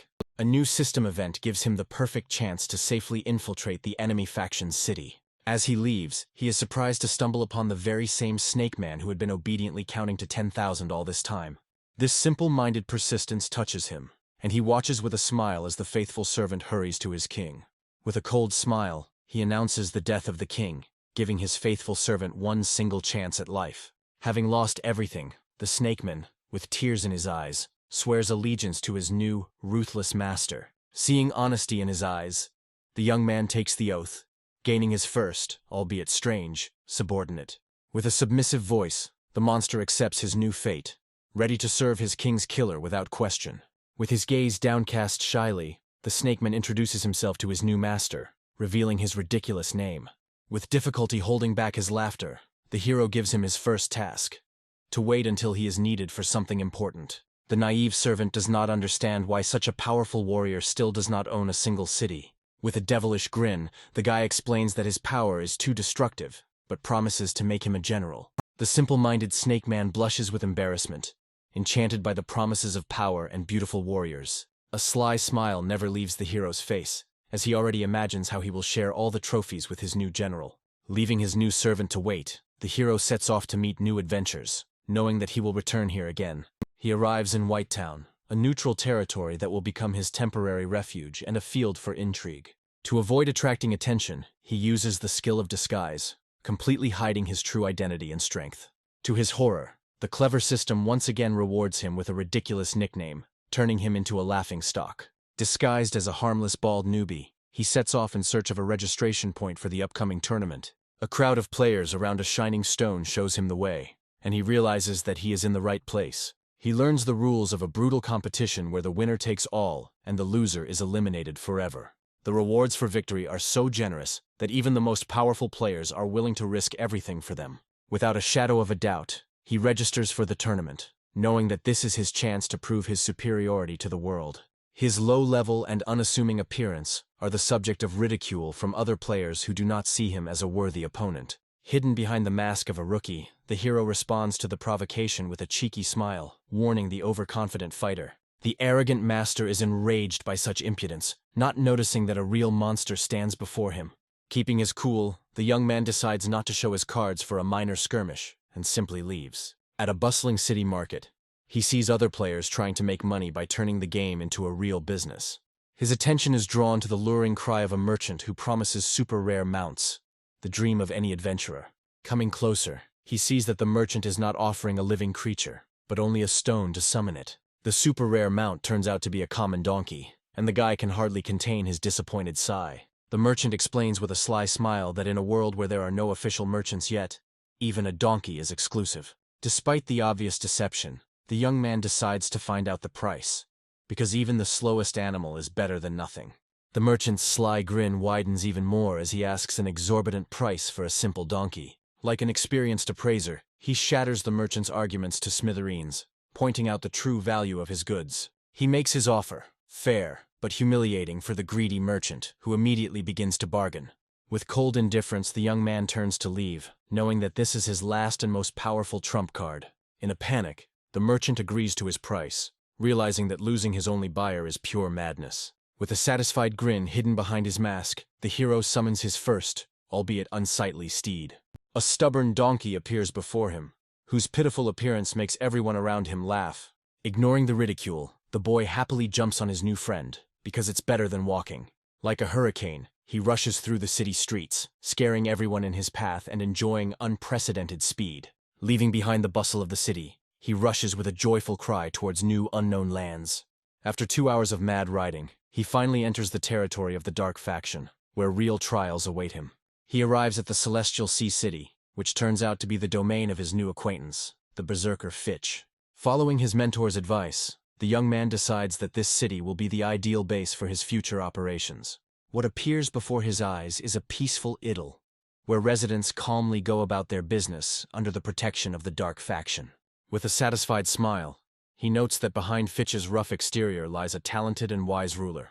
Without wasting any time, he heads straight to the mayor's residence to officially join the faction. However, strict guards block his path, reminding him that the mayor's residence is no place for outsiders. With cold confidence in his voice, he demands to be announced, knowing that his name will open any door for him. A conversation with the guard opens his eyes, It turns out that Fitch has become their liberator from tyranny.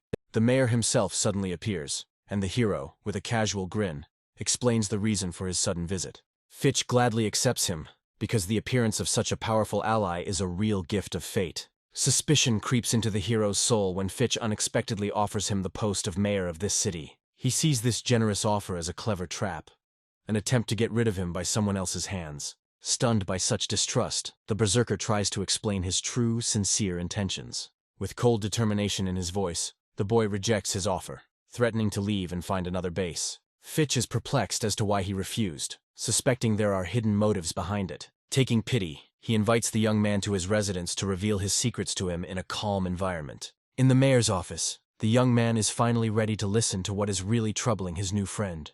Fitch begins his story with the history of his tribe, which suffered under the oppression of the hypocritical Church of Light. Their desperate uprising was brutally suppressed, and instead of freedom, they received only greater repression. With pain in his voice, he talks about his kidnapped sister, for whose sake he joined the dark faction. He admits that the capture of the city revealed to him the terrible truth about the fate of his kidnapped sister. The hero finally understands the true motives of the berserker, who is ready to give up everything to save a loved one. Fitch suddenly states that this case is directly related to the young man, which leaves him completely perplexed. It tells the story of the hero's past and that of his mentor, who, it turns out, were drawn into an ancient and dangerous conspiracy.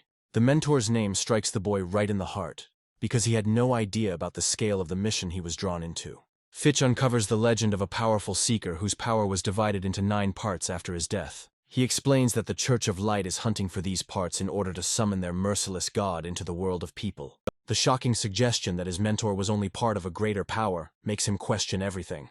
With bitterness in his voice, the berserker admits that he only knows what the deposed tyrant told him before his death. Clenching his fists, he reveals the final, most terrible secret. The Church of Light is going to use his sister in a bloody ritual. A helpless rage distorts the berserker's face as he speaks of his 8-year-old sister, doomed to a terrible sacrifice.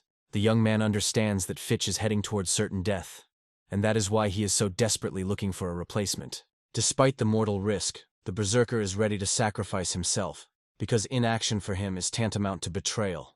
The hero's intervention activates a hidden quest of incredible complexity that could change the fate of the entire world.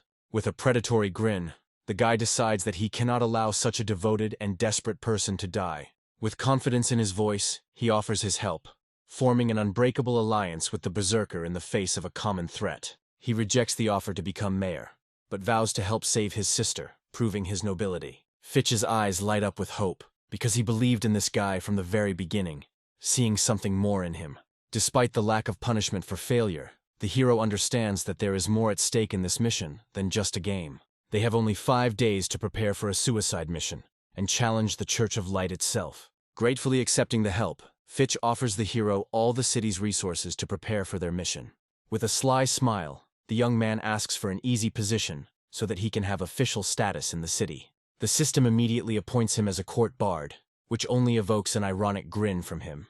Without wasting any time, he asks to show him a place to level up, because he needs to become even stronger before the upcoming battle. Fitch, with a serious expression, warns him about the Ridge of Fire, the lair of powerful demons, where even bosses are afraid to go. This name immediately lights a fire of excitement in his eyes, because this is where he will be able to assemble his legendary set. Before the expedition, he buys 100 summoning stones, hoping to get himself a more worthy steed. With a bag of stones and a devilish grin, he heads out into the thick of things, ready to try his luck. Riding his trusty donkey, he arrives at the fiery ridge, whose landscapes resemble a real hell. His gaze is met with powerful fire demons, each of which is a serious challenge even for him. He understands that these elite monsters are a serious challenge that will require his utmost concentration and strength.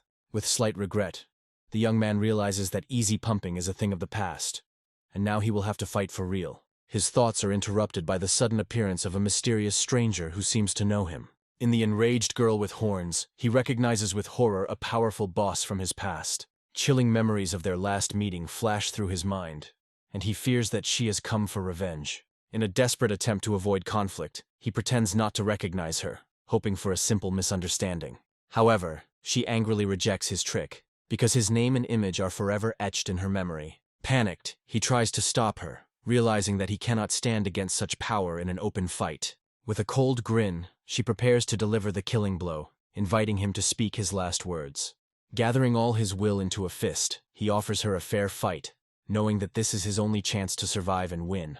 As if reading her mind, he sets a condition that turns their deadly duel into a fair fight. A sudden shout from the sky interrupts their tense conversation, causing both of them to look up in surprise. He realizes with relief that this intervention saved him from certain death in battle with the angry goddess. She reluctantly retreats, but promises to return once she has finished her business with the fire demons. With a cheeky grin, he challenges her to a competition, turning their feud into a high-stakes hunt. Her eyes light up with excitement, and she accepts his challenge with a predatory smile, ready to prove her superiority. He raises the stakes to the limit, offering a rare S-tier item as a prize, shocking his rival. Blinded by greed, she suggests to her father that they simply kill him and take the treasure, forgetting about honor. With feigned disappointment, he reproaches her for her ignoble behavior, further inflaming her passion. She accepts his bet with fury, and the system immediately records their deadly competition, which can no longer be avoided. With predatory smiles, they begin their deadly competition, where a priceless artifact is at stake. The system announces the start of the countdown, and the tension between the two rivals reaches its limit. Without wasting a second, the girl unleashes the full power of her water element on the first demon. Her attacks deal massive damage, proving that even at a low level, she remains a formidable opponent. He admires her strength, and realizes that her water magic is the perfect weapon against the fire demons. Not wanting to be left behind, he throws himself into the thick of the battle, ready to demonstrate his own destructive power. With a bold challenge, he provokes the demons, forcing them to attack and expose their vulnerabilities. Like a mad berserker, he rushes into the crowd of monsters, whose roar only fuels his thirst for battle. She looks at his reckless tactics with doubt, not believing that he can handle the entire horde alone. Like an angel of death, he soars above the demon's head, ready to bring down his crushing blow upon him. His war stomp not only deals devastating damage, but also weakens all enemies around him, making them easy prey. The demons rush at him in rage, but their attacks are shattered by his impenetrable defense and steely will. Even the attacks of other demons become his weapons, and he easily dodges them, causing them to destroy each other. With cold confidence, he understands that these slow creatures are nothing more than a light warm-up for him. She watches his dance of death in amazement, amazed at how powerful the skills of a simple seeker can be. The girl realizes with annoyance that due to level restrictions, she cannot use her most powerful spells. After half an hour, the kill count speaks for itself. She is hopelessly behind, and her defeat is obvious. He admires her tenacity, because even in a hopeless situation, she continues to fight without giving up. It suddenly dawns on her that mounts could be the key to winning this competition. In an unexpected display of nobility, she tosses him a potion that restores his strength, not wanting to defeat a weakened enemy. Instead of gratitude, he throws a summoning stone at her, hoping to capture her like a wild animal. To his disappointment, the system declares failure, as the goddess cannot be tamed in such a primitive way. Enraged by his insolence, she can hardly restrain herself from incinerating the impudent fellow on the spot. After an hour and a half of grueling hunting, he is significantly ahead of her, proving his complete superiority. An unexpected stroke of luck, the defeated demon drops a piece of the legendary set he so dreamed of. The new bracers prove to be much more powerful than his old ones, bringing him closer to creating the perfect armor. When time runs out, the system declares him the winner, and he eagerly awaits his reward.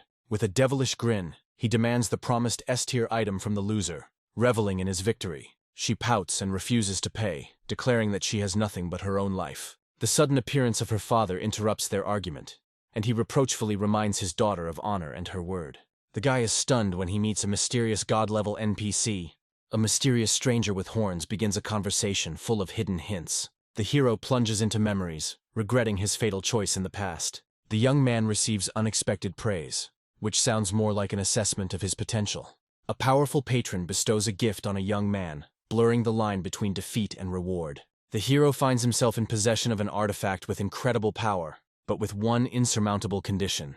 The guy's joy is replaced by bitter bewilderment due to the inability to use his newfound power. The young man senses a catch and demands an explanation, not realizing the true motives. The horned warrior reveals his first plan, seeing the hero as a profitable investment in the future.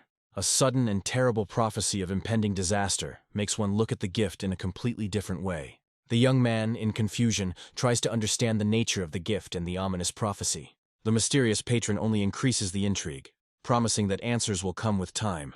The horned warrior's sinister joke escapes his lips, heating up the atmosphere to the limit. The stranger's sudden seriousness hits the guy's pride, declaring him unworthy. The young man is confused, suspecting that a new gift is hidden behind the humiliating demand. A flash of flame reveals the hero's humble pet to the world, causing mocking surprise. The girl's caustic mockery offends the hero, but a spark of secret knowledge flashes in his eyes. The horned patron calms the donkey, mockingly promising him a parting gift. A mysterious power flares up in his hand, ready to change the pet's fate forever. A powerful bolt of energy is released onto the defenseless animal, triggering an irreversible transformation. Pain gives way to wonder when a system notification announces the birth of a new force. In place of the donkey now stands a majestic beast whose characteristics are astounding. The hero is stunned, realizing what incredible power his humble pet has acquired. The girl furiously reproaches her father for his wastefulness, not seeing the true meaning in the transformation. The generous gift turns out to be payment for a dangerous mission, which the young man accepts without hesitation. The new quest and the pet's absolute devotion come as a complete surprise to the guy. 100% fidelity means an unbreakable bond until death, making their union unique. The mysterious patrons disappear, leaving behind an ominous prophecy and a challenge for the future. The young man turns to his new ally with a grin, looking forward to the battles to come. With renewed determination, the hero prepares to single-handedly clear the area of fire demons. 2 days later, the boy stands on the verge of completing the quest, his strength having grown to its limit. The last element of powerful armor is already in hand, and only a few steps remain until triumph. The sudden announcement of a tournament puts the hero before a choice that promises glory and new challenges. Without wasting a second, the young man decides to try on the new set to assess his increased power.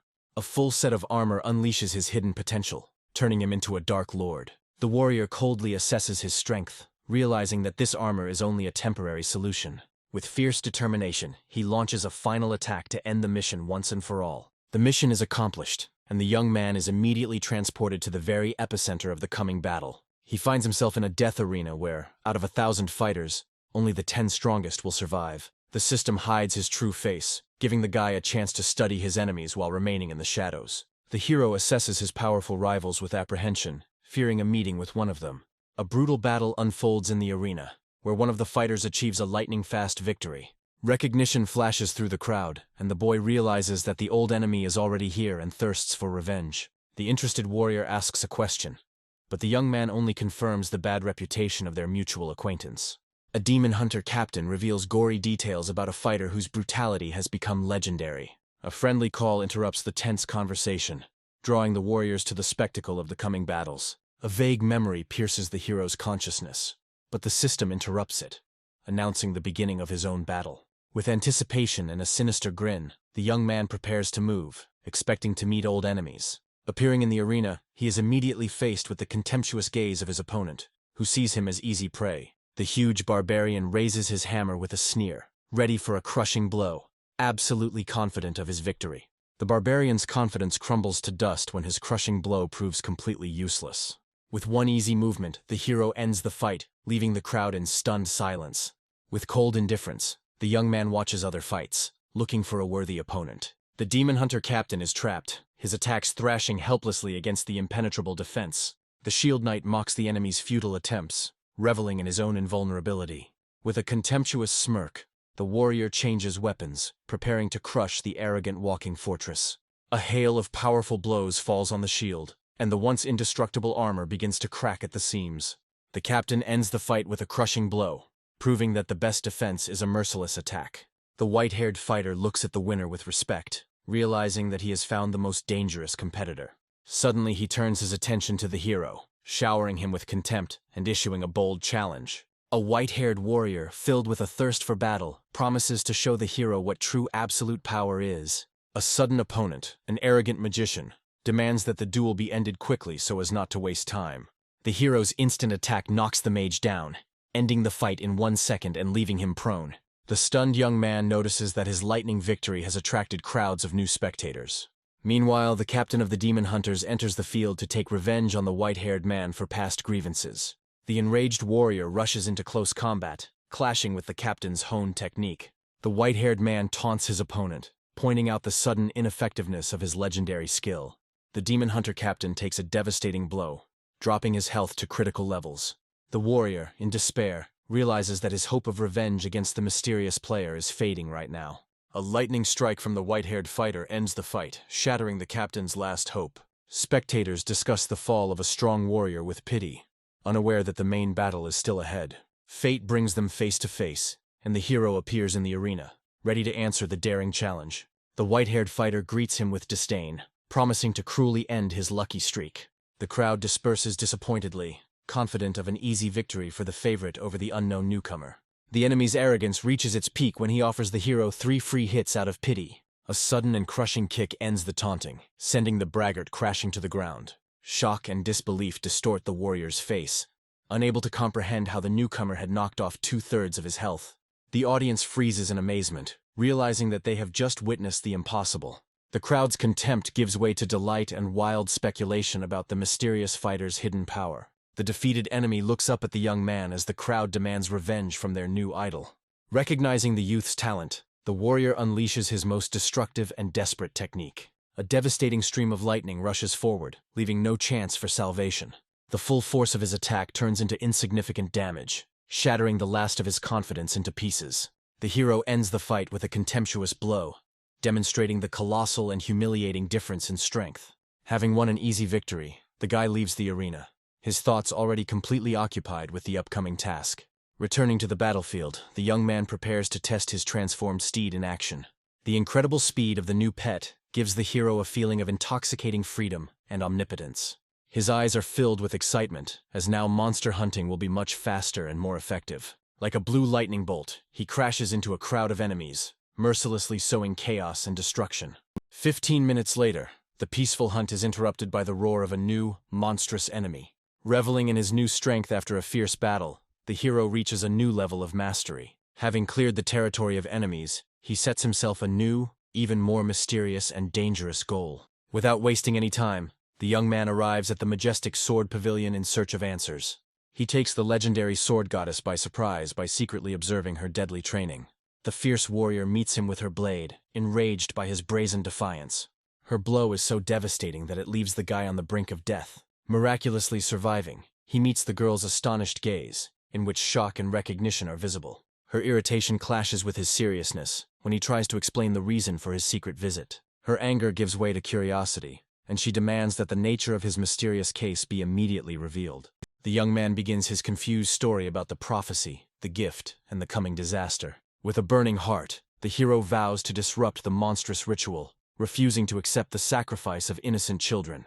The sword goddess admits her powerlessness with pain in her voice, bound by duty and unable to help him in this battle. The boy's hope fades when he realizes that this time he will have to face the darkness alone. With fury in her eyes, the girl gives him a harsh sentence, calling him the true embodiment of evil. Her accusations stun the young man, who cannot believe such a monstrous injustice. A sudden clap of thunder shakes the skies, heralding the arrival of a new, unknown threat. Panic distorts the warrior's face, and she desperately begs him to run before it is too late. Grateful for her hidden concern, the young man quickly rushes away, leaving her alone. In the silence of his room, the hero decides to act at dawn to save the doomed. An unexpected phone call disrupts his plans, weaving another mystery into the story. In the silence of the night, the hero makes a secret call, entrusting his best friend with a deadly mission. A loyal friend agrees to the adventure, but he is tormented by vague suspicions about the young man's true motives. At dawn, the boy teleports into the city, torn between saving lives and the upcoming tournament. He finds his orc comrade, whose shocked look speaks volumes about the suddenness of their meeting. The young man ruins all their plans by announcing that they have only 2 hours to save their friend's sister from certain death. Rage and despair overwhelm the orc when he learns that the insidious enemy has suddenly changed the time of the ritual. With a grim determination on his face, the hero takes the blame for hastening the events that put everything at stake. Throwing aside apologies, the young man demands a ready-made rescue plan from his friend, because every second now counts. A fragile hope appears in the orc's hands, a teleportation scroll that requires precious time to activate. The hero reveals the final, most risky step of the plan, which depends on the will and courage of the captive. With cold determination, the friends take a step into the unknown, teleporting straight into the enemy's lair. A terrifying scene unfolds before them, a huge ritual circle, ready to swallow up dozens of innocent souls. Their sudden appearance sows panic among the guards, turning a covert operation into an open confrontation. In a panic, the fanatics rush into the attack, because failure threatens them with inevitable punishment from their ruthless leader. With icy calm, the young man assesses the enemy, realizing that every guard here is an elite monster. Screams of terror pierce the air as the magic circle flares, beginning its deadly ritual. The guards gloat, convinced that the deity itself is angry with the daring scouts. In a desperate situation, the hero instantly shares goals, entrusting his comrade with the most hopeless part of the plan. Consumed with rage, the orc rushes forward, ready to break through the line alone to save his sister. The steadfast knights close ranks, their fanatical faith turning them into an impenetrable wall of steel. Like a ghostly beast from the underworld, the hero's steed strikes terror into the hearts of his enemies with its very appearance. A merciless command bursts from the young man's lips, and a wave of pure energy sweeps away the first ranks of fanatics. The remaining guards desperately try to hold the line as the orc's fury tears through their defenses. Realizing the true threat, the knights desperately rush at the rider, hoping to crush him with numbers. A sly grin touches the hero's lips when he realizes that his faithful steed is taking all the damage. A spark of hope flares up in the hearts of the doomed captives, and they see the hero as their only savior. Weak streams of healing touch the young man, and he feels the desperate, though almost useless, support of the children.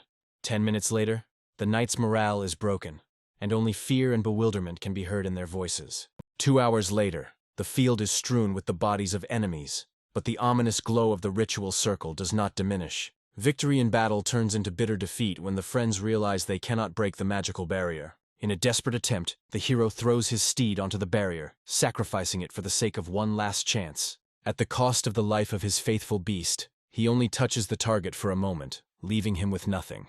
Amidst the chaos, a sister's scream is heard, and for a moment a ray of hope flares up in this hell.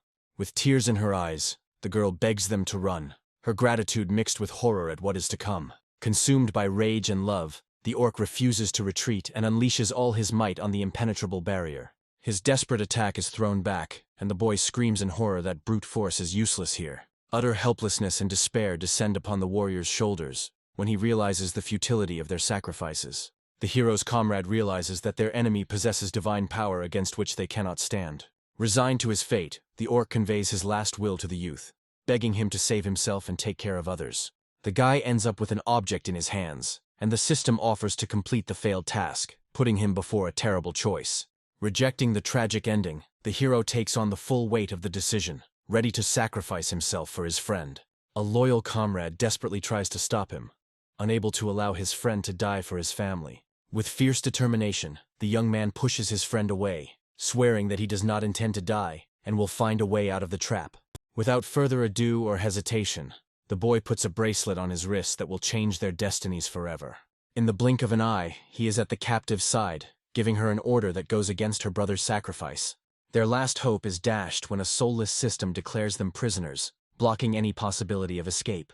Realizing they are trapped, the orc makes his last choice, desperately screaming for his friend to escape. In a blinding flash of light, the brother and sister bid farewell to the hero, their gratitude becoming a heavy burden. The true culprit of the tragedy appears from the light, his malicious gaze promising nothing but death. A merciless stream of golden spears falls upon the young man, ready to grind the last witness into dust. Blind rage distorts the face of the bishop, unable to tolerate the insolence of a mere mortal. A defiant grin touches the lips of the hero, who meets the threat of death with icy contempt. The enraged old man unleashes his might, but his attack is not only aimed at the impudent youth. A deadly light falls upon innocent children, their screams of terror filling the air with despair. Righteous anger flashes in the boy's eyes when he realizes the full enormity of the Light Church's ritual. The bishop's malicious laughter echoes across the battlefield, but a cold determination is born in the hero's soul. A sudden memory of the sword goddess's words illuminates his mind, revealing the only darkest path to salvation. With a mad grin, the young man turns to his enemy, for his cursed blood has become the last trump card in this game. Darkness erupts from his hand, and the hero grabs the shocked bishop, his whisper sounding like a death sentence. In a last desperate effort, the boy squeezes the old man's throat, putting his life on the line to ensure the ritual fails.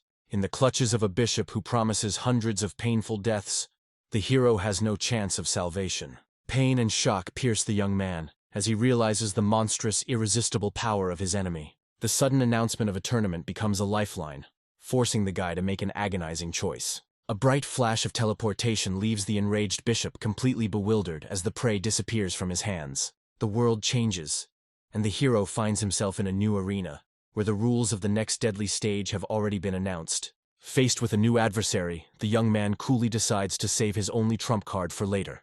One lightning strike decides the outcome of the fight, proving that in this arena, he is on a completely different level. Hiding behind a mask, the guy realizes with slight boredom that the local fighters pose no threat to him. Another easy victory only highlights his aloofness as he mercilessly hacks his way through. But even after making it to the next round, he can't shake off the oppressive thoughts about the fate of those he had to leave behind. Like a ghost, the young man returns to the very heart of darkness, ready to meet his destiny. The bloody scene of the ritual's failure gives way to horror as he realizes the worst is yet to come. Before him appears a divine being whose crushing power leaves no chance of victory. The bishop, in a rage, accuses the hero of disrupting the ritual, not realizing that by doing so, he has doomed himself to the wrath of God. In a moment of utter despair, when death seems inevitable, an unexpected signal becomes a life-saving beacon. Hope flares up with renewed vigor, and the boy, with a crazy smile, accepts the risky plan of his faithful friend. A sudden substitution stuns the bishop when his enemy is replaced by a random, unsuspecting victim. The unfortunate knight finds himself a pawn in someone else's game, his confusion only highlighting the genius of the deception. Safely away from the battlefield, the long-awaited reunion takes place, full of relief and tears of joy. The rescued hero is left perplexed, amazed at how cunning and mysterious his friend's plan turned out to be. Behind the life saved lies a cunning and ruthless plan by the sister, who sacrificed a random stranger for the sake of escape. The young man admits with a wry smile that her cunning move is worthy of the best adepts of the dark camp. Gratitude fills the hearts of those saved, and the orc hands the hero a priceless gift, swearing eternal loyalty. The guy ends up with an incredibly powerful artifact, whose name, faith, and oath hints at a hidden dark force. The girl's innocent question about the fate of the other captives makes the hero darken, foreshadowing the cruel truth. The brother and sister's faces twist in horror as they realize the terrible, unspoken fate of the other children. The young man reveals the bitter truth. Their enemies will not stop and will soon return to finish what they started. Rage drowns out fear, and the orc vows to destroy anyone who dares to threaten his family again. The fighting spirit of his friend lights a fire in the hero's heart, and he urges him to prepare for the inevitable coming battle. At the same time, in the enemy camp, an angry angel scolds the bishop, unable to understand how the swordsman penetrated their secret lair. The angry angel reveals that the ritual's failure has corrupted the divine plan and summoned the wrong one. In the bishop's pitiful babble, the deity catches a trace leading to the city from which the substitute adventurer came. An icy command bursts from the seraph's lips, launching a merciless hunt in the name of the humiliated lord. The priest is horrified to realize that the weakened angel intends to personally exact justice, risking everything. Bowing his head in submission, the old man secretly fears that the cornered beast will turn out to be more dangerous than it seems.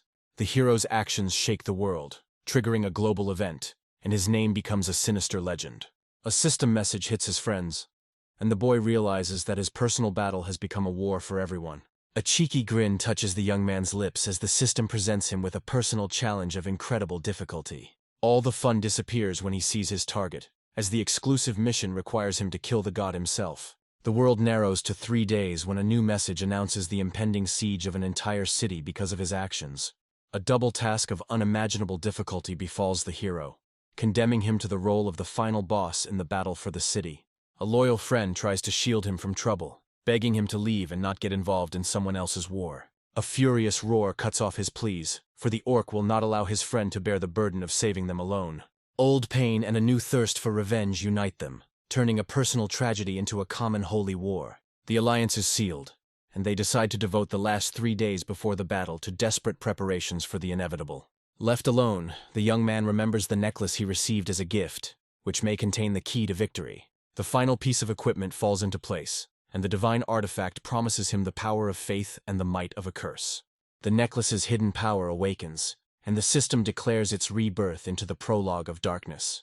The new title grants him an incredible 3-fold increase in health, turning him into an indestructible monster. With 4 million health, he realizes that he has become a real nightmare for any player willing to take on a fight. Anxiety distorts the young man's face when he notices his worried girlfriend running towards him. Overwhelmed with gratitude, the girl hands the hero 2 modest gifts, which contain her last hope. Recognition and shock alternate when the boy sees in his hands an artifact with a dark past and a mysterious future. She hesitates but firmly, and reveals the secret of the bracelet, which turns out to be not just a decoration, but a clever trick. In the hero's hands, a scroll that would be useless to many becomes an incredible boost, heralding new power. Warm gratitude and a tender gesture erase all worries, filling the moment with sincere childish joy. With determination in her voice, she sends him on his way, promising that they will not sit idly by either. An ancient power awakens, and the faithful steed bursts into golden flames, beginning its transformation. The new power of his faithful beast is palpable, but it is only a drop in the ocean in the face of the coming storm. Even the acquired strength pales in comparison to the image of a divine enemy, whose power seems insurmountable. Memories of his past weakness force the hero to embark on a furious upgrade to become stronger.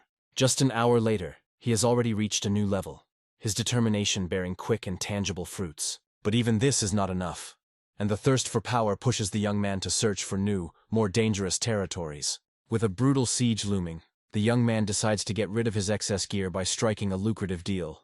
A quick agreement makes him a fortune, confirming his business acumen and strong alliances. The deal is completed, but the young man immediately gets to the main point, because in the coming battle they will have to become allies. The leader of the Dragon Clan shares his concerns, as not only his life, but also the reputation of the entire guild is at stake. A friend's bold advice sounds like a challenge, and behind the friendly grin lies a warning about one's own crushing power. A tough day is coming to an end, but thoughts of the upcoming tournament haunt me, forcing me to prepare for new challenges. At dawn, the tireless warrior is already on the road again, his intuition leading him to unknown lands in search of new opportunities. In search of strength, the hero finds himself on the shore of a foggy lake, where a deceptive peace reigns. His suspicions are fueled by a lone fisherman who cannot possibly be an ordinary NPC in these cursed lands. Hiding his true strength, the young man decides to approach the old man to unravel the mystery of his presence. A piercing gaze from under his hat, and a precise knowledge of his secret class immediately reveal the old man to be something other than what he appears to be. An unexpected fishing invitation turns into a systemic quest, drawing the hero into a strange competition. The guy is shocked to the depths of his soul, because the mysterious old man easily unraveled his deepest secret. An old fisherman with a sly smile offers to raise the stakes, turning a boring fishing trip into a game of chance. At stake is an incredible reward, the rarest fish ever caught in this mysterious lake. The terms of defeat sound like a simple favor, but the young man feels that there is some kind of catch hidden behind this ease. With an excited grin, the hero accepts the challenge, not knowing that this competition will test not only his luck, but also his destiny. In the eerie silence of the lake, the heroes prepare for a competition where more than just a catch is at stake. Before the game has even begun, a sudden outburst interrupts the deceptive calm. A lightning-fast dash and the first catch is already in the hands of the young man, whose incredible luck amazes from the very first second. An unexpected discovery about the magical properties of the catch forces the guy to take a new look at this strange competition. The old man, with icy calm, annuls his first success, reminding him that the real game hasn't even begun yet. A slight smile touches the hero's lips, who mistakes the sage for a simple eccentric who loves to have fun. With excitement in his eyes, the young man begins in earnest, and his very first cast brings another easy victory. With feigned modesty, he boasts of his talent, throwing down a bold and silent challenge to the old man. 20 minutes later, the old man figures out his cunning plan, seeing in the newcomer a cunning tiger pretending to be a simpleton. But instead of a fish, something incredible falls on his hook. A thunder turtle emerges from the depths of the lake. An incredible A-class catch with crushing bonuses makes even a wise man fall silent in amazement. The old man stares at the young man with a suspicious gaze, unable to believe in such an unthinkable and frightening success. With feigned innocence, the hero denies all accusations, but his heart beats wildly from the tension. The sage suddenly surrenders and acknowledges his victory, handing over the promised reward, the legendary emerald fish. The victory is overshadowed by an ominous prophecy, for the next catch in these waters will be followed by a painful death. A cold horror grips the boy when he realizes that something unimaginable is hiding in the quiet depths of the lake. The old man finally reveals his true nature, calling the hero a key figure in the coming whirlpool of fate. The lake turns out to be a prison for an ancient evil, and only a special prohibition keeps it from invading this world. Cryptic hints and a deadly threat force the young man to retreat, but he vows to return one day for answers. His departure does not go unnoticed, and the system announces the birth of a new, powerful enemy. A vague memory flashes in the hero's mind, and he tries with horror to remember where he heard this ominous name. A revelation pierces his mind, and he realizes that before him stands the seventh strongest warrior in the dark camp. The old man throws off his mask, placing the entire burden of the coming war between light and darkness on the shoulders of the young man. The boy looks at his powerful ally with suspicion, trying to figure out what game he is really playing. The sage only smiles, declaring himself a simple spectator in the upcoming performance, where the hero is assigned the main role. A cunning plan is born in the young man's head, but he is tormented by the fear of facing an enemy he cannot defeat. The old man dispels his hopes, warning that now the full power of the Light Church will fall upon him alone. With bitter irony, the hero realizes that without personal grievances, the powerful forces of the world will not interfere in his war. The modest gift becomes a symbol of support, and the sage leaves, leaving the boy alone to face the storm. His last attempt to get answers is met with a wall of silence as he faces his fate alone. In a last desperate attempt, the hero offers a deal where the price of a simple service is a legendary catch. But duty interrupts their conversation, and the system mercilessly tears him from this world, calling him to the tournament. 100 of the strongest warriors appear in the arena, where to win they must achieve 8 bloody victories alone. In the lull before the battle, he studies the gift of the sage, an artifact capable of turning the tide of any, even the most hopeless battle. The awareness of the fish's power gives him confidence, because now he holds the key to survival at the most crucial moment. His lightning-fast victory over the powerful mage sows terror, and a cry of astonished recognition rings out from the crowd. The sudden cry of his real name pierces the silence, and the young man realizes that his incognito has been revealed.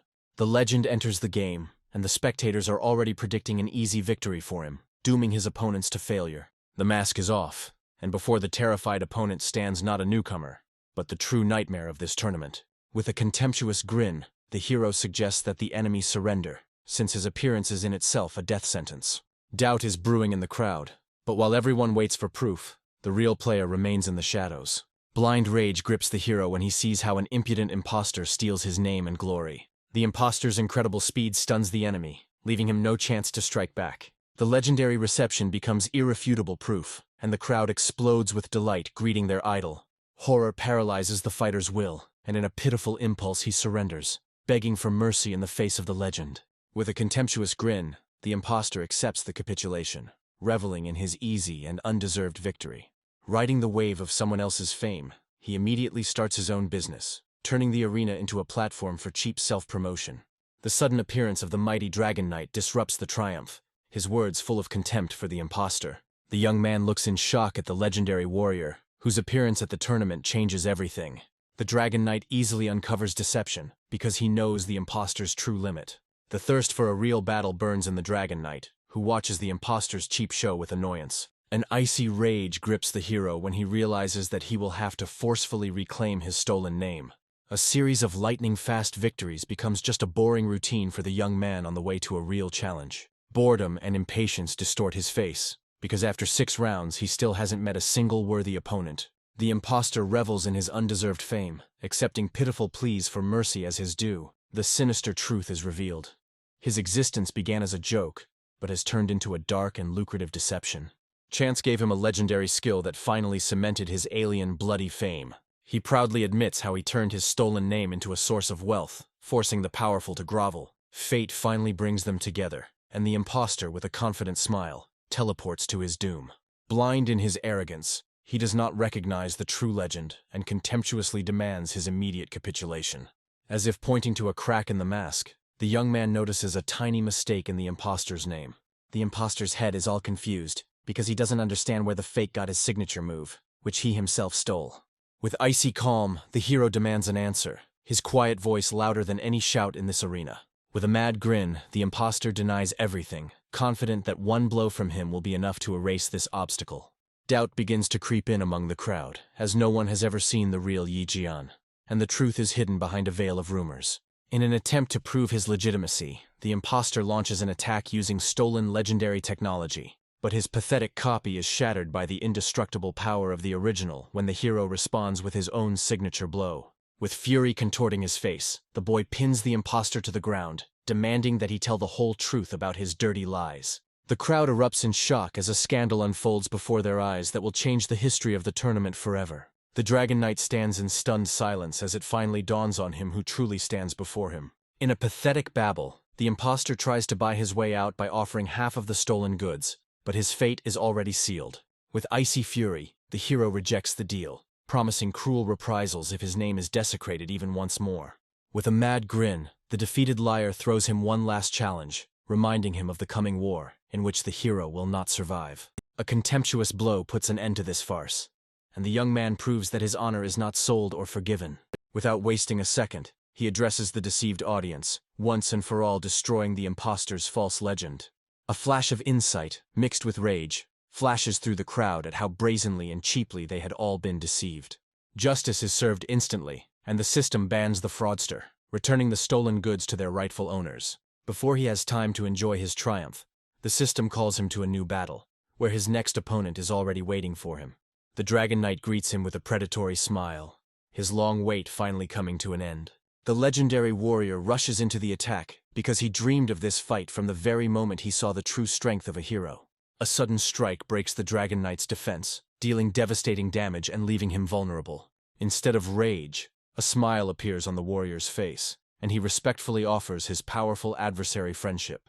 The shock of the difference in strength makes him accept the offer, because he understands that he is dealing with a player of a completely different level.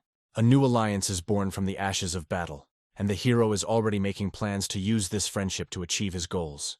With a slight grin, the guy finishes the fight, his victory becoming not the end, but the beginning of a new, powerful partnership. Having triumphantly advanced to the next round, he immediately teleports away, because another, more important matter awaits him. His return to the lakeshore is overshadowed by a premonition, for something ancient and powerful lurks in the turbulent waters. With bitterness, he admits his weakness, realizing that he is not yet able to challenge the monster sleeping in the depths. The sudden appearance of the sage interrupts his thoughts, and the old man announces that his part of the bargain is fulfilled. With gratitude and renewed hope, the hero accepts his help, and together they set off to meet a new destiny. Under the gray skies of Sky Sea Town, a short but welcome respite awaits them before the coming storm. Around the common table, in the circle of friends, peace reigns for a moment, filled with the aroma of victory and the spirit of camaraderie.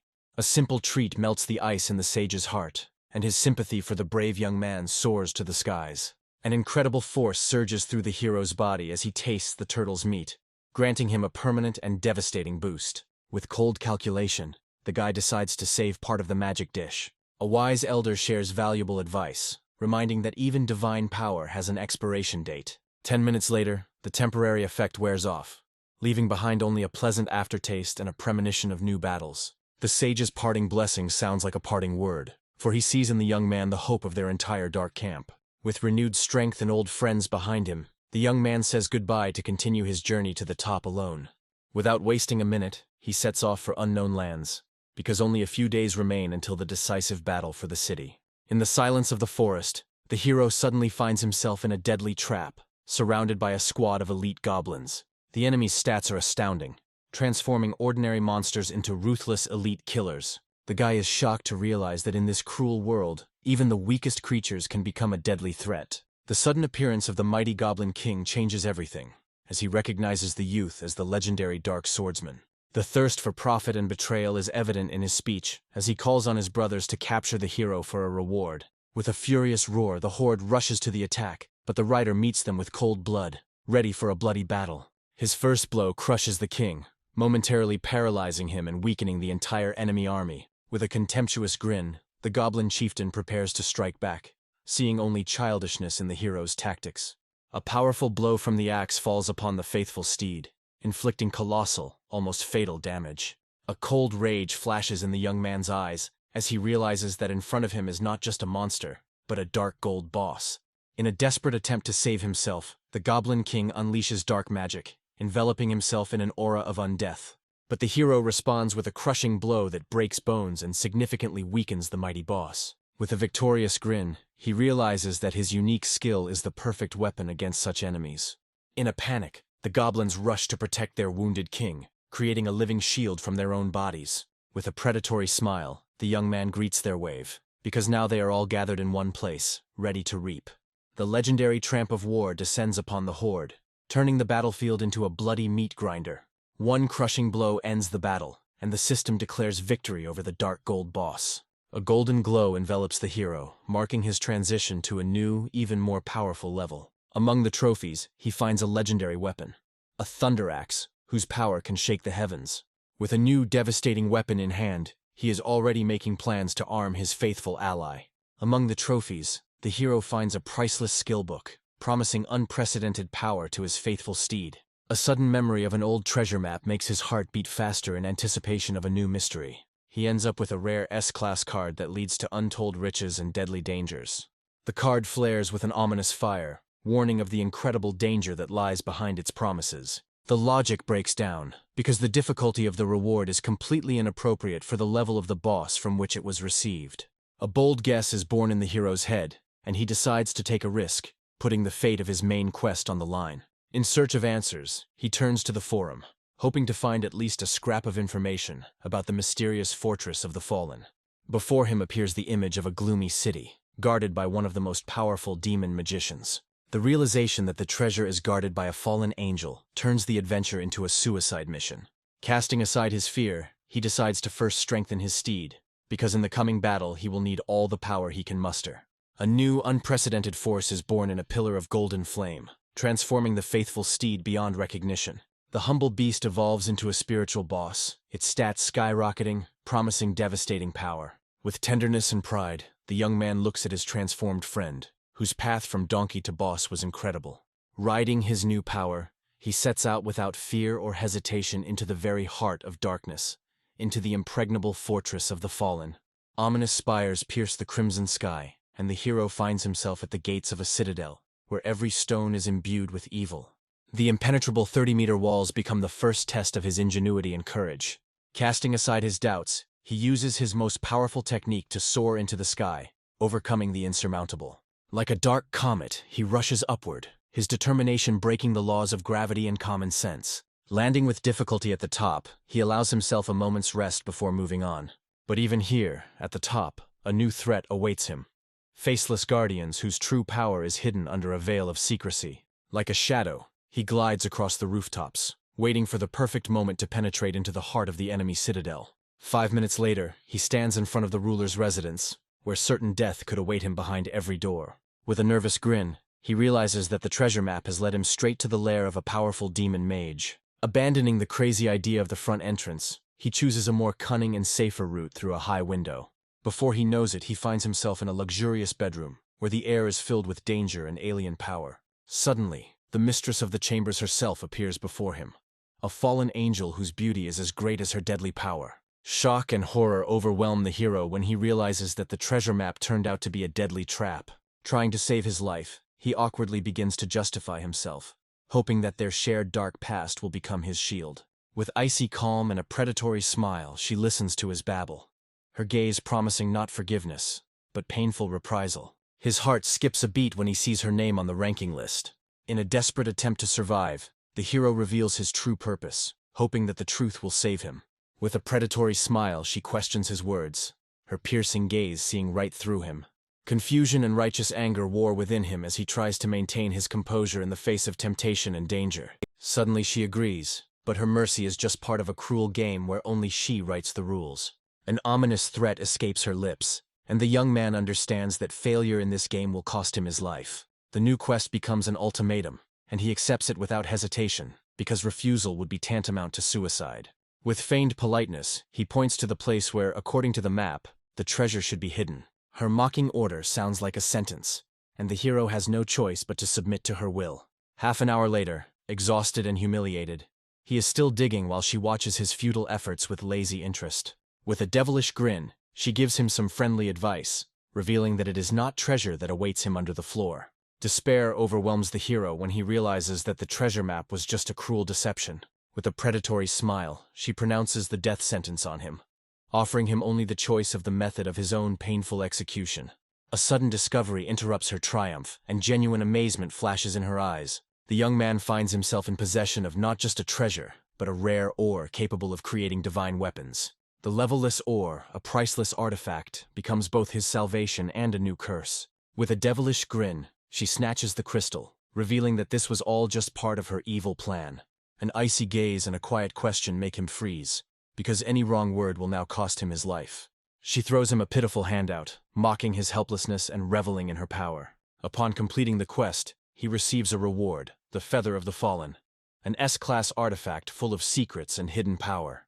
His new power grants him wings and incredible strength, but the price for this gift may be too high. The key to victory lies in the hero's hands, as flight gives him an absolute advantage over any ground enemy. The fallen angel smirks and calls the feather his support, reminding him that only she can grant wings at this level. The young man accepts the gift with feigned gratitude, realizing that this help is merely a way to satisfy her cruel curiosity.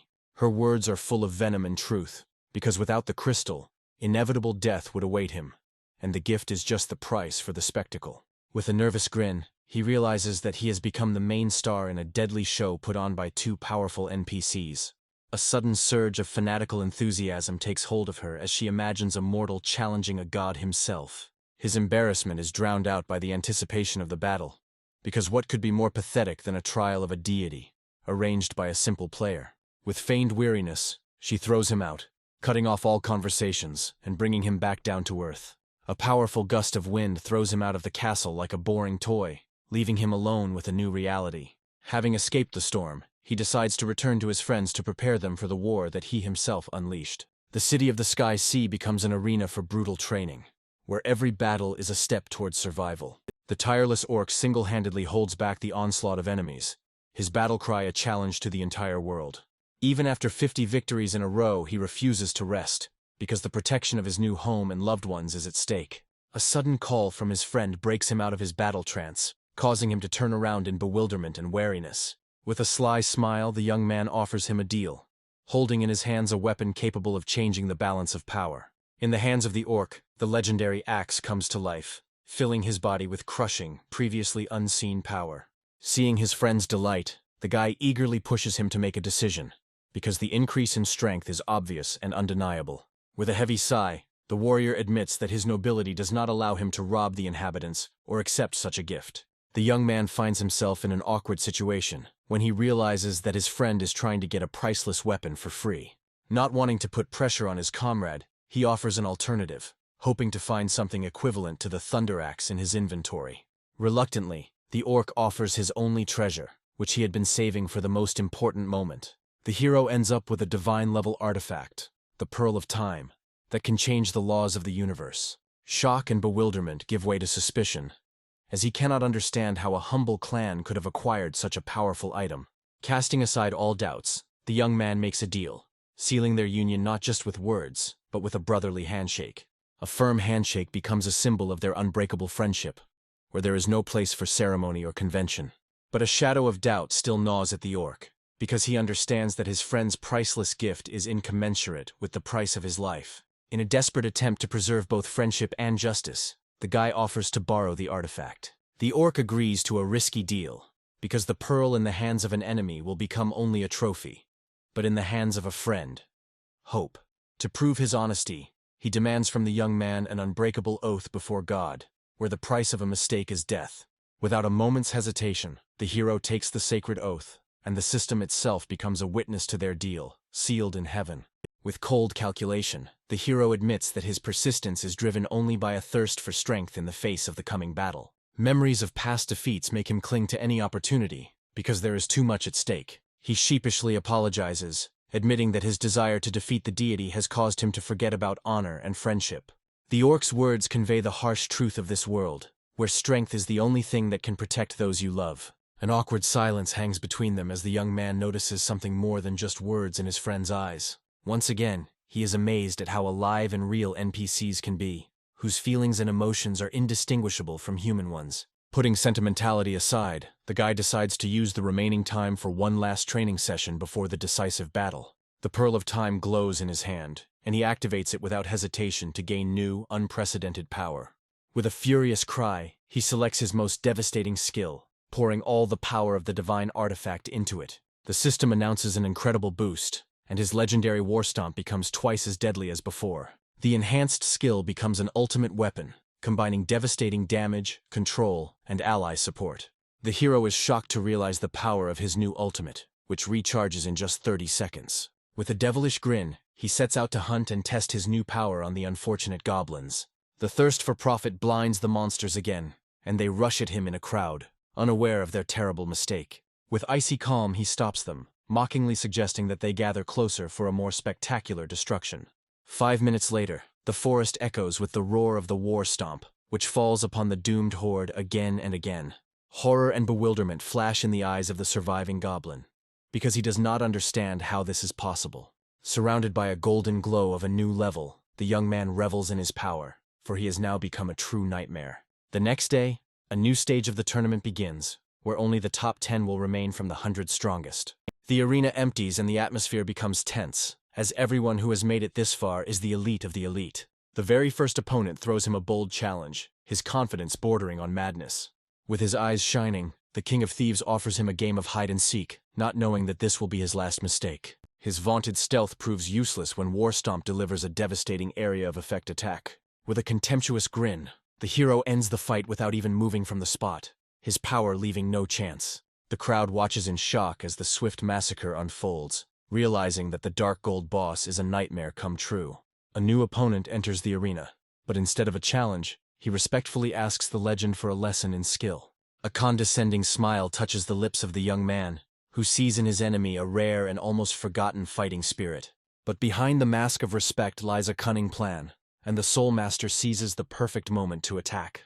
Suddenly chains bind the hero, and he realizes in shock that he has fallen into an ingenious mental trap. With a devilish grin, the enemy reveals the plan, as now all he has to do is push the immobilized body out of the arena. With a defiant grin, the hero releases his dark aura, which easily breaks the mental shackles. Shock and disbelief distort the Soul Master's face, as he believed his technique to be absolute and indestructible. A lightning strike breaks his amazement, and the system declares another easy and humiliating victory. With a touch of smugness, the young man reminds us of his uniqueness, because being a dark swordsman means having an ace up your sleeve. While he waits for his next fight, he scans the arena, looking for other masters worthy of his attention. His attention is drawn to a strange scene where a mighty warrior is scolded like a boy by his own subordinates. The guild leader, humiliated in front of everyone, furiously demands that his opponent put on armor and fight like a man. With cold contempt, he explains that armor is just a hindrance to him, slowing down the deadly swing of his blade. Despite his strangeness, he promises to take the fight seriously, and lightning envelops his body. Deeply offended, his opponent rushes into the attack, eager to punish the insolent man for his boundless self-confidence. With one lightning-fast strike, the swordsman ends the fight, his strength leaving the enemy no chance. The hero is shocked to discover that the strange warrior is the head of the first guild, whose power and reputation surpass his own. The swordsman's incredible speed and dodging technique leave the young man dumbfounded, causing him to doubt his own eyes. Even his loyal comrades shyly admire him, secretly wishing that their eccentric leader would finally get dressed. Recognition flashes through the crowd, and the hero greets with a grin the old acquaintance who once challenged him. The sudden appearance of the real Yi Jian causes panic and confusion, as no one expected to see him here. The arena is frozen in anticipation, as two legendary masters are about to meet in a battle that will decide everything. The swordsman greets the hero, his voice full of anticipation, having long heard of his exploits and longing for battle. With a predatory smile he challenges, hoping that the rumors of the dark swordsman's strength will be true. With cold determination, the young man accepts the challenge, realizing that in this battle he will have to give it his all. A flash of teleportation throws the hero into the arena, where his most serious opponent of the entire tournament awaits him. The old acquaintance bitterly gives up, admitting that his hopes of meeting a true legend were dashed. But even after surrendering, he gives him a final warning, because even the dark swordsmen cannot defeat their leader. The hero's curiosity is piqued when he realizes that his future opponent has a secret trump card. With a sly grin, he refuses to reveal the secrets, leaving the young man in the dark in the face of an unknown threat. He leaves the arena with anticipation, as the coming battle promises to be a true clash of titans. A sudden epiphany forces him to take a new look at his humble rival, whose secrecy intrigues him. A series of easy victories becomes for him just a warm-up before the final, which promises to be hot. With his latest victory, he enters the top 10 finalists, where the fate of the championship title will be decided tomorrow.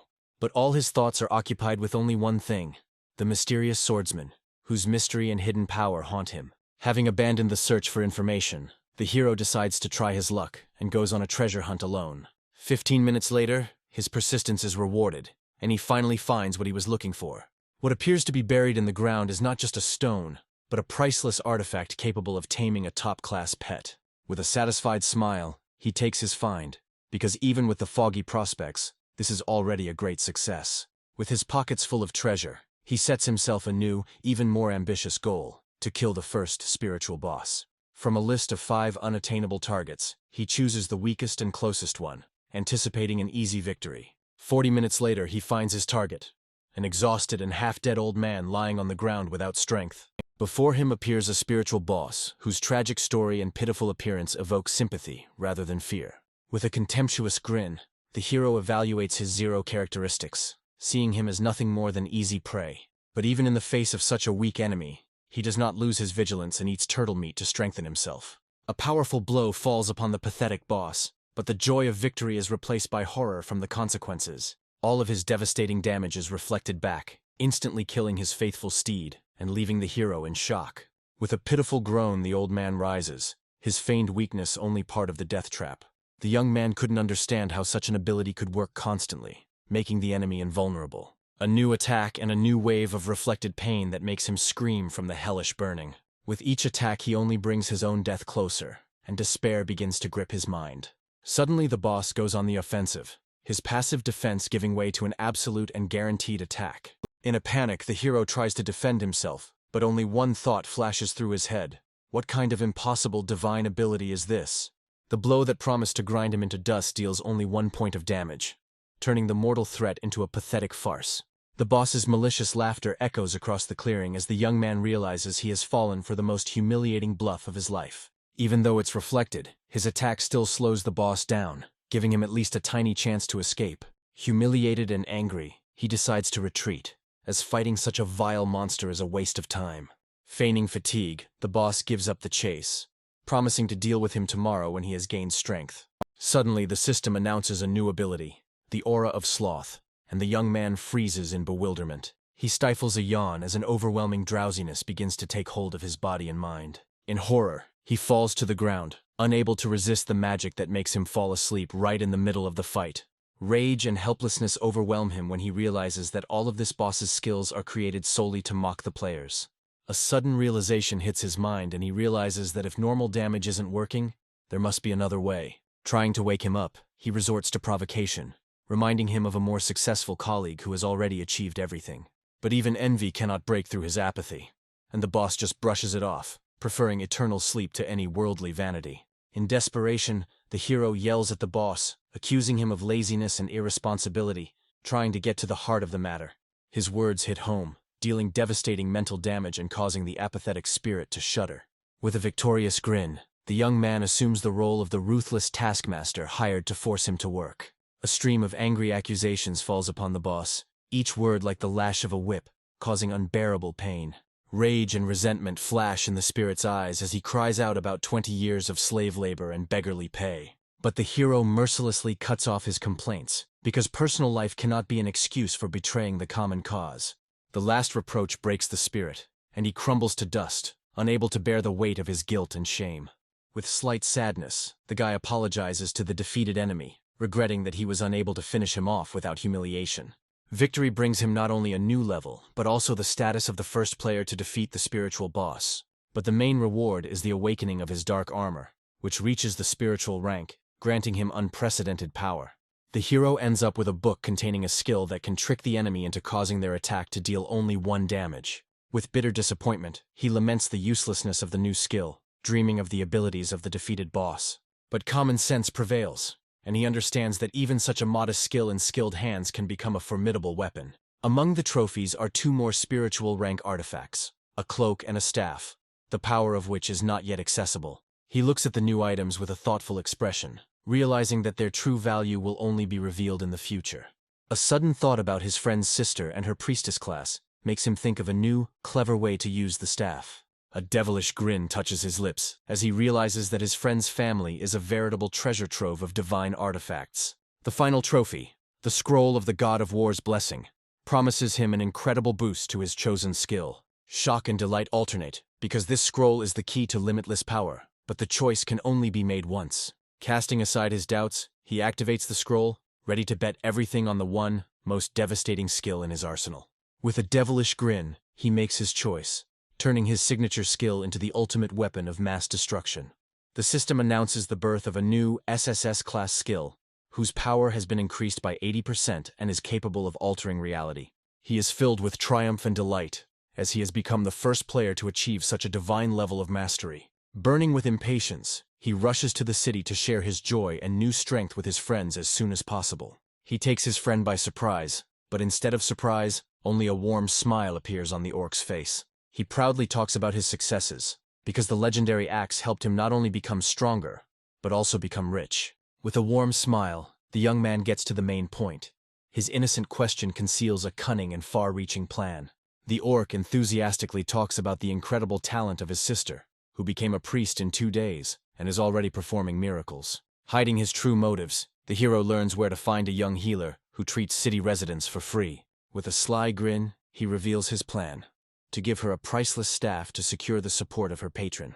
With feigned indignation, the orc accuses his friend of trying to take possession of their family heirlooms, hiding his true gratitude. But his severity melts when he mentions the final gift: a scroll left for the darkest day. Before leaving, he gives his sister one last instruction, reminding her of the hypocrisy of the world and the treachery of its followers. In a circle of sufferers, a young priestess, with a wisdom beyond her years, completes her healing session. With a sly smile, the hero approaches her, his offer of exchange concealing something more than just a deal. Confused but intrigued, she offers in exchange her only treasure, a mysterious scroll from her ancestors. The young man finds himself in possession of an artifact capable of turning back time, the key to salvation in the most hopeless situation. With shining eyes, she begs him to accept the gift, because the life and safety of her family are more important to her than any treasure. An unexpected quest forces him to make a choice, but he refuses with disgust, not wanting to profit from someone else's misfortune. With a warm smile, he gives her the staff, setting in motion a chain of events that will forever change their destinies and cement their bonds. With a conspiratorial smile, the girl reveals her main secret. She too has a special hidden profession. Before him appears the Dark Singer, whose level 10 stats exceed all imaginable limits. Her gratitude envelops him in a divine blessing that increases all his stats for 3 days. Shock and bewilderment distort the hero's face when he realizes that this fragile girl can use a level 80 staff. With shining eyes, she reveals the secret of her power, for her blessing of darkness ignores all equipment requirements. With a devilish grin, he realizes that he has just rescued and armed a future demon mage whose power will be legendary. Meanwhile, in a secret room of the Church of Light, an angry angel undergoes a painful ritual of restoration. His body is shrouded in golden flames, and he struggles to regain his former divine power. The bishop obsequiously congratulates his master on his breakthrough, but fear flashes in his eyes. The angel promises that once he kills the Dark Swordsman, his own ascension to godhood will be a matter of time. Even in the face of a divine threat, the bishop cannot forget the former power of the Dark Swordsman. The priest's pitiful babble only increases the angel's contempt for the weakness of mortals. With an arrogance worthy of a god, he calls the hero a pathetic ant that can be crushed with one click. The next day, the tournament finals begin, and the arena roars in anticipation of the decisive battle. In a pillar of golden light, the hero appears in the arena, his aura speaking of a power capable of challenging the gods. The crowd is murmuring about his chances, but even the most ardent fans doubt his victory over the hidden masters. He surveys the arena with cold calm, not surprised by the number of spectators or the strength of his opponents. 2 new fighters appear opposite him, their auras of power indicating that there will be no easy fights today. One of them is the Stormcaller, his bewildered gaze concealing a power capable of manipulating the elements. The second is the Holy Knight. His confidence and steel armor promise a tough and grueling fight. A sudden memory of an old enemy and his generous patron makes the hero smile and relax. But there is no time to relax, and the Stormcaller unleashes the full power of his element on the arena. The Holy Knight takes the blow with ease, his body withstanding devastating damage without a single scratch. The crowd watches in shock as he simply stands in the eye of the storm, his health seemingly endless. With a sneer, the knight charges, his spear proving faster than the storm itself. The hero looks at the winner with respect, realizing that his next opponent is no slouch. A new enemy appears in the arena, his curses indicating that he knows who he must fight. The thief's lightning-fast attack is thwarted by the hero's incredible reaction, leaving the attacker completely bewildered. With a devilish grin, the young man decides to change tactics, because he has a special move against stealthy enemies. Dark magic erupts from his hand and the undead grasp rushes towards the enemy, leaving them no chance to escape. With feigned humility, the hero admits defeat, but in the eyes of his enemy, one can read only respect for his skill. A legend is born in the crowd, and rumors of his divine talent and incredible skill spread like wildfire. The young man looks around the arena with cold curiosity, wondering if there are any worthy opponents left. He watches other people's fights with slight boredom, realizing that the level of the local fighters does not pose a threat to him. He is looking forward to only one thing: a new meeting with the mysterious swordsman, whose technique challenges his own skill. The crowd's attention is drawn to a new pair of fighters as the Flame Priest enters the arena, ready to challenge the legend. A firestorm descends upon the swordsman, but he moves through it with ease, like a ghostly dancer. With one elusive movement, he finds himself behind the priest, and his blow puts an end to this short and spectacular fight. The audience is shocked. They cannot understand how he managed to escape from the fiery hell without a single scratch. But the hero sees what is hidden from others: an incredible evasion technique. The sudden appearance of a mysterious stranger shocks the hero, as he recognizes him as his legendary predecessor. The ghost of the past reveals that he left a mark on the armor to test whether the new owner is worthy of the name of the Dark Swordsman. The realization that the previous Dark Swordsman is not quite dead causes the young man to take a new look at his own destiny. With a sneer, the spirit reveals its plan. It was waiting for the hero to find himself in a hopeless situation so that it could appear and laugh. In a final act of rage, he gives him the key to victory by revealing the secret of the Dark Swordsman's most powerful skill, the Wheel of Darkness. With a contemptuous grin, the young man brushes off his help, confident that he doesn't need anyone else's hints to win. A new opponent appears in the arena, his voice full of thirst for revenge for past grievances and humiliations. With fury in his eyes, he reminds the hero of the past, when his special care brought only suffering to his guild. But the young man already has the answer in his hands: a legendary skill that turns him into an invincible god of war for 5 minutes. He studies the description with a thoughtful expression, trying to unravel the secret behind this devastating yet dangerous force. The crowd grumbles, as the proud guild cannot tolerate such blatant disrespect for its leader. Fury blinds the knight, and he rushes into the attack, unable to bear the contemptuous silence of his enemy. But his blow is blocked by a ghostly hand, and Undead Grasp completely paralyzes him, depriving him of his will. A hail of crushing blows falls upon the defenseless enemy, each blow a step towards inevitable victory. But even after such a series of attacks, the knight still stands on his feet. His will to win remains unbroken. In a final, desperate effort, he activates the Shield of Holy, gaining brief but absolute invulnerability. His counterattack hits the hero, but he easily withstands the holy combo, his health barely fluctuating. The audience is shocked. They can't believe that the head of the Union of Heroes was able to withstand and even counterattack. Rage and resentment distort the knight's face, because of the hero, his guild lost everything, and now he thirsts for revenge. With a devilish grin, the young man reminds him that it was their blindness and greed that brought them to him to be torn apart. With contempt, he throws the truth in the enemy's face, because in this world only individuals survive, and flocks are doomed. With a predatory smile, the young man admits that he is one of those who prefers solitary hunting to boring teamwork. The final blow puts an end to this battle, and the system declares his unconditional victory. With bitterness and annoyance, the knight admits his defeat, but there is not a drop of humility in his words. The hero watches him leave with a slight grin, realizing that their paths will cross again, and then there will be no mercy. While waiting for the final, he watches the final fight that will determine his main and final opponent. The arena erupts in applause when the one everyone has been waiting for so long finally appears. What appears before him is not just a player, but a living legend, whose name inspires fear and admiration. The young man assesses his opponent with respect, realizing that the difference in levels is irrelevant in the face of such talent. Tension hangs in the air, as tomorrow's battle will be not just the tournament final, but a clash of two worlds. With a slight grin, the hero explains his refusal, because he is a loner who is alien to empty formalities. The swordsman unleashes the spirit of the god of war, his aura and stats instantly skyrocketing. He rushes into the attack, his speed and power like lightning, leaving no chance to dodge. But a dragon bursts out of the shadows, and its attack easily passes through the ghostly figure of the hero. With fury and passion, the swordsman continues his attack, but each of his blows meets with emptiness. The hero responds with his signature attack, but Undead Grasp also passes through the enemy without causing damage. Again and again their attacks fail to achieve their goal, and a shadow of bewilderment and excitement appears on the young man's face. Even the swordsman was surprised by such incredible dexterity, because before this, no one could dodge his blows. With a devilish grin, the hero decides to up the ante by using his most powerful and fastest skill. But even War Stomp with its incredible acceleration cannot touch the ghostly swordsman, who seems to dance between blows. Shock and disbelief distort the hero's face, as his ultimate skill proved completely useless. The crowd cheers, admiring the incredible technique of their leader, who easily humiliates the legendary Dark Swordsman. Even loyal comrades doubt their idol's victory, as his characteristics are significantly inferior to the hero's power.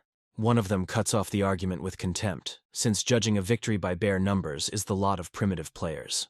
With icy confidence, he declares that their leader never makes mistakes, and this is what will bring him victory. In the heat of battle, the hero desperately tries to hit the enemy, but every blow he strikes falls on deaf ears. His breathing becomes labored and his confidence fades as he realizes that defeat is only a matter of time. With each passing second, he becomes more and more convinced that his opponent only used one skill to strengthen himself.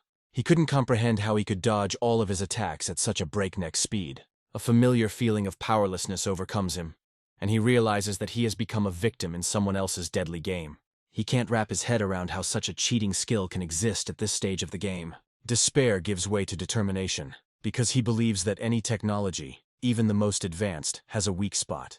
In the heat of battle, his indomitable spirit awakens a new, hidden passive that becomes the key to victory. A sudden memory of his predecessor's words illuminates his mind, and he understands that this is the very victory over the enemy. The swordsman's enraged cry breaks him out of his thoughts, as he has no intention of waiting for his opponent to unravel all the secrets. Suddenly, the young man notices that his enemy's elusive speed has begun to drop, giving him a chance to counterattack. Like a wounded animal, the swordsman launches into a final, desperate attack, his eyes burning with rage and passion. The audience is shocked. They can't believe that their invincible leader has finally made a mistake. With a devilish grin, the hero realizes that his new passive is an accuracy buff that deprives the enemy of his main trump card.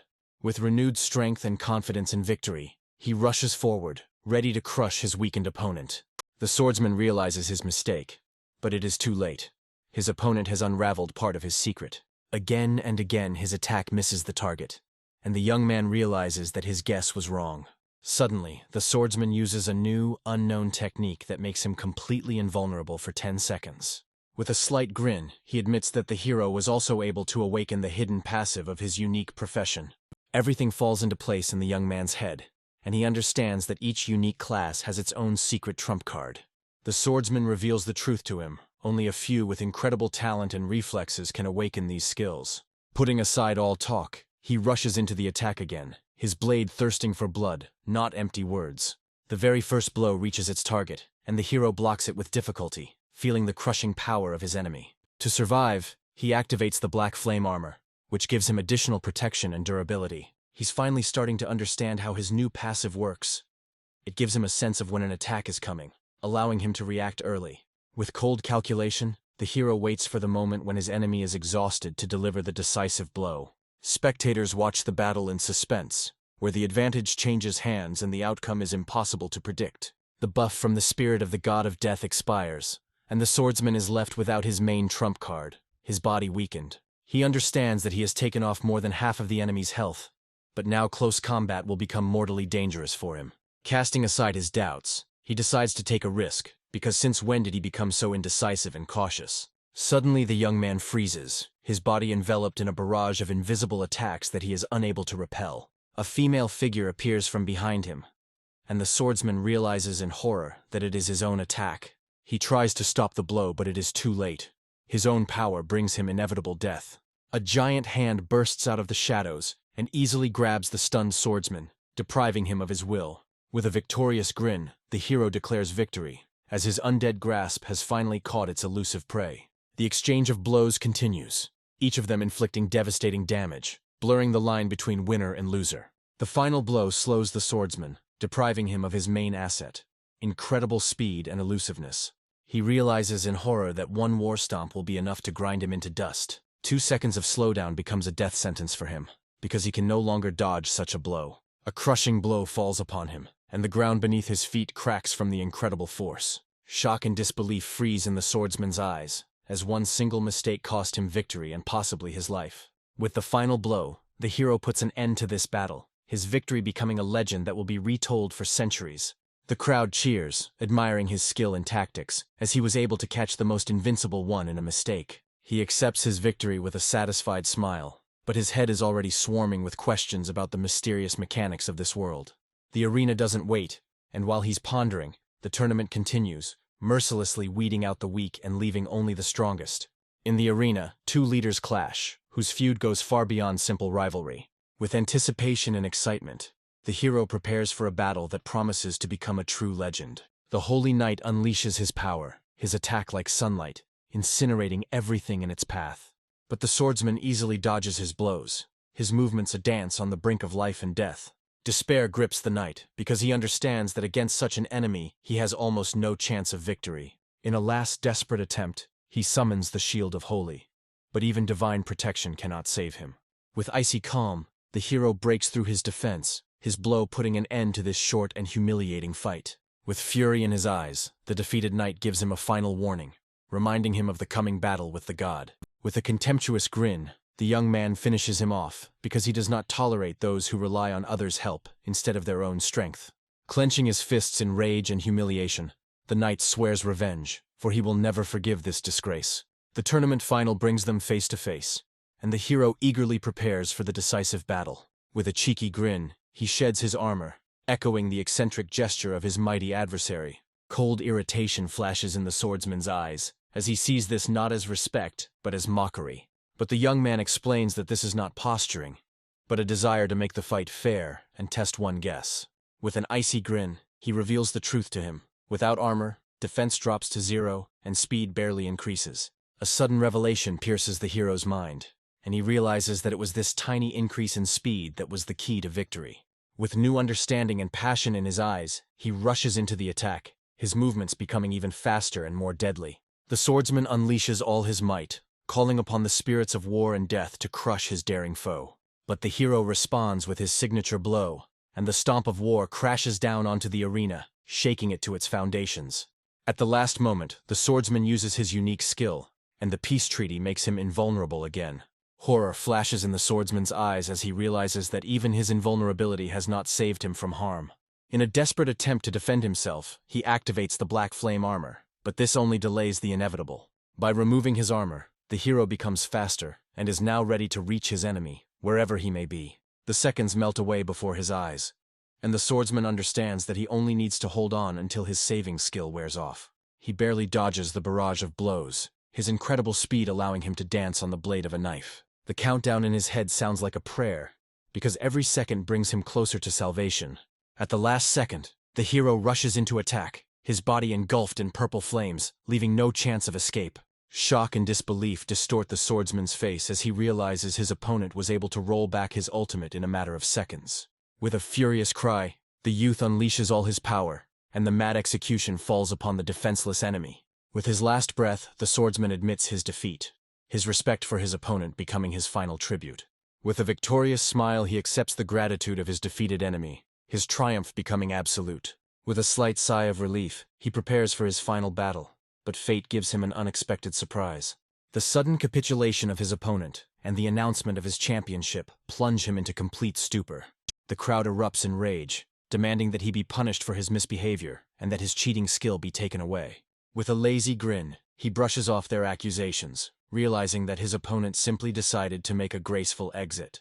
But their cries grow louder, and the fury of the crowd falls upon him, accusing him of unworthy behavior. Ignoring the noise, he studies his award with interest, because first place gives him the right to choose. The system ignores protests, and generous rewards are showered on the winners, causing a new wave of indignation. Rage and helplessness distort his face as he realizes how pathetic and capricious people can be. With a defiant gesture, he challenges them, inviting all the dissatisfied to a showdown in the city of the Sky Sea. Threats are pouring in from all sides, but no one dares to take a step, because empty words are worth nothing. With a sense of accomplishment, he leaves the arena to finally enjoy his well-deserved rewards. 2 new spiritual tier rings and the powerful Heart of Courage passive promise him incredible strength in the thick of battle. But the main reward is the S-Class skill book Star Rift, capable of crushing stars with a single blow. He realizes with delight that this skill is the perfect weapon for destroying even the most powerful enemies. With new rings on his fingers, he eagerly tests his stats in preparation for the battles to come. His stats skyrocket, turning him into a dark gold boss capable of taking on entire armies single-handedly. With cold determination he accepts his fate, for he has done everything possible. And now the outcome of the battle does not depend only on him. Before going to bed, he decides to get rid of his old equipment, because tomorrow promises to be long and cruel. At dawn, the system announces the start of his main quest, and he enters the game as the final boss. With the activation of a new quest, the full weight of responsibility for the fate of an entire city falls on the hero's shoulders. He takes command without delay, giving orders and strengthening the defense in the face of the enemy. A loyal friend greets him, ready to fight side by side, but there is worry in his eyes. He shares bad news. The Camp of Light has betrayed them, and now they will have to stand up to the church alone. Even without reinforcements, the crowd of enemies seems endless, and hope for victory begins to fade. A sudden surge of concern takes the young man by surprise when his friend begs him to take care of himself in this hopeless battle. He asks him not to get into the thick of things, but just to survive. But the hero sees in this not concern, but mistrust. With bitterness in his voice, the orc admits that he cannot calmly watch his soldiers die in vain while he hides. But the young man interrupts him, demanding that he be given command, because only he can save as many lives as possible. With a heavy heart but boundless trust, the orc obeys, handing over to him all authority over the city's defense. The sudden question about his sister makes the orc's face darken, as her fate lies in the hands of a powerful fallen angel. A vague premonition overwhelms the hero when he realizes that Sela could have foreseen their defeat and took Lys to save her. A vision from a past life flashes in his mind, where the orphaned and vengeful fox became a magical deity. With a bitter smile, he realizes that history repeats itself, and all events lead to the same tragic ending. But there is no time to think, and the system declares the beginning of the war, throwing the first wave of fanatics at them. With a furious cry, the church's army charges forward, their blind faith turning them into merciless killers. The young man gives orders with cold calculation. His tactics are the key to survival in this unequal battle. Under the command of the captain of the guard, the first wave of defenders moves into position, ready to meet the enemy. With righteous anger, the captain addresses his soldiers, reminding them of the church's atrocities hidden behind the mask of faith. But doubts arise in the hero's soul, because he does not know how the soldiers of light will perceive the call to fight against their own. With bitterness in his voice, the orc tells of the tragedy of the captain, whose daughter became an innocent victim of the church's cruelty. Rage and hatred boil in the captain's soul, because due to the enemy's formation, he is losing his advantage in battle. With icy calm, the enemy reminds him of his daughter's cries, stirring up old and unhealed wounds. Blind rage takes hold of the captain and he rushes at the enemy, forgetting about tactics and risking everything for the sake of revenge. The sudden appearance of the priestess and the announcement of a new wave of attack interrupts his mad rush. With a devilish grin, the enemy licks his lips, anticipating easy prey in the form of a defenseless healer. With alarm, the hero recognizes in the priestess the mentor of Lys, who remained to protect the city despite the danger. Her divine blessing envelops the wounded, giving them new strength and hope for victory. But even with the buffs, the defenders remain just cannon fodder for the invincible army of the church. The orc watches the battle with a heavy heart, knowing that the next wave will be his final and decisive battle. With fury in his eyes, the young man demands that the enemy be handed over to him, because revenge for the fallen has become a personal matter for him. The orc gives in with understanding, for he sees in his friend's eyes the same thirst for justice that burns in his own heart. A new wave of attack hits the city, and now the orc must single-handedly hold off an entire army of berserkers. With the wisdom of a true leader, he orders his men to retreat, for their lives are worth more than senseless courage. Like an indestructible rock, he stands guard at the gate, his cry a death sentence for anyone who dares to take a step. Recognition flares among the enemy ranks, and the thirst for profit clouds their eyes, for a generous reward has been promised for the ruler's head. With a furious roar, the defenders rush at the wall, ready to die rather than surrender their leader to the wolves. With one crushing blow, the orc shatters the gates, his power instilling terror and despair in the hearts of his enemies.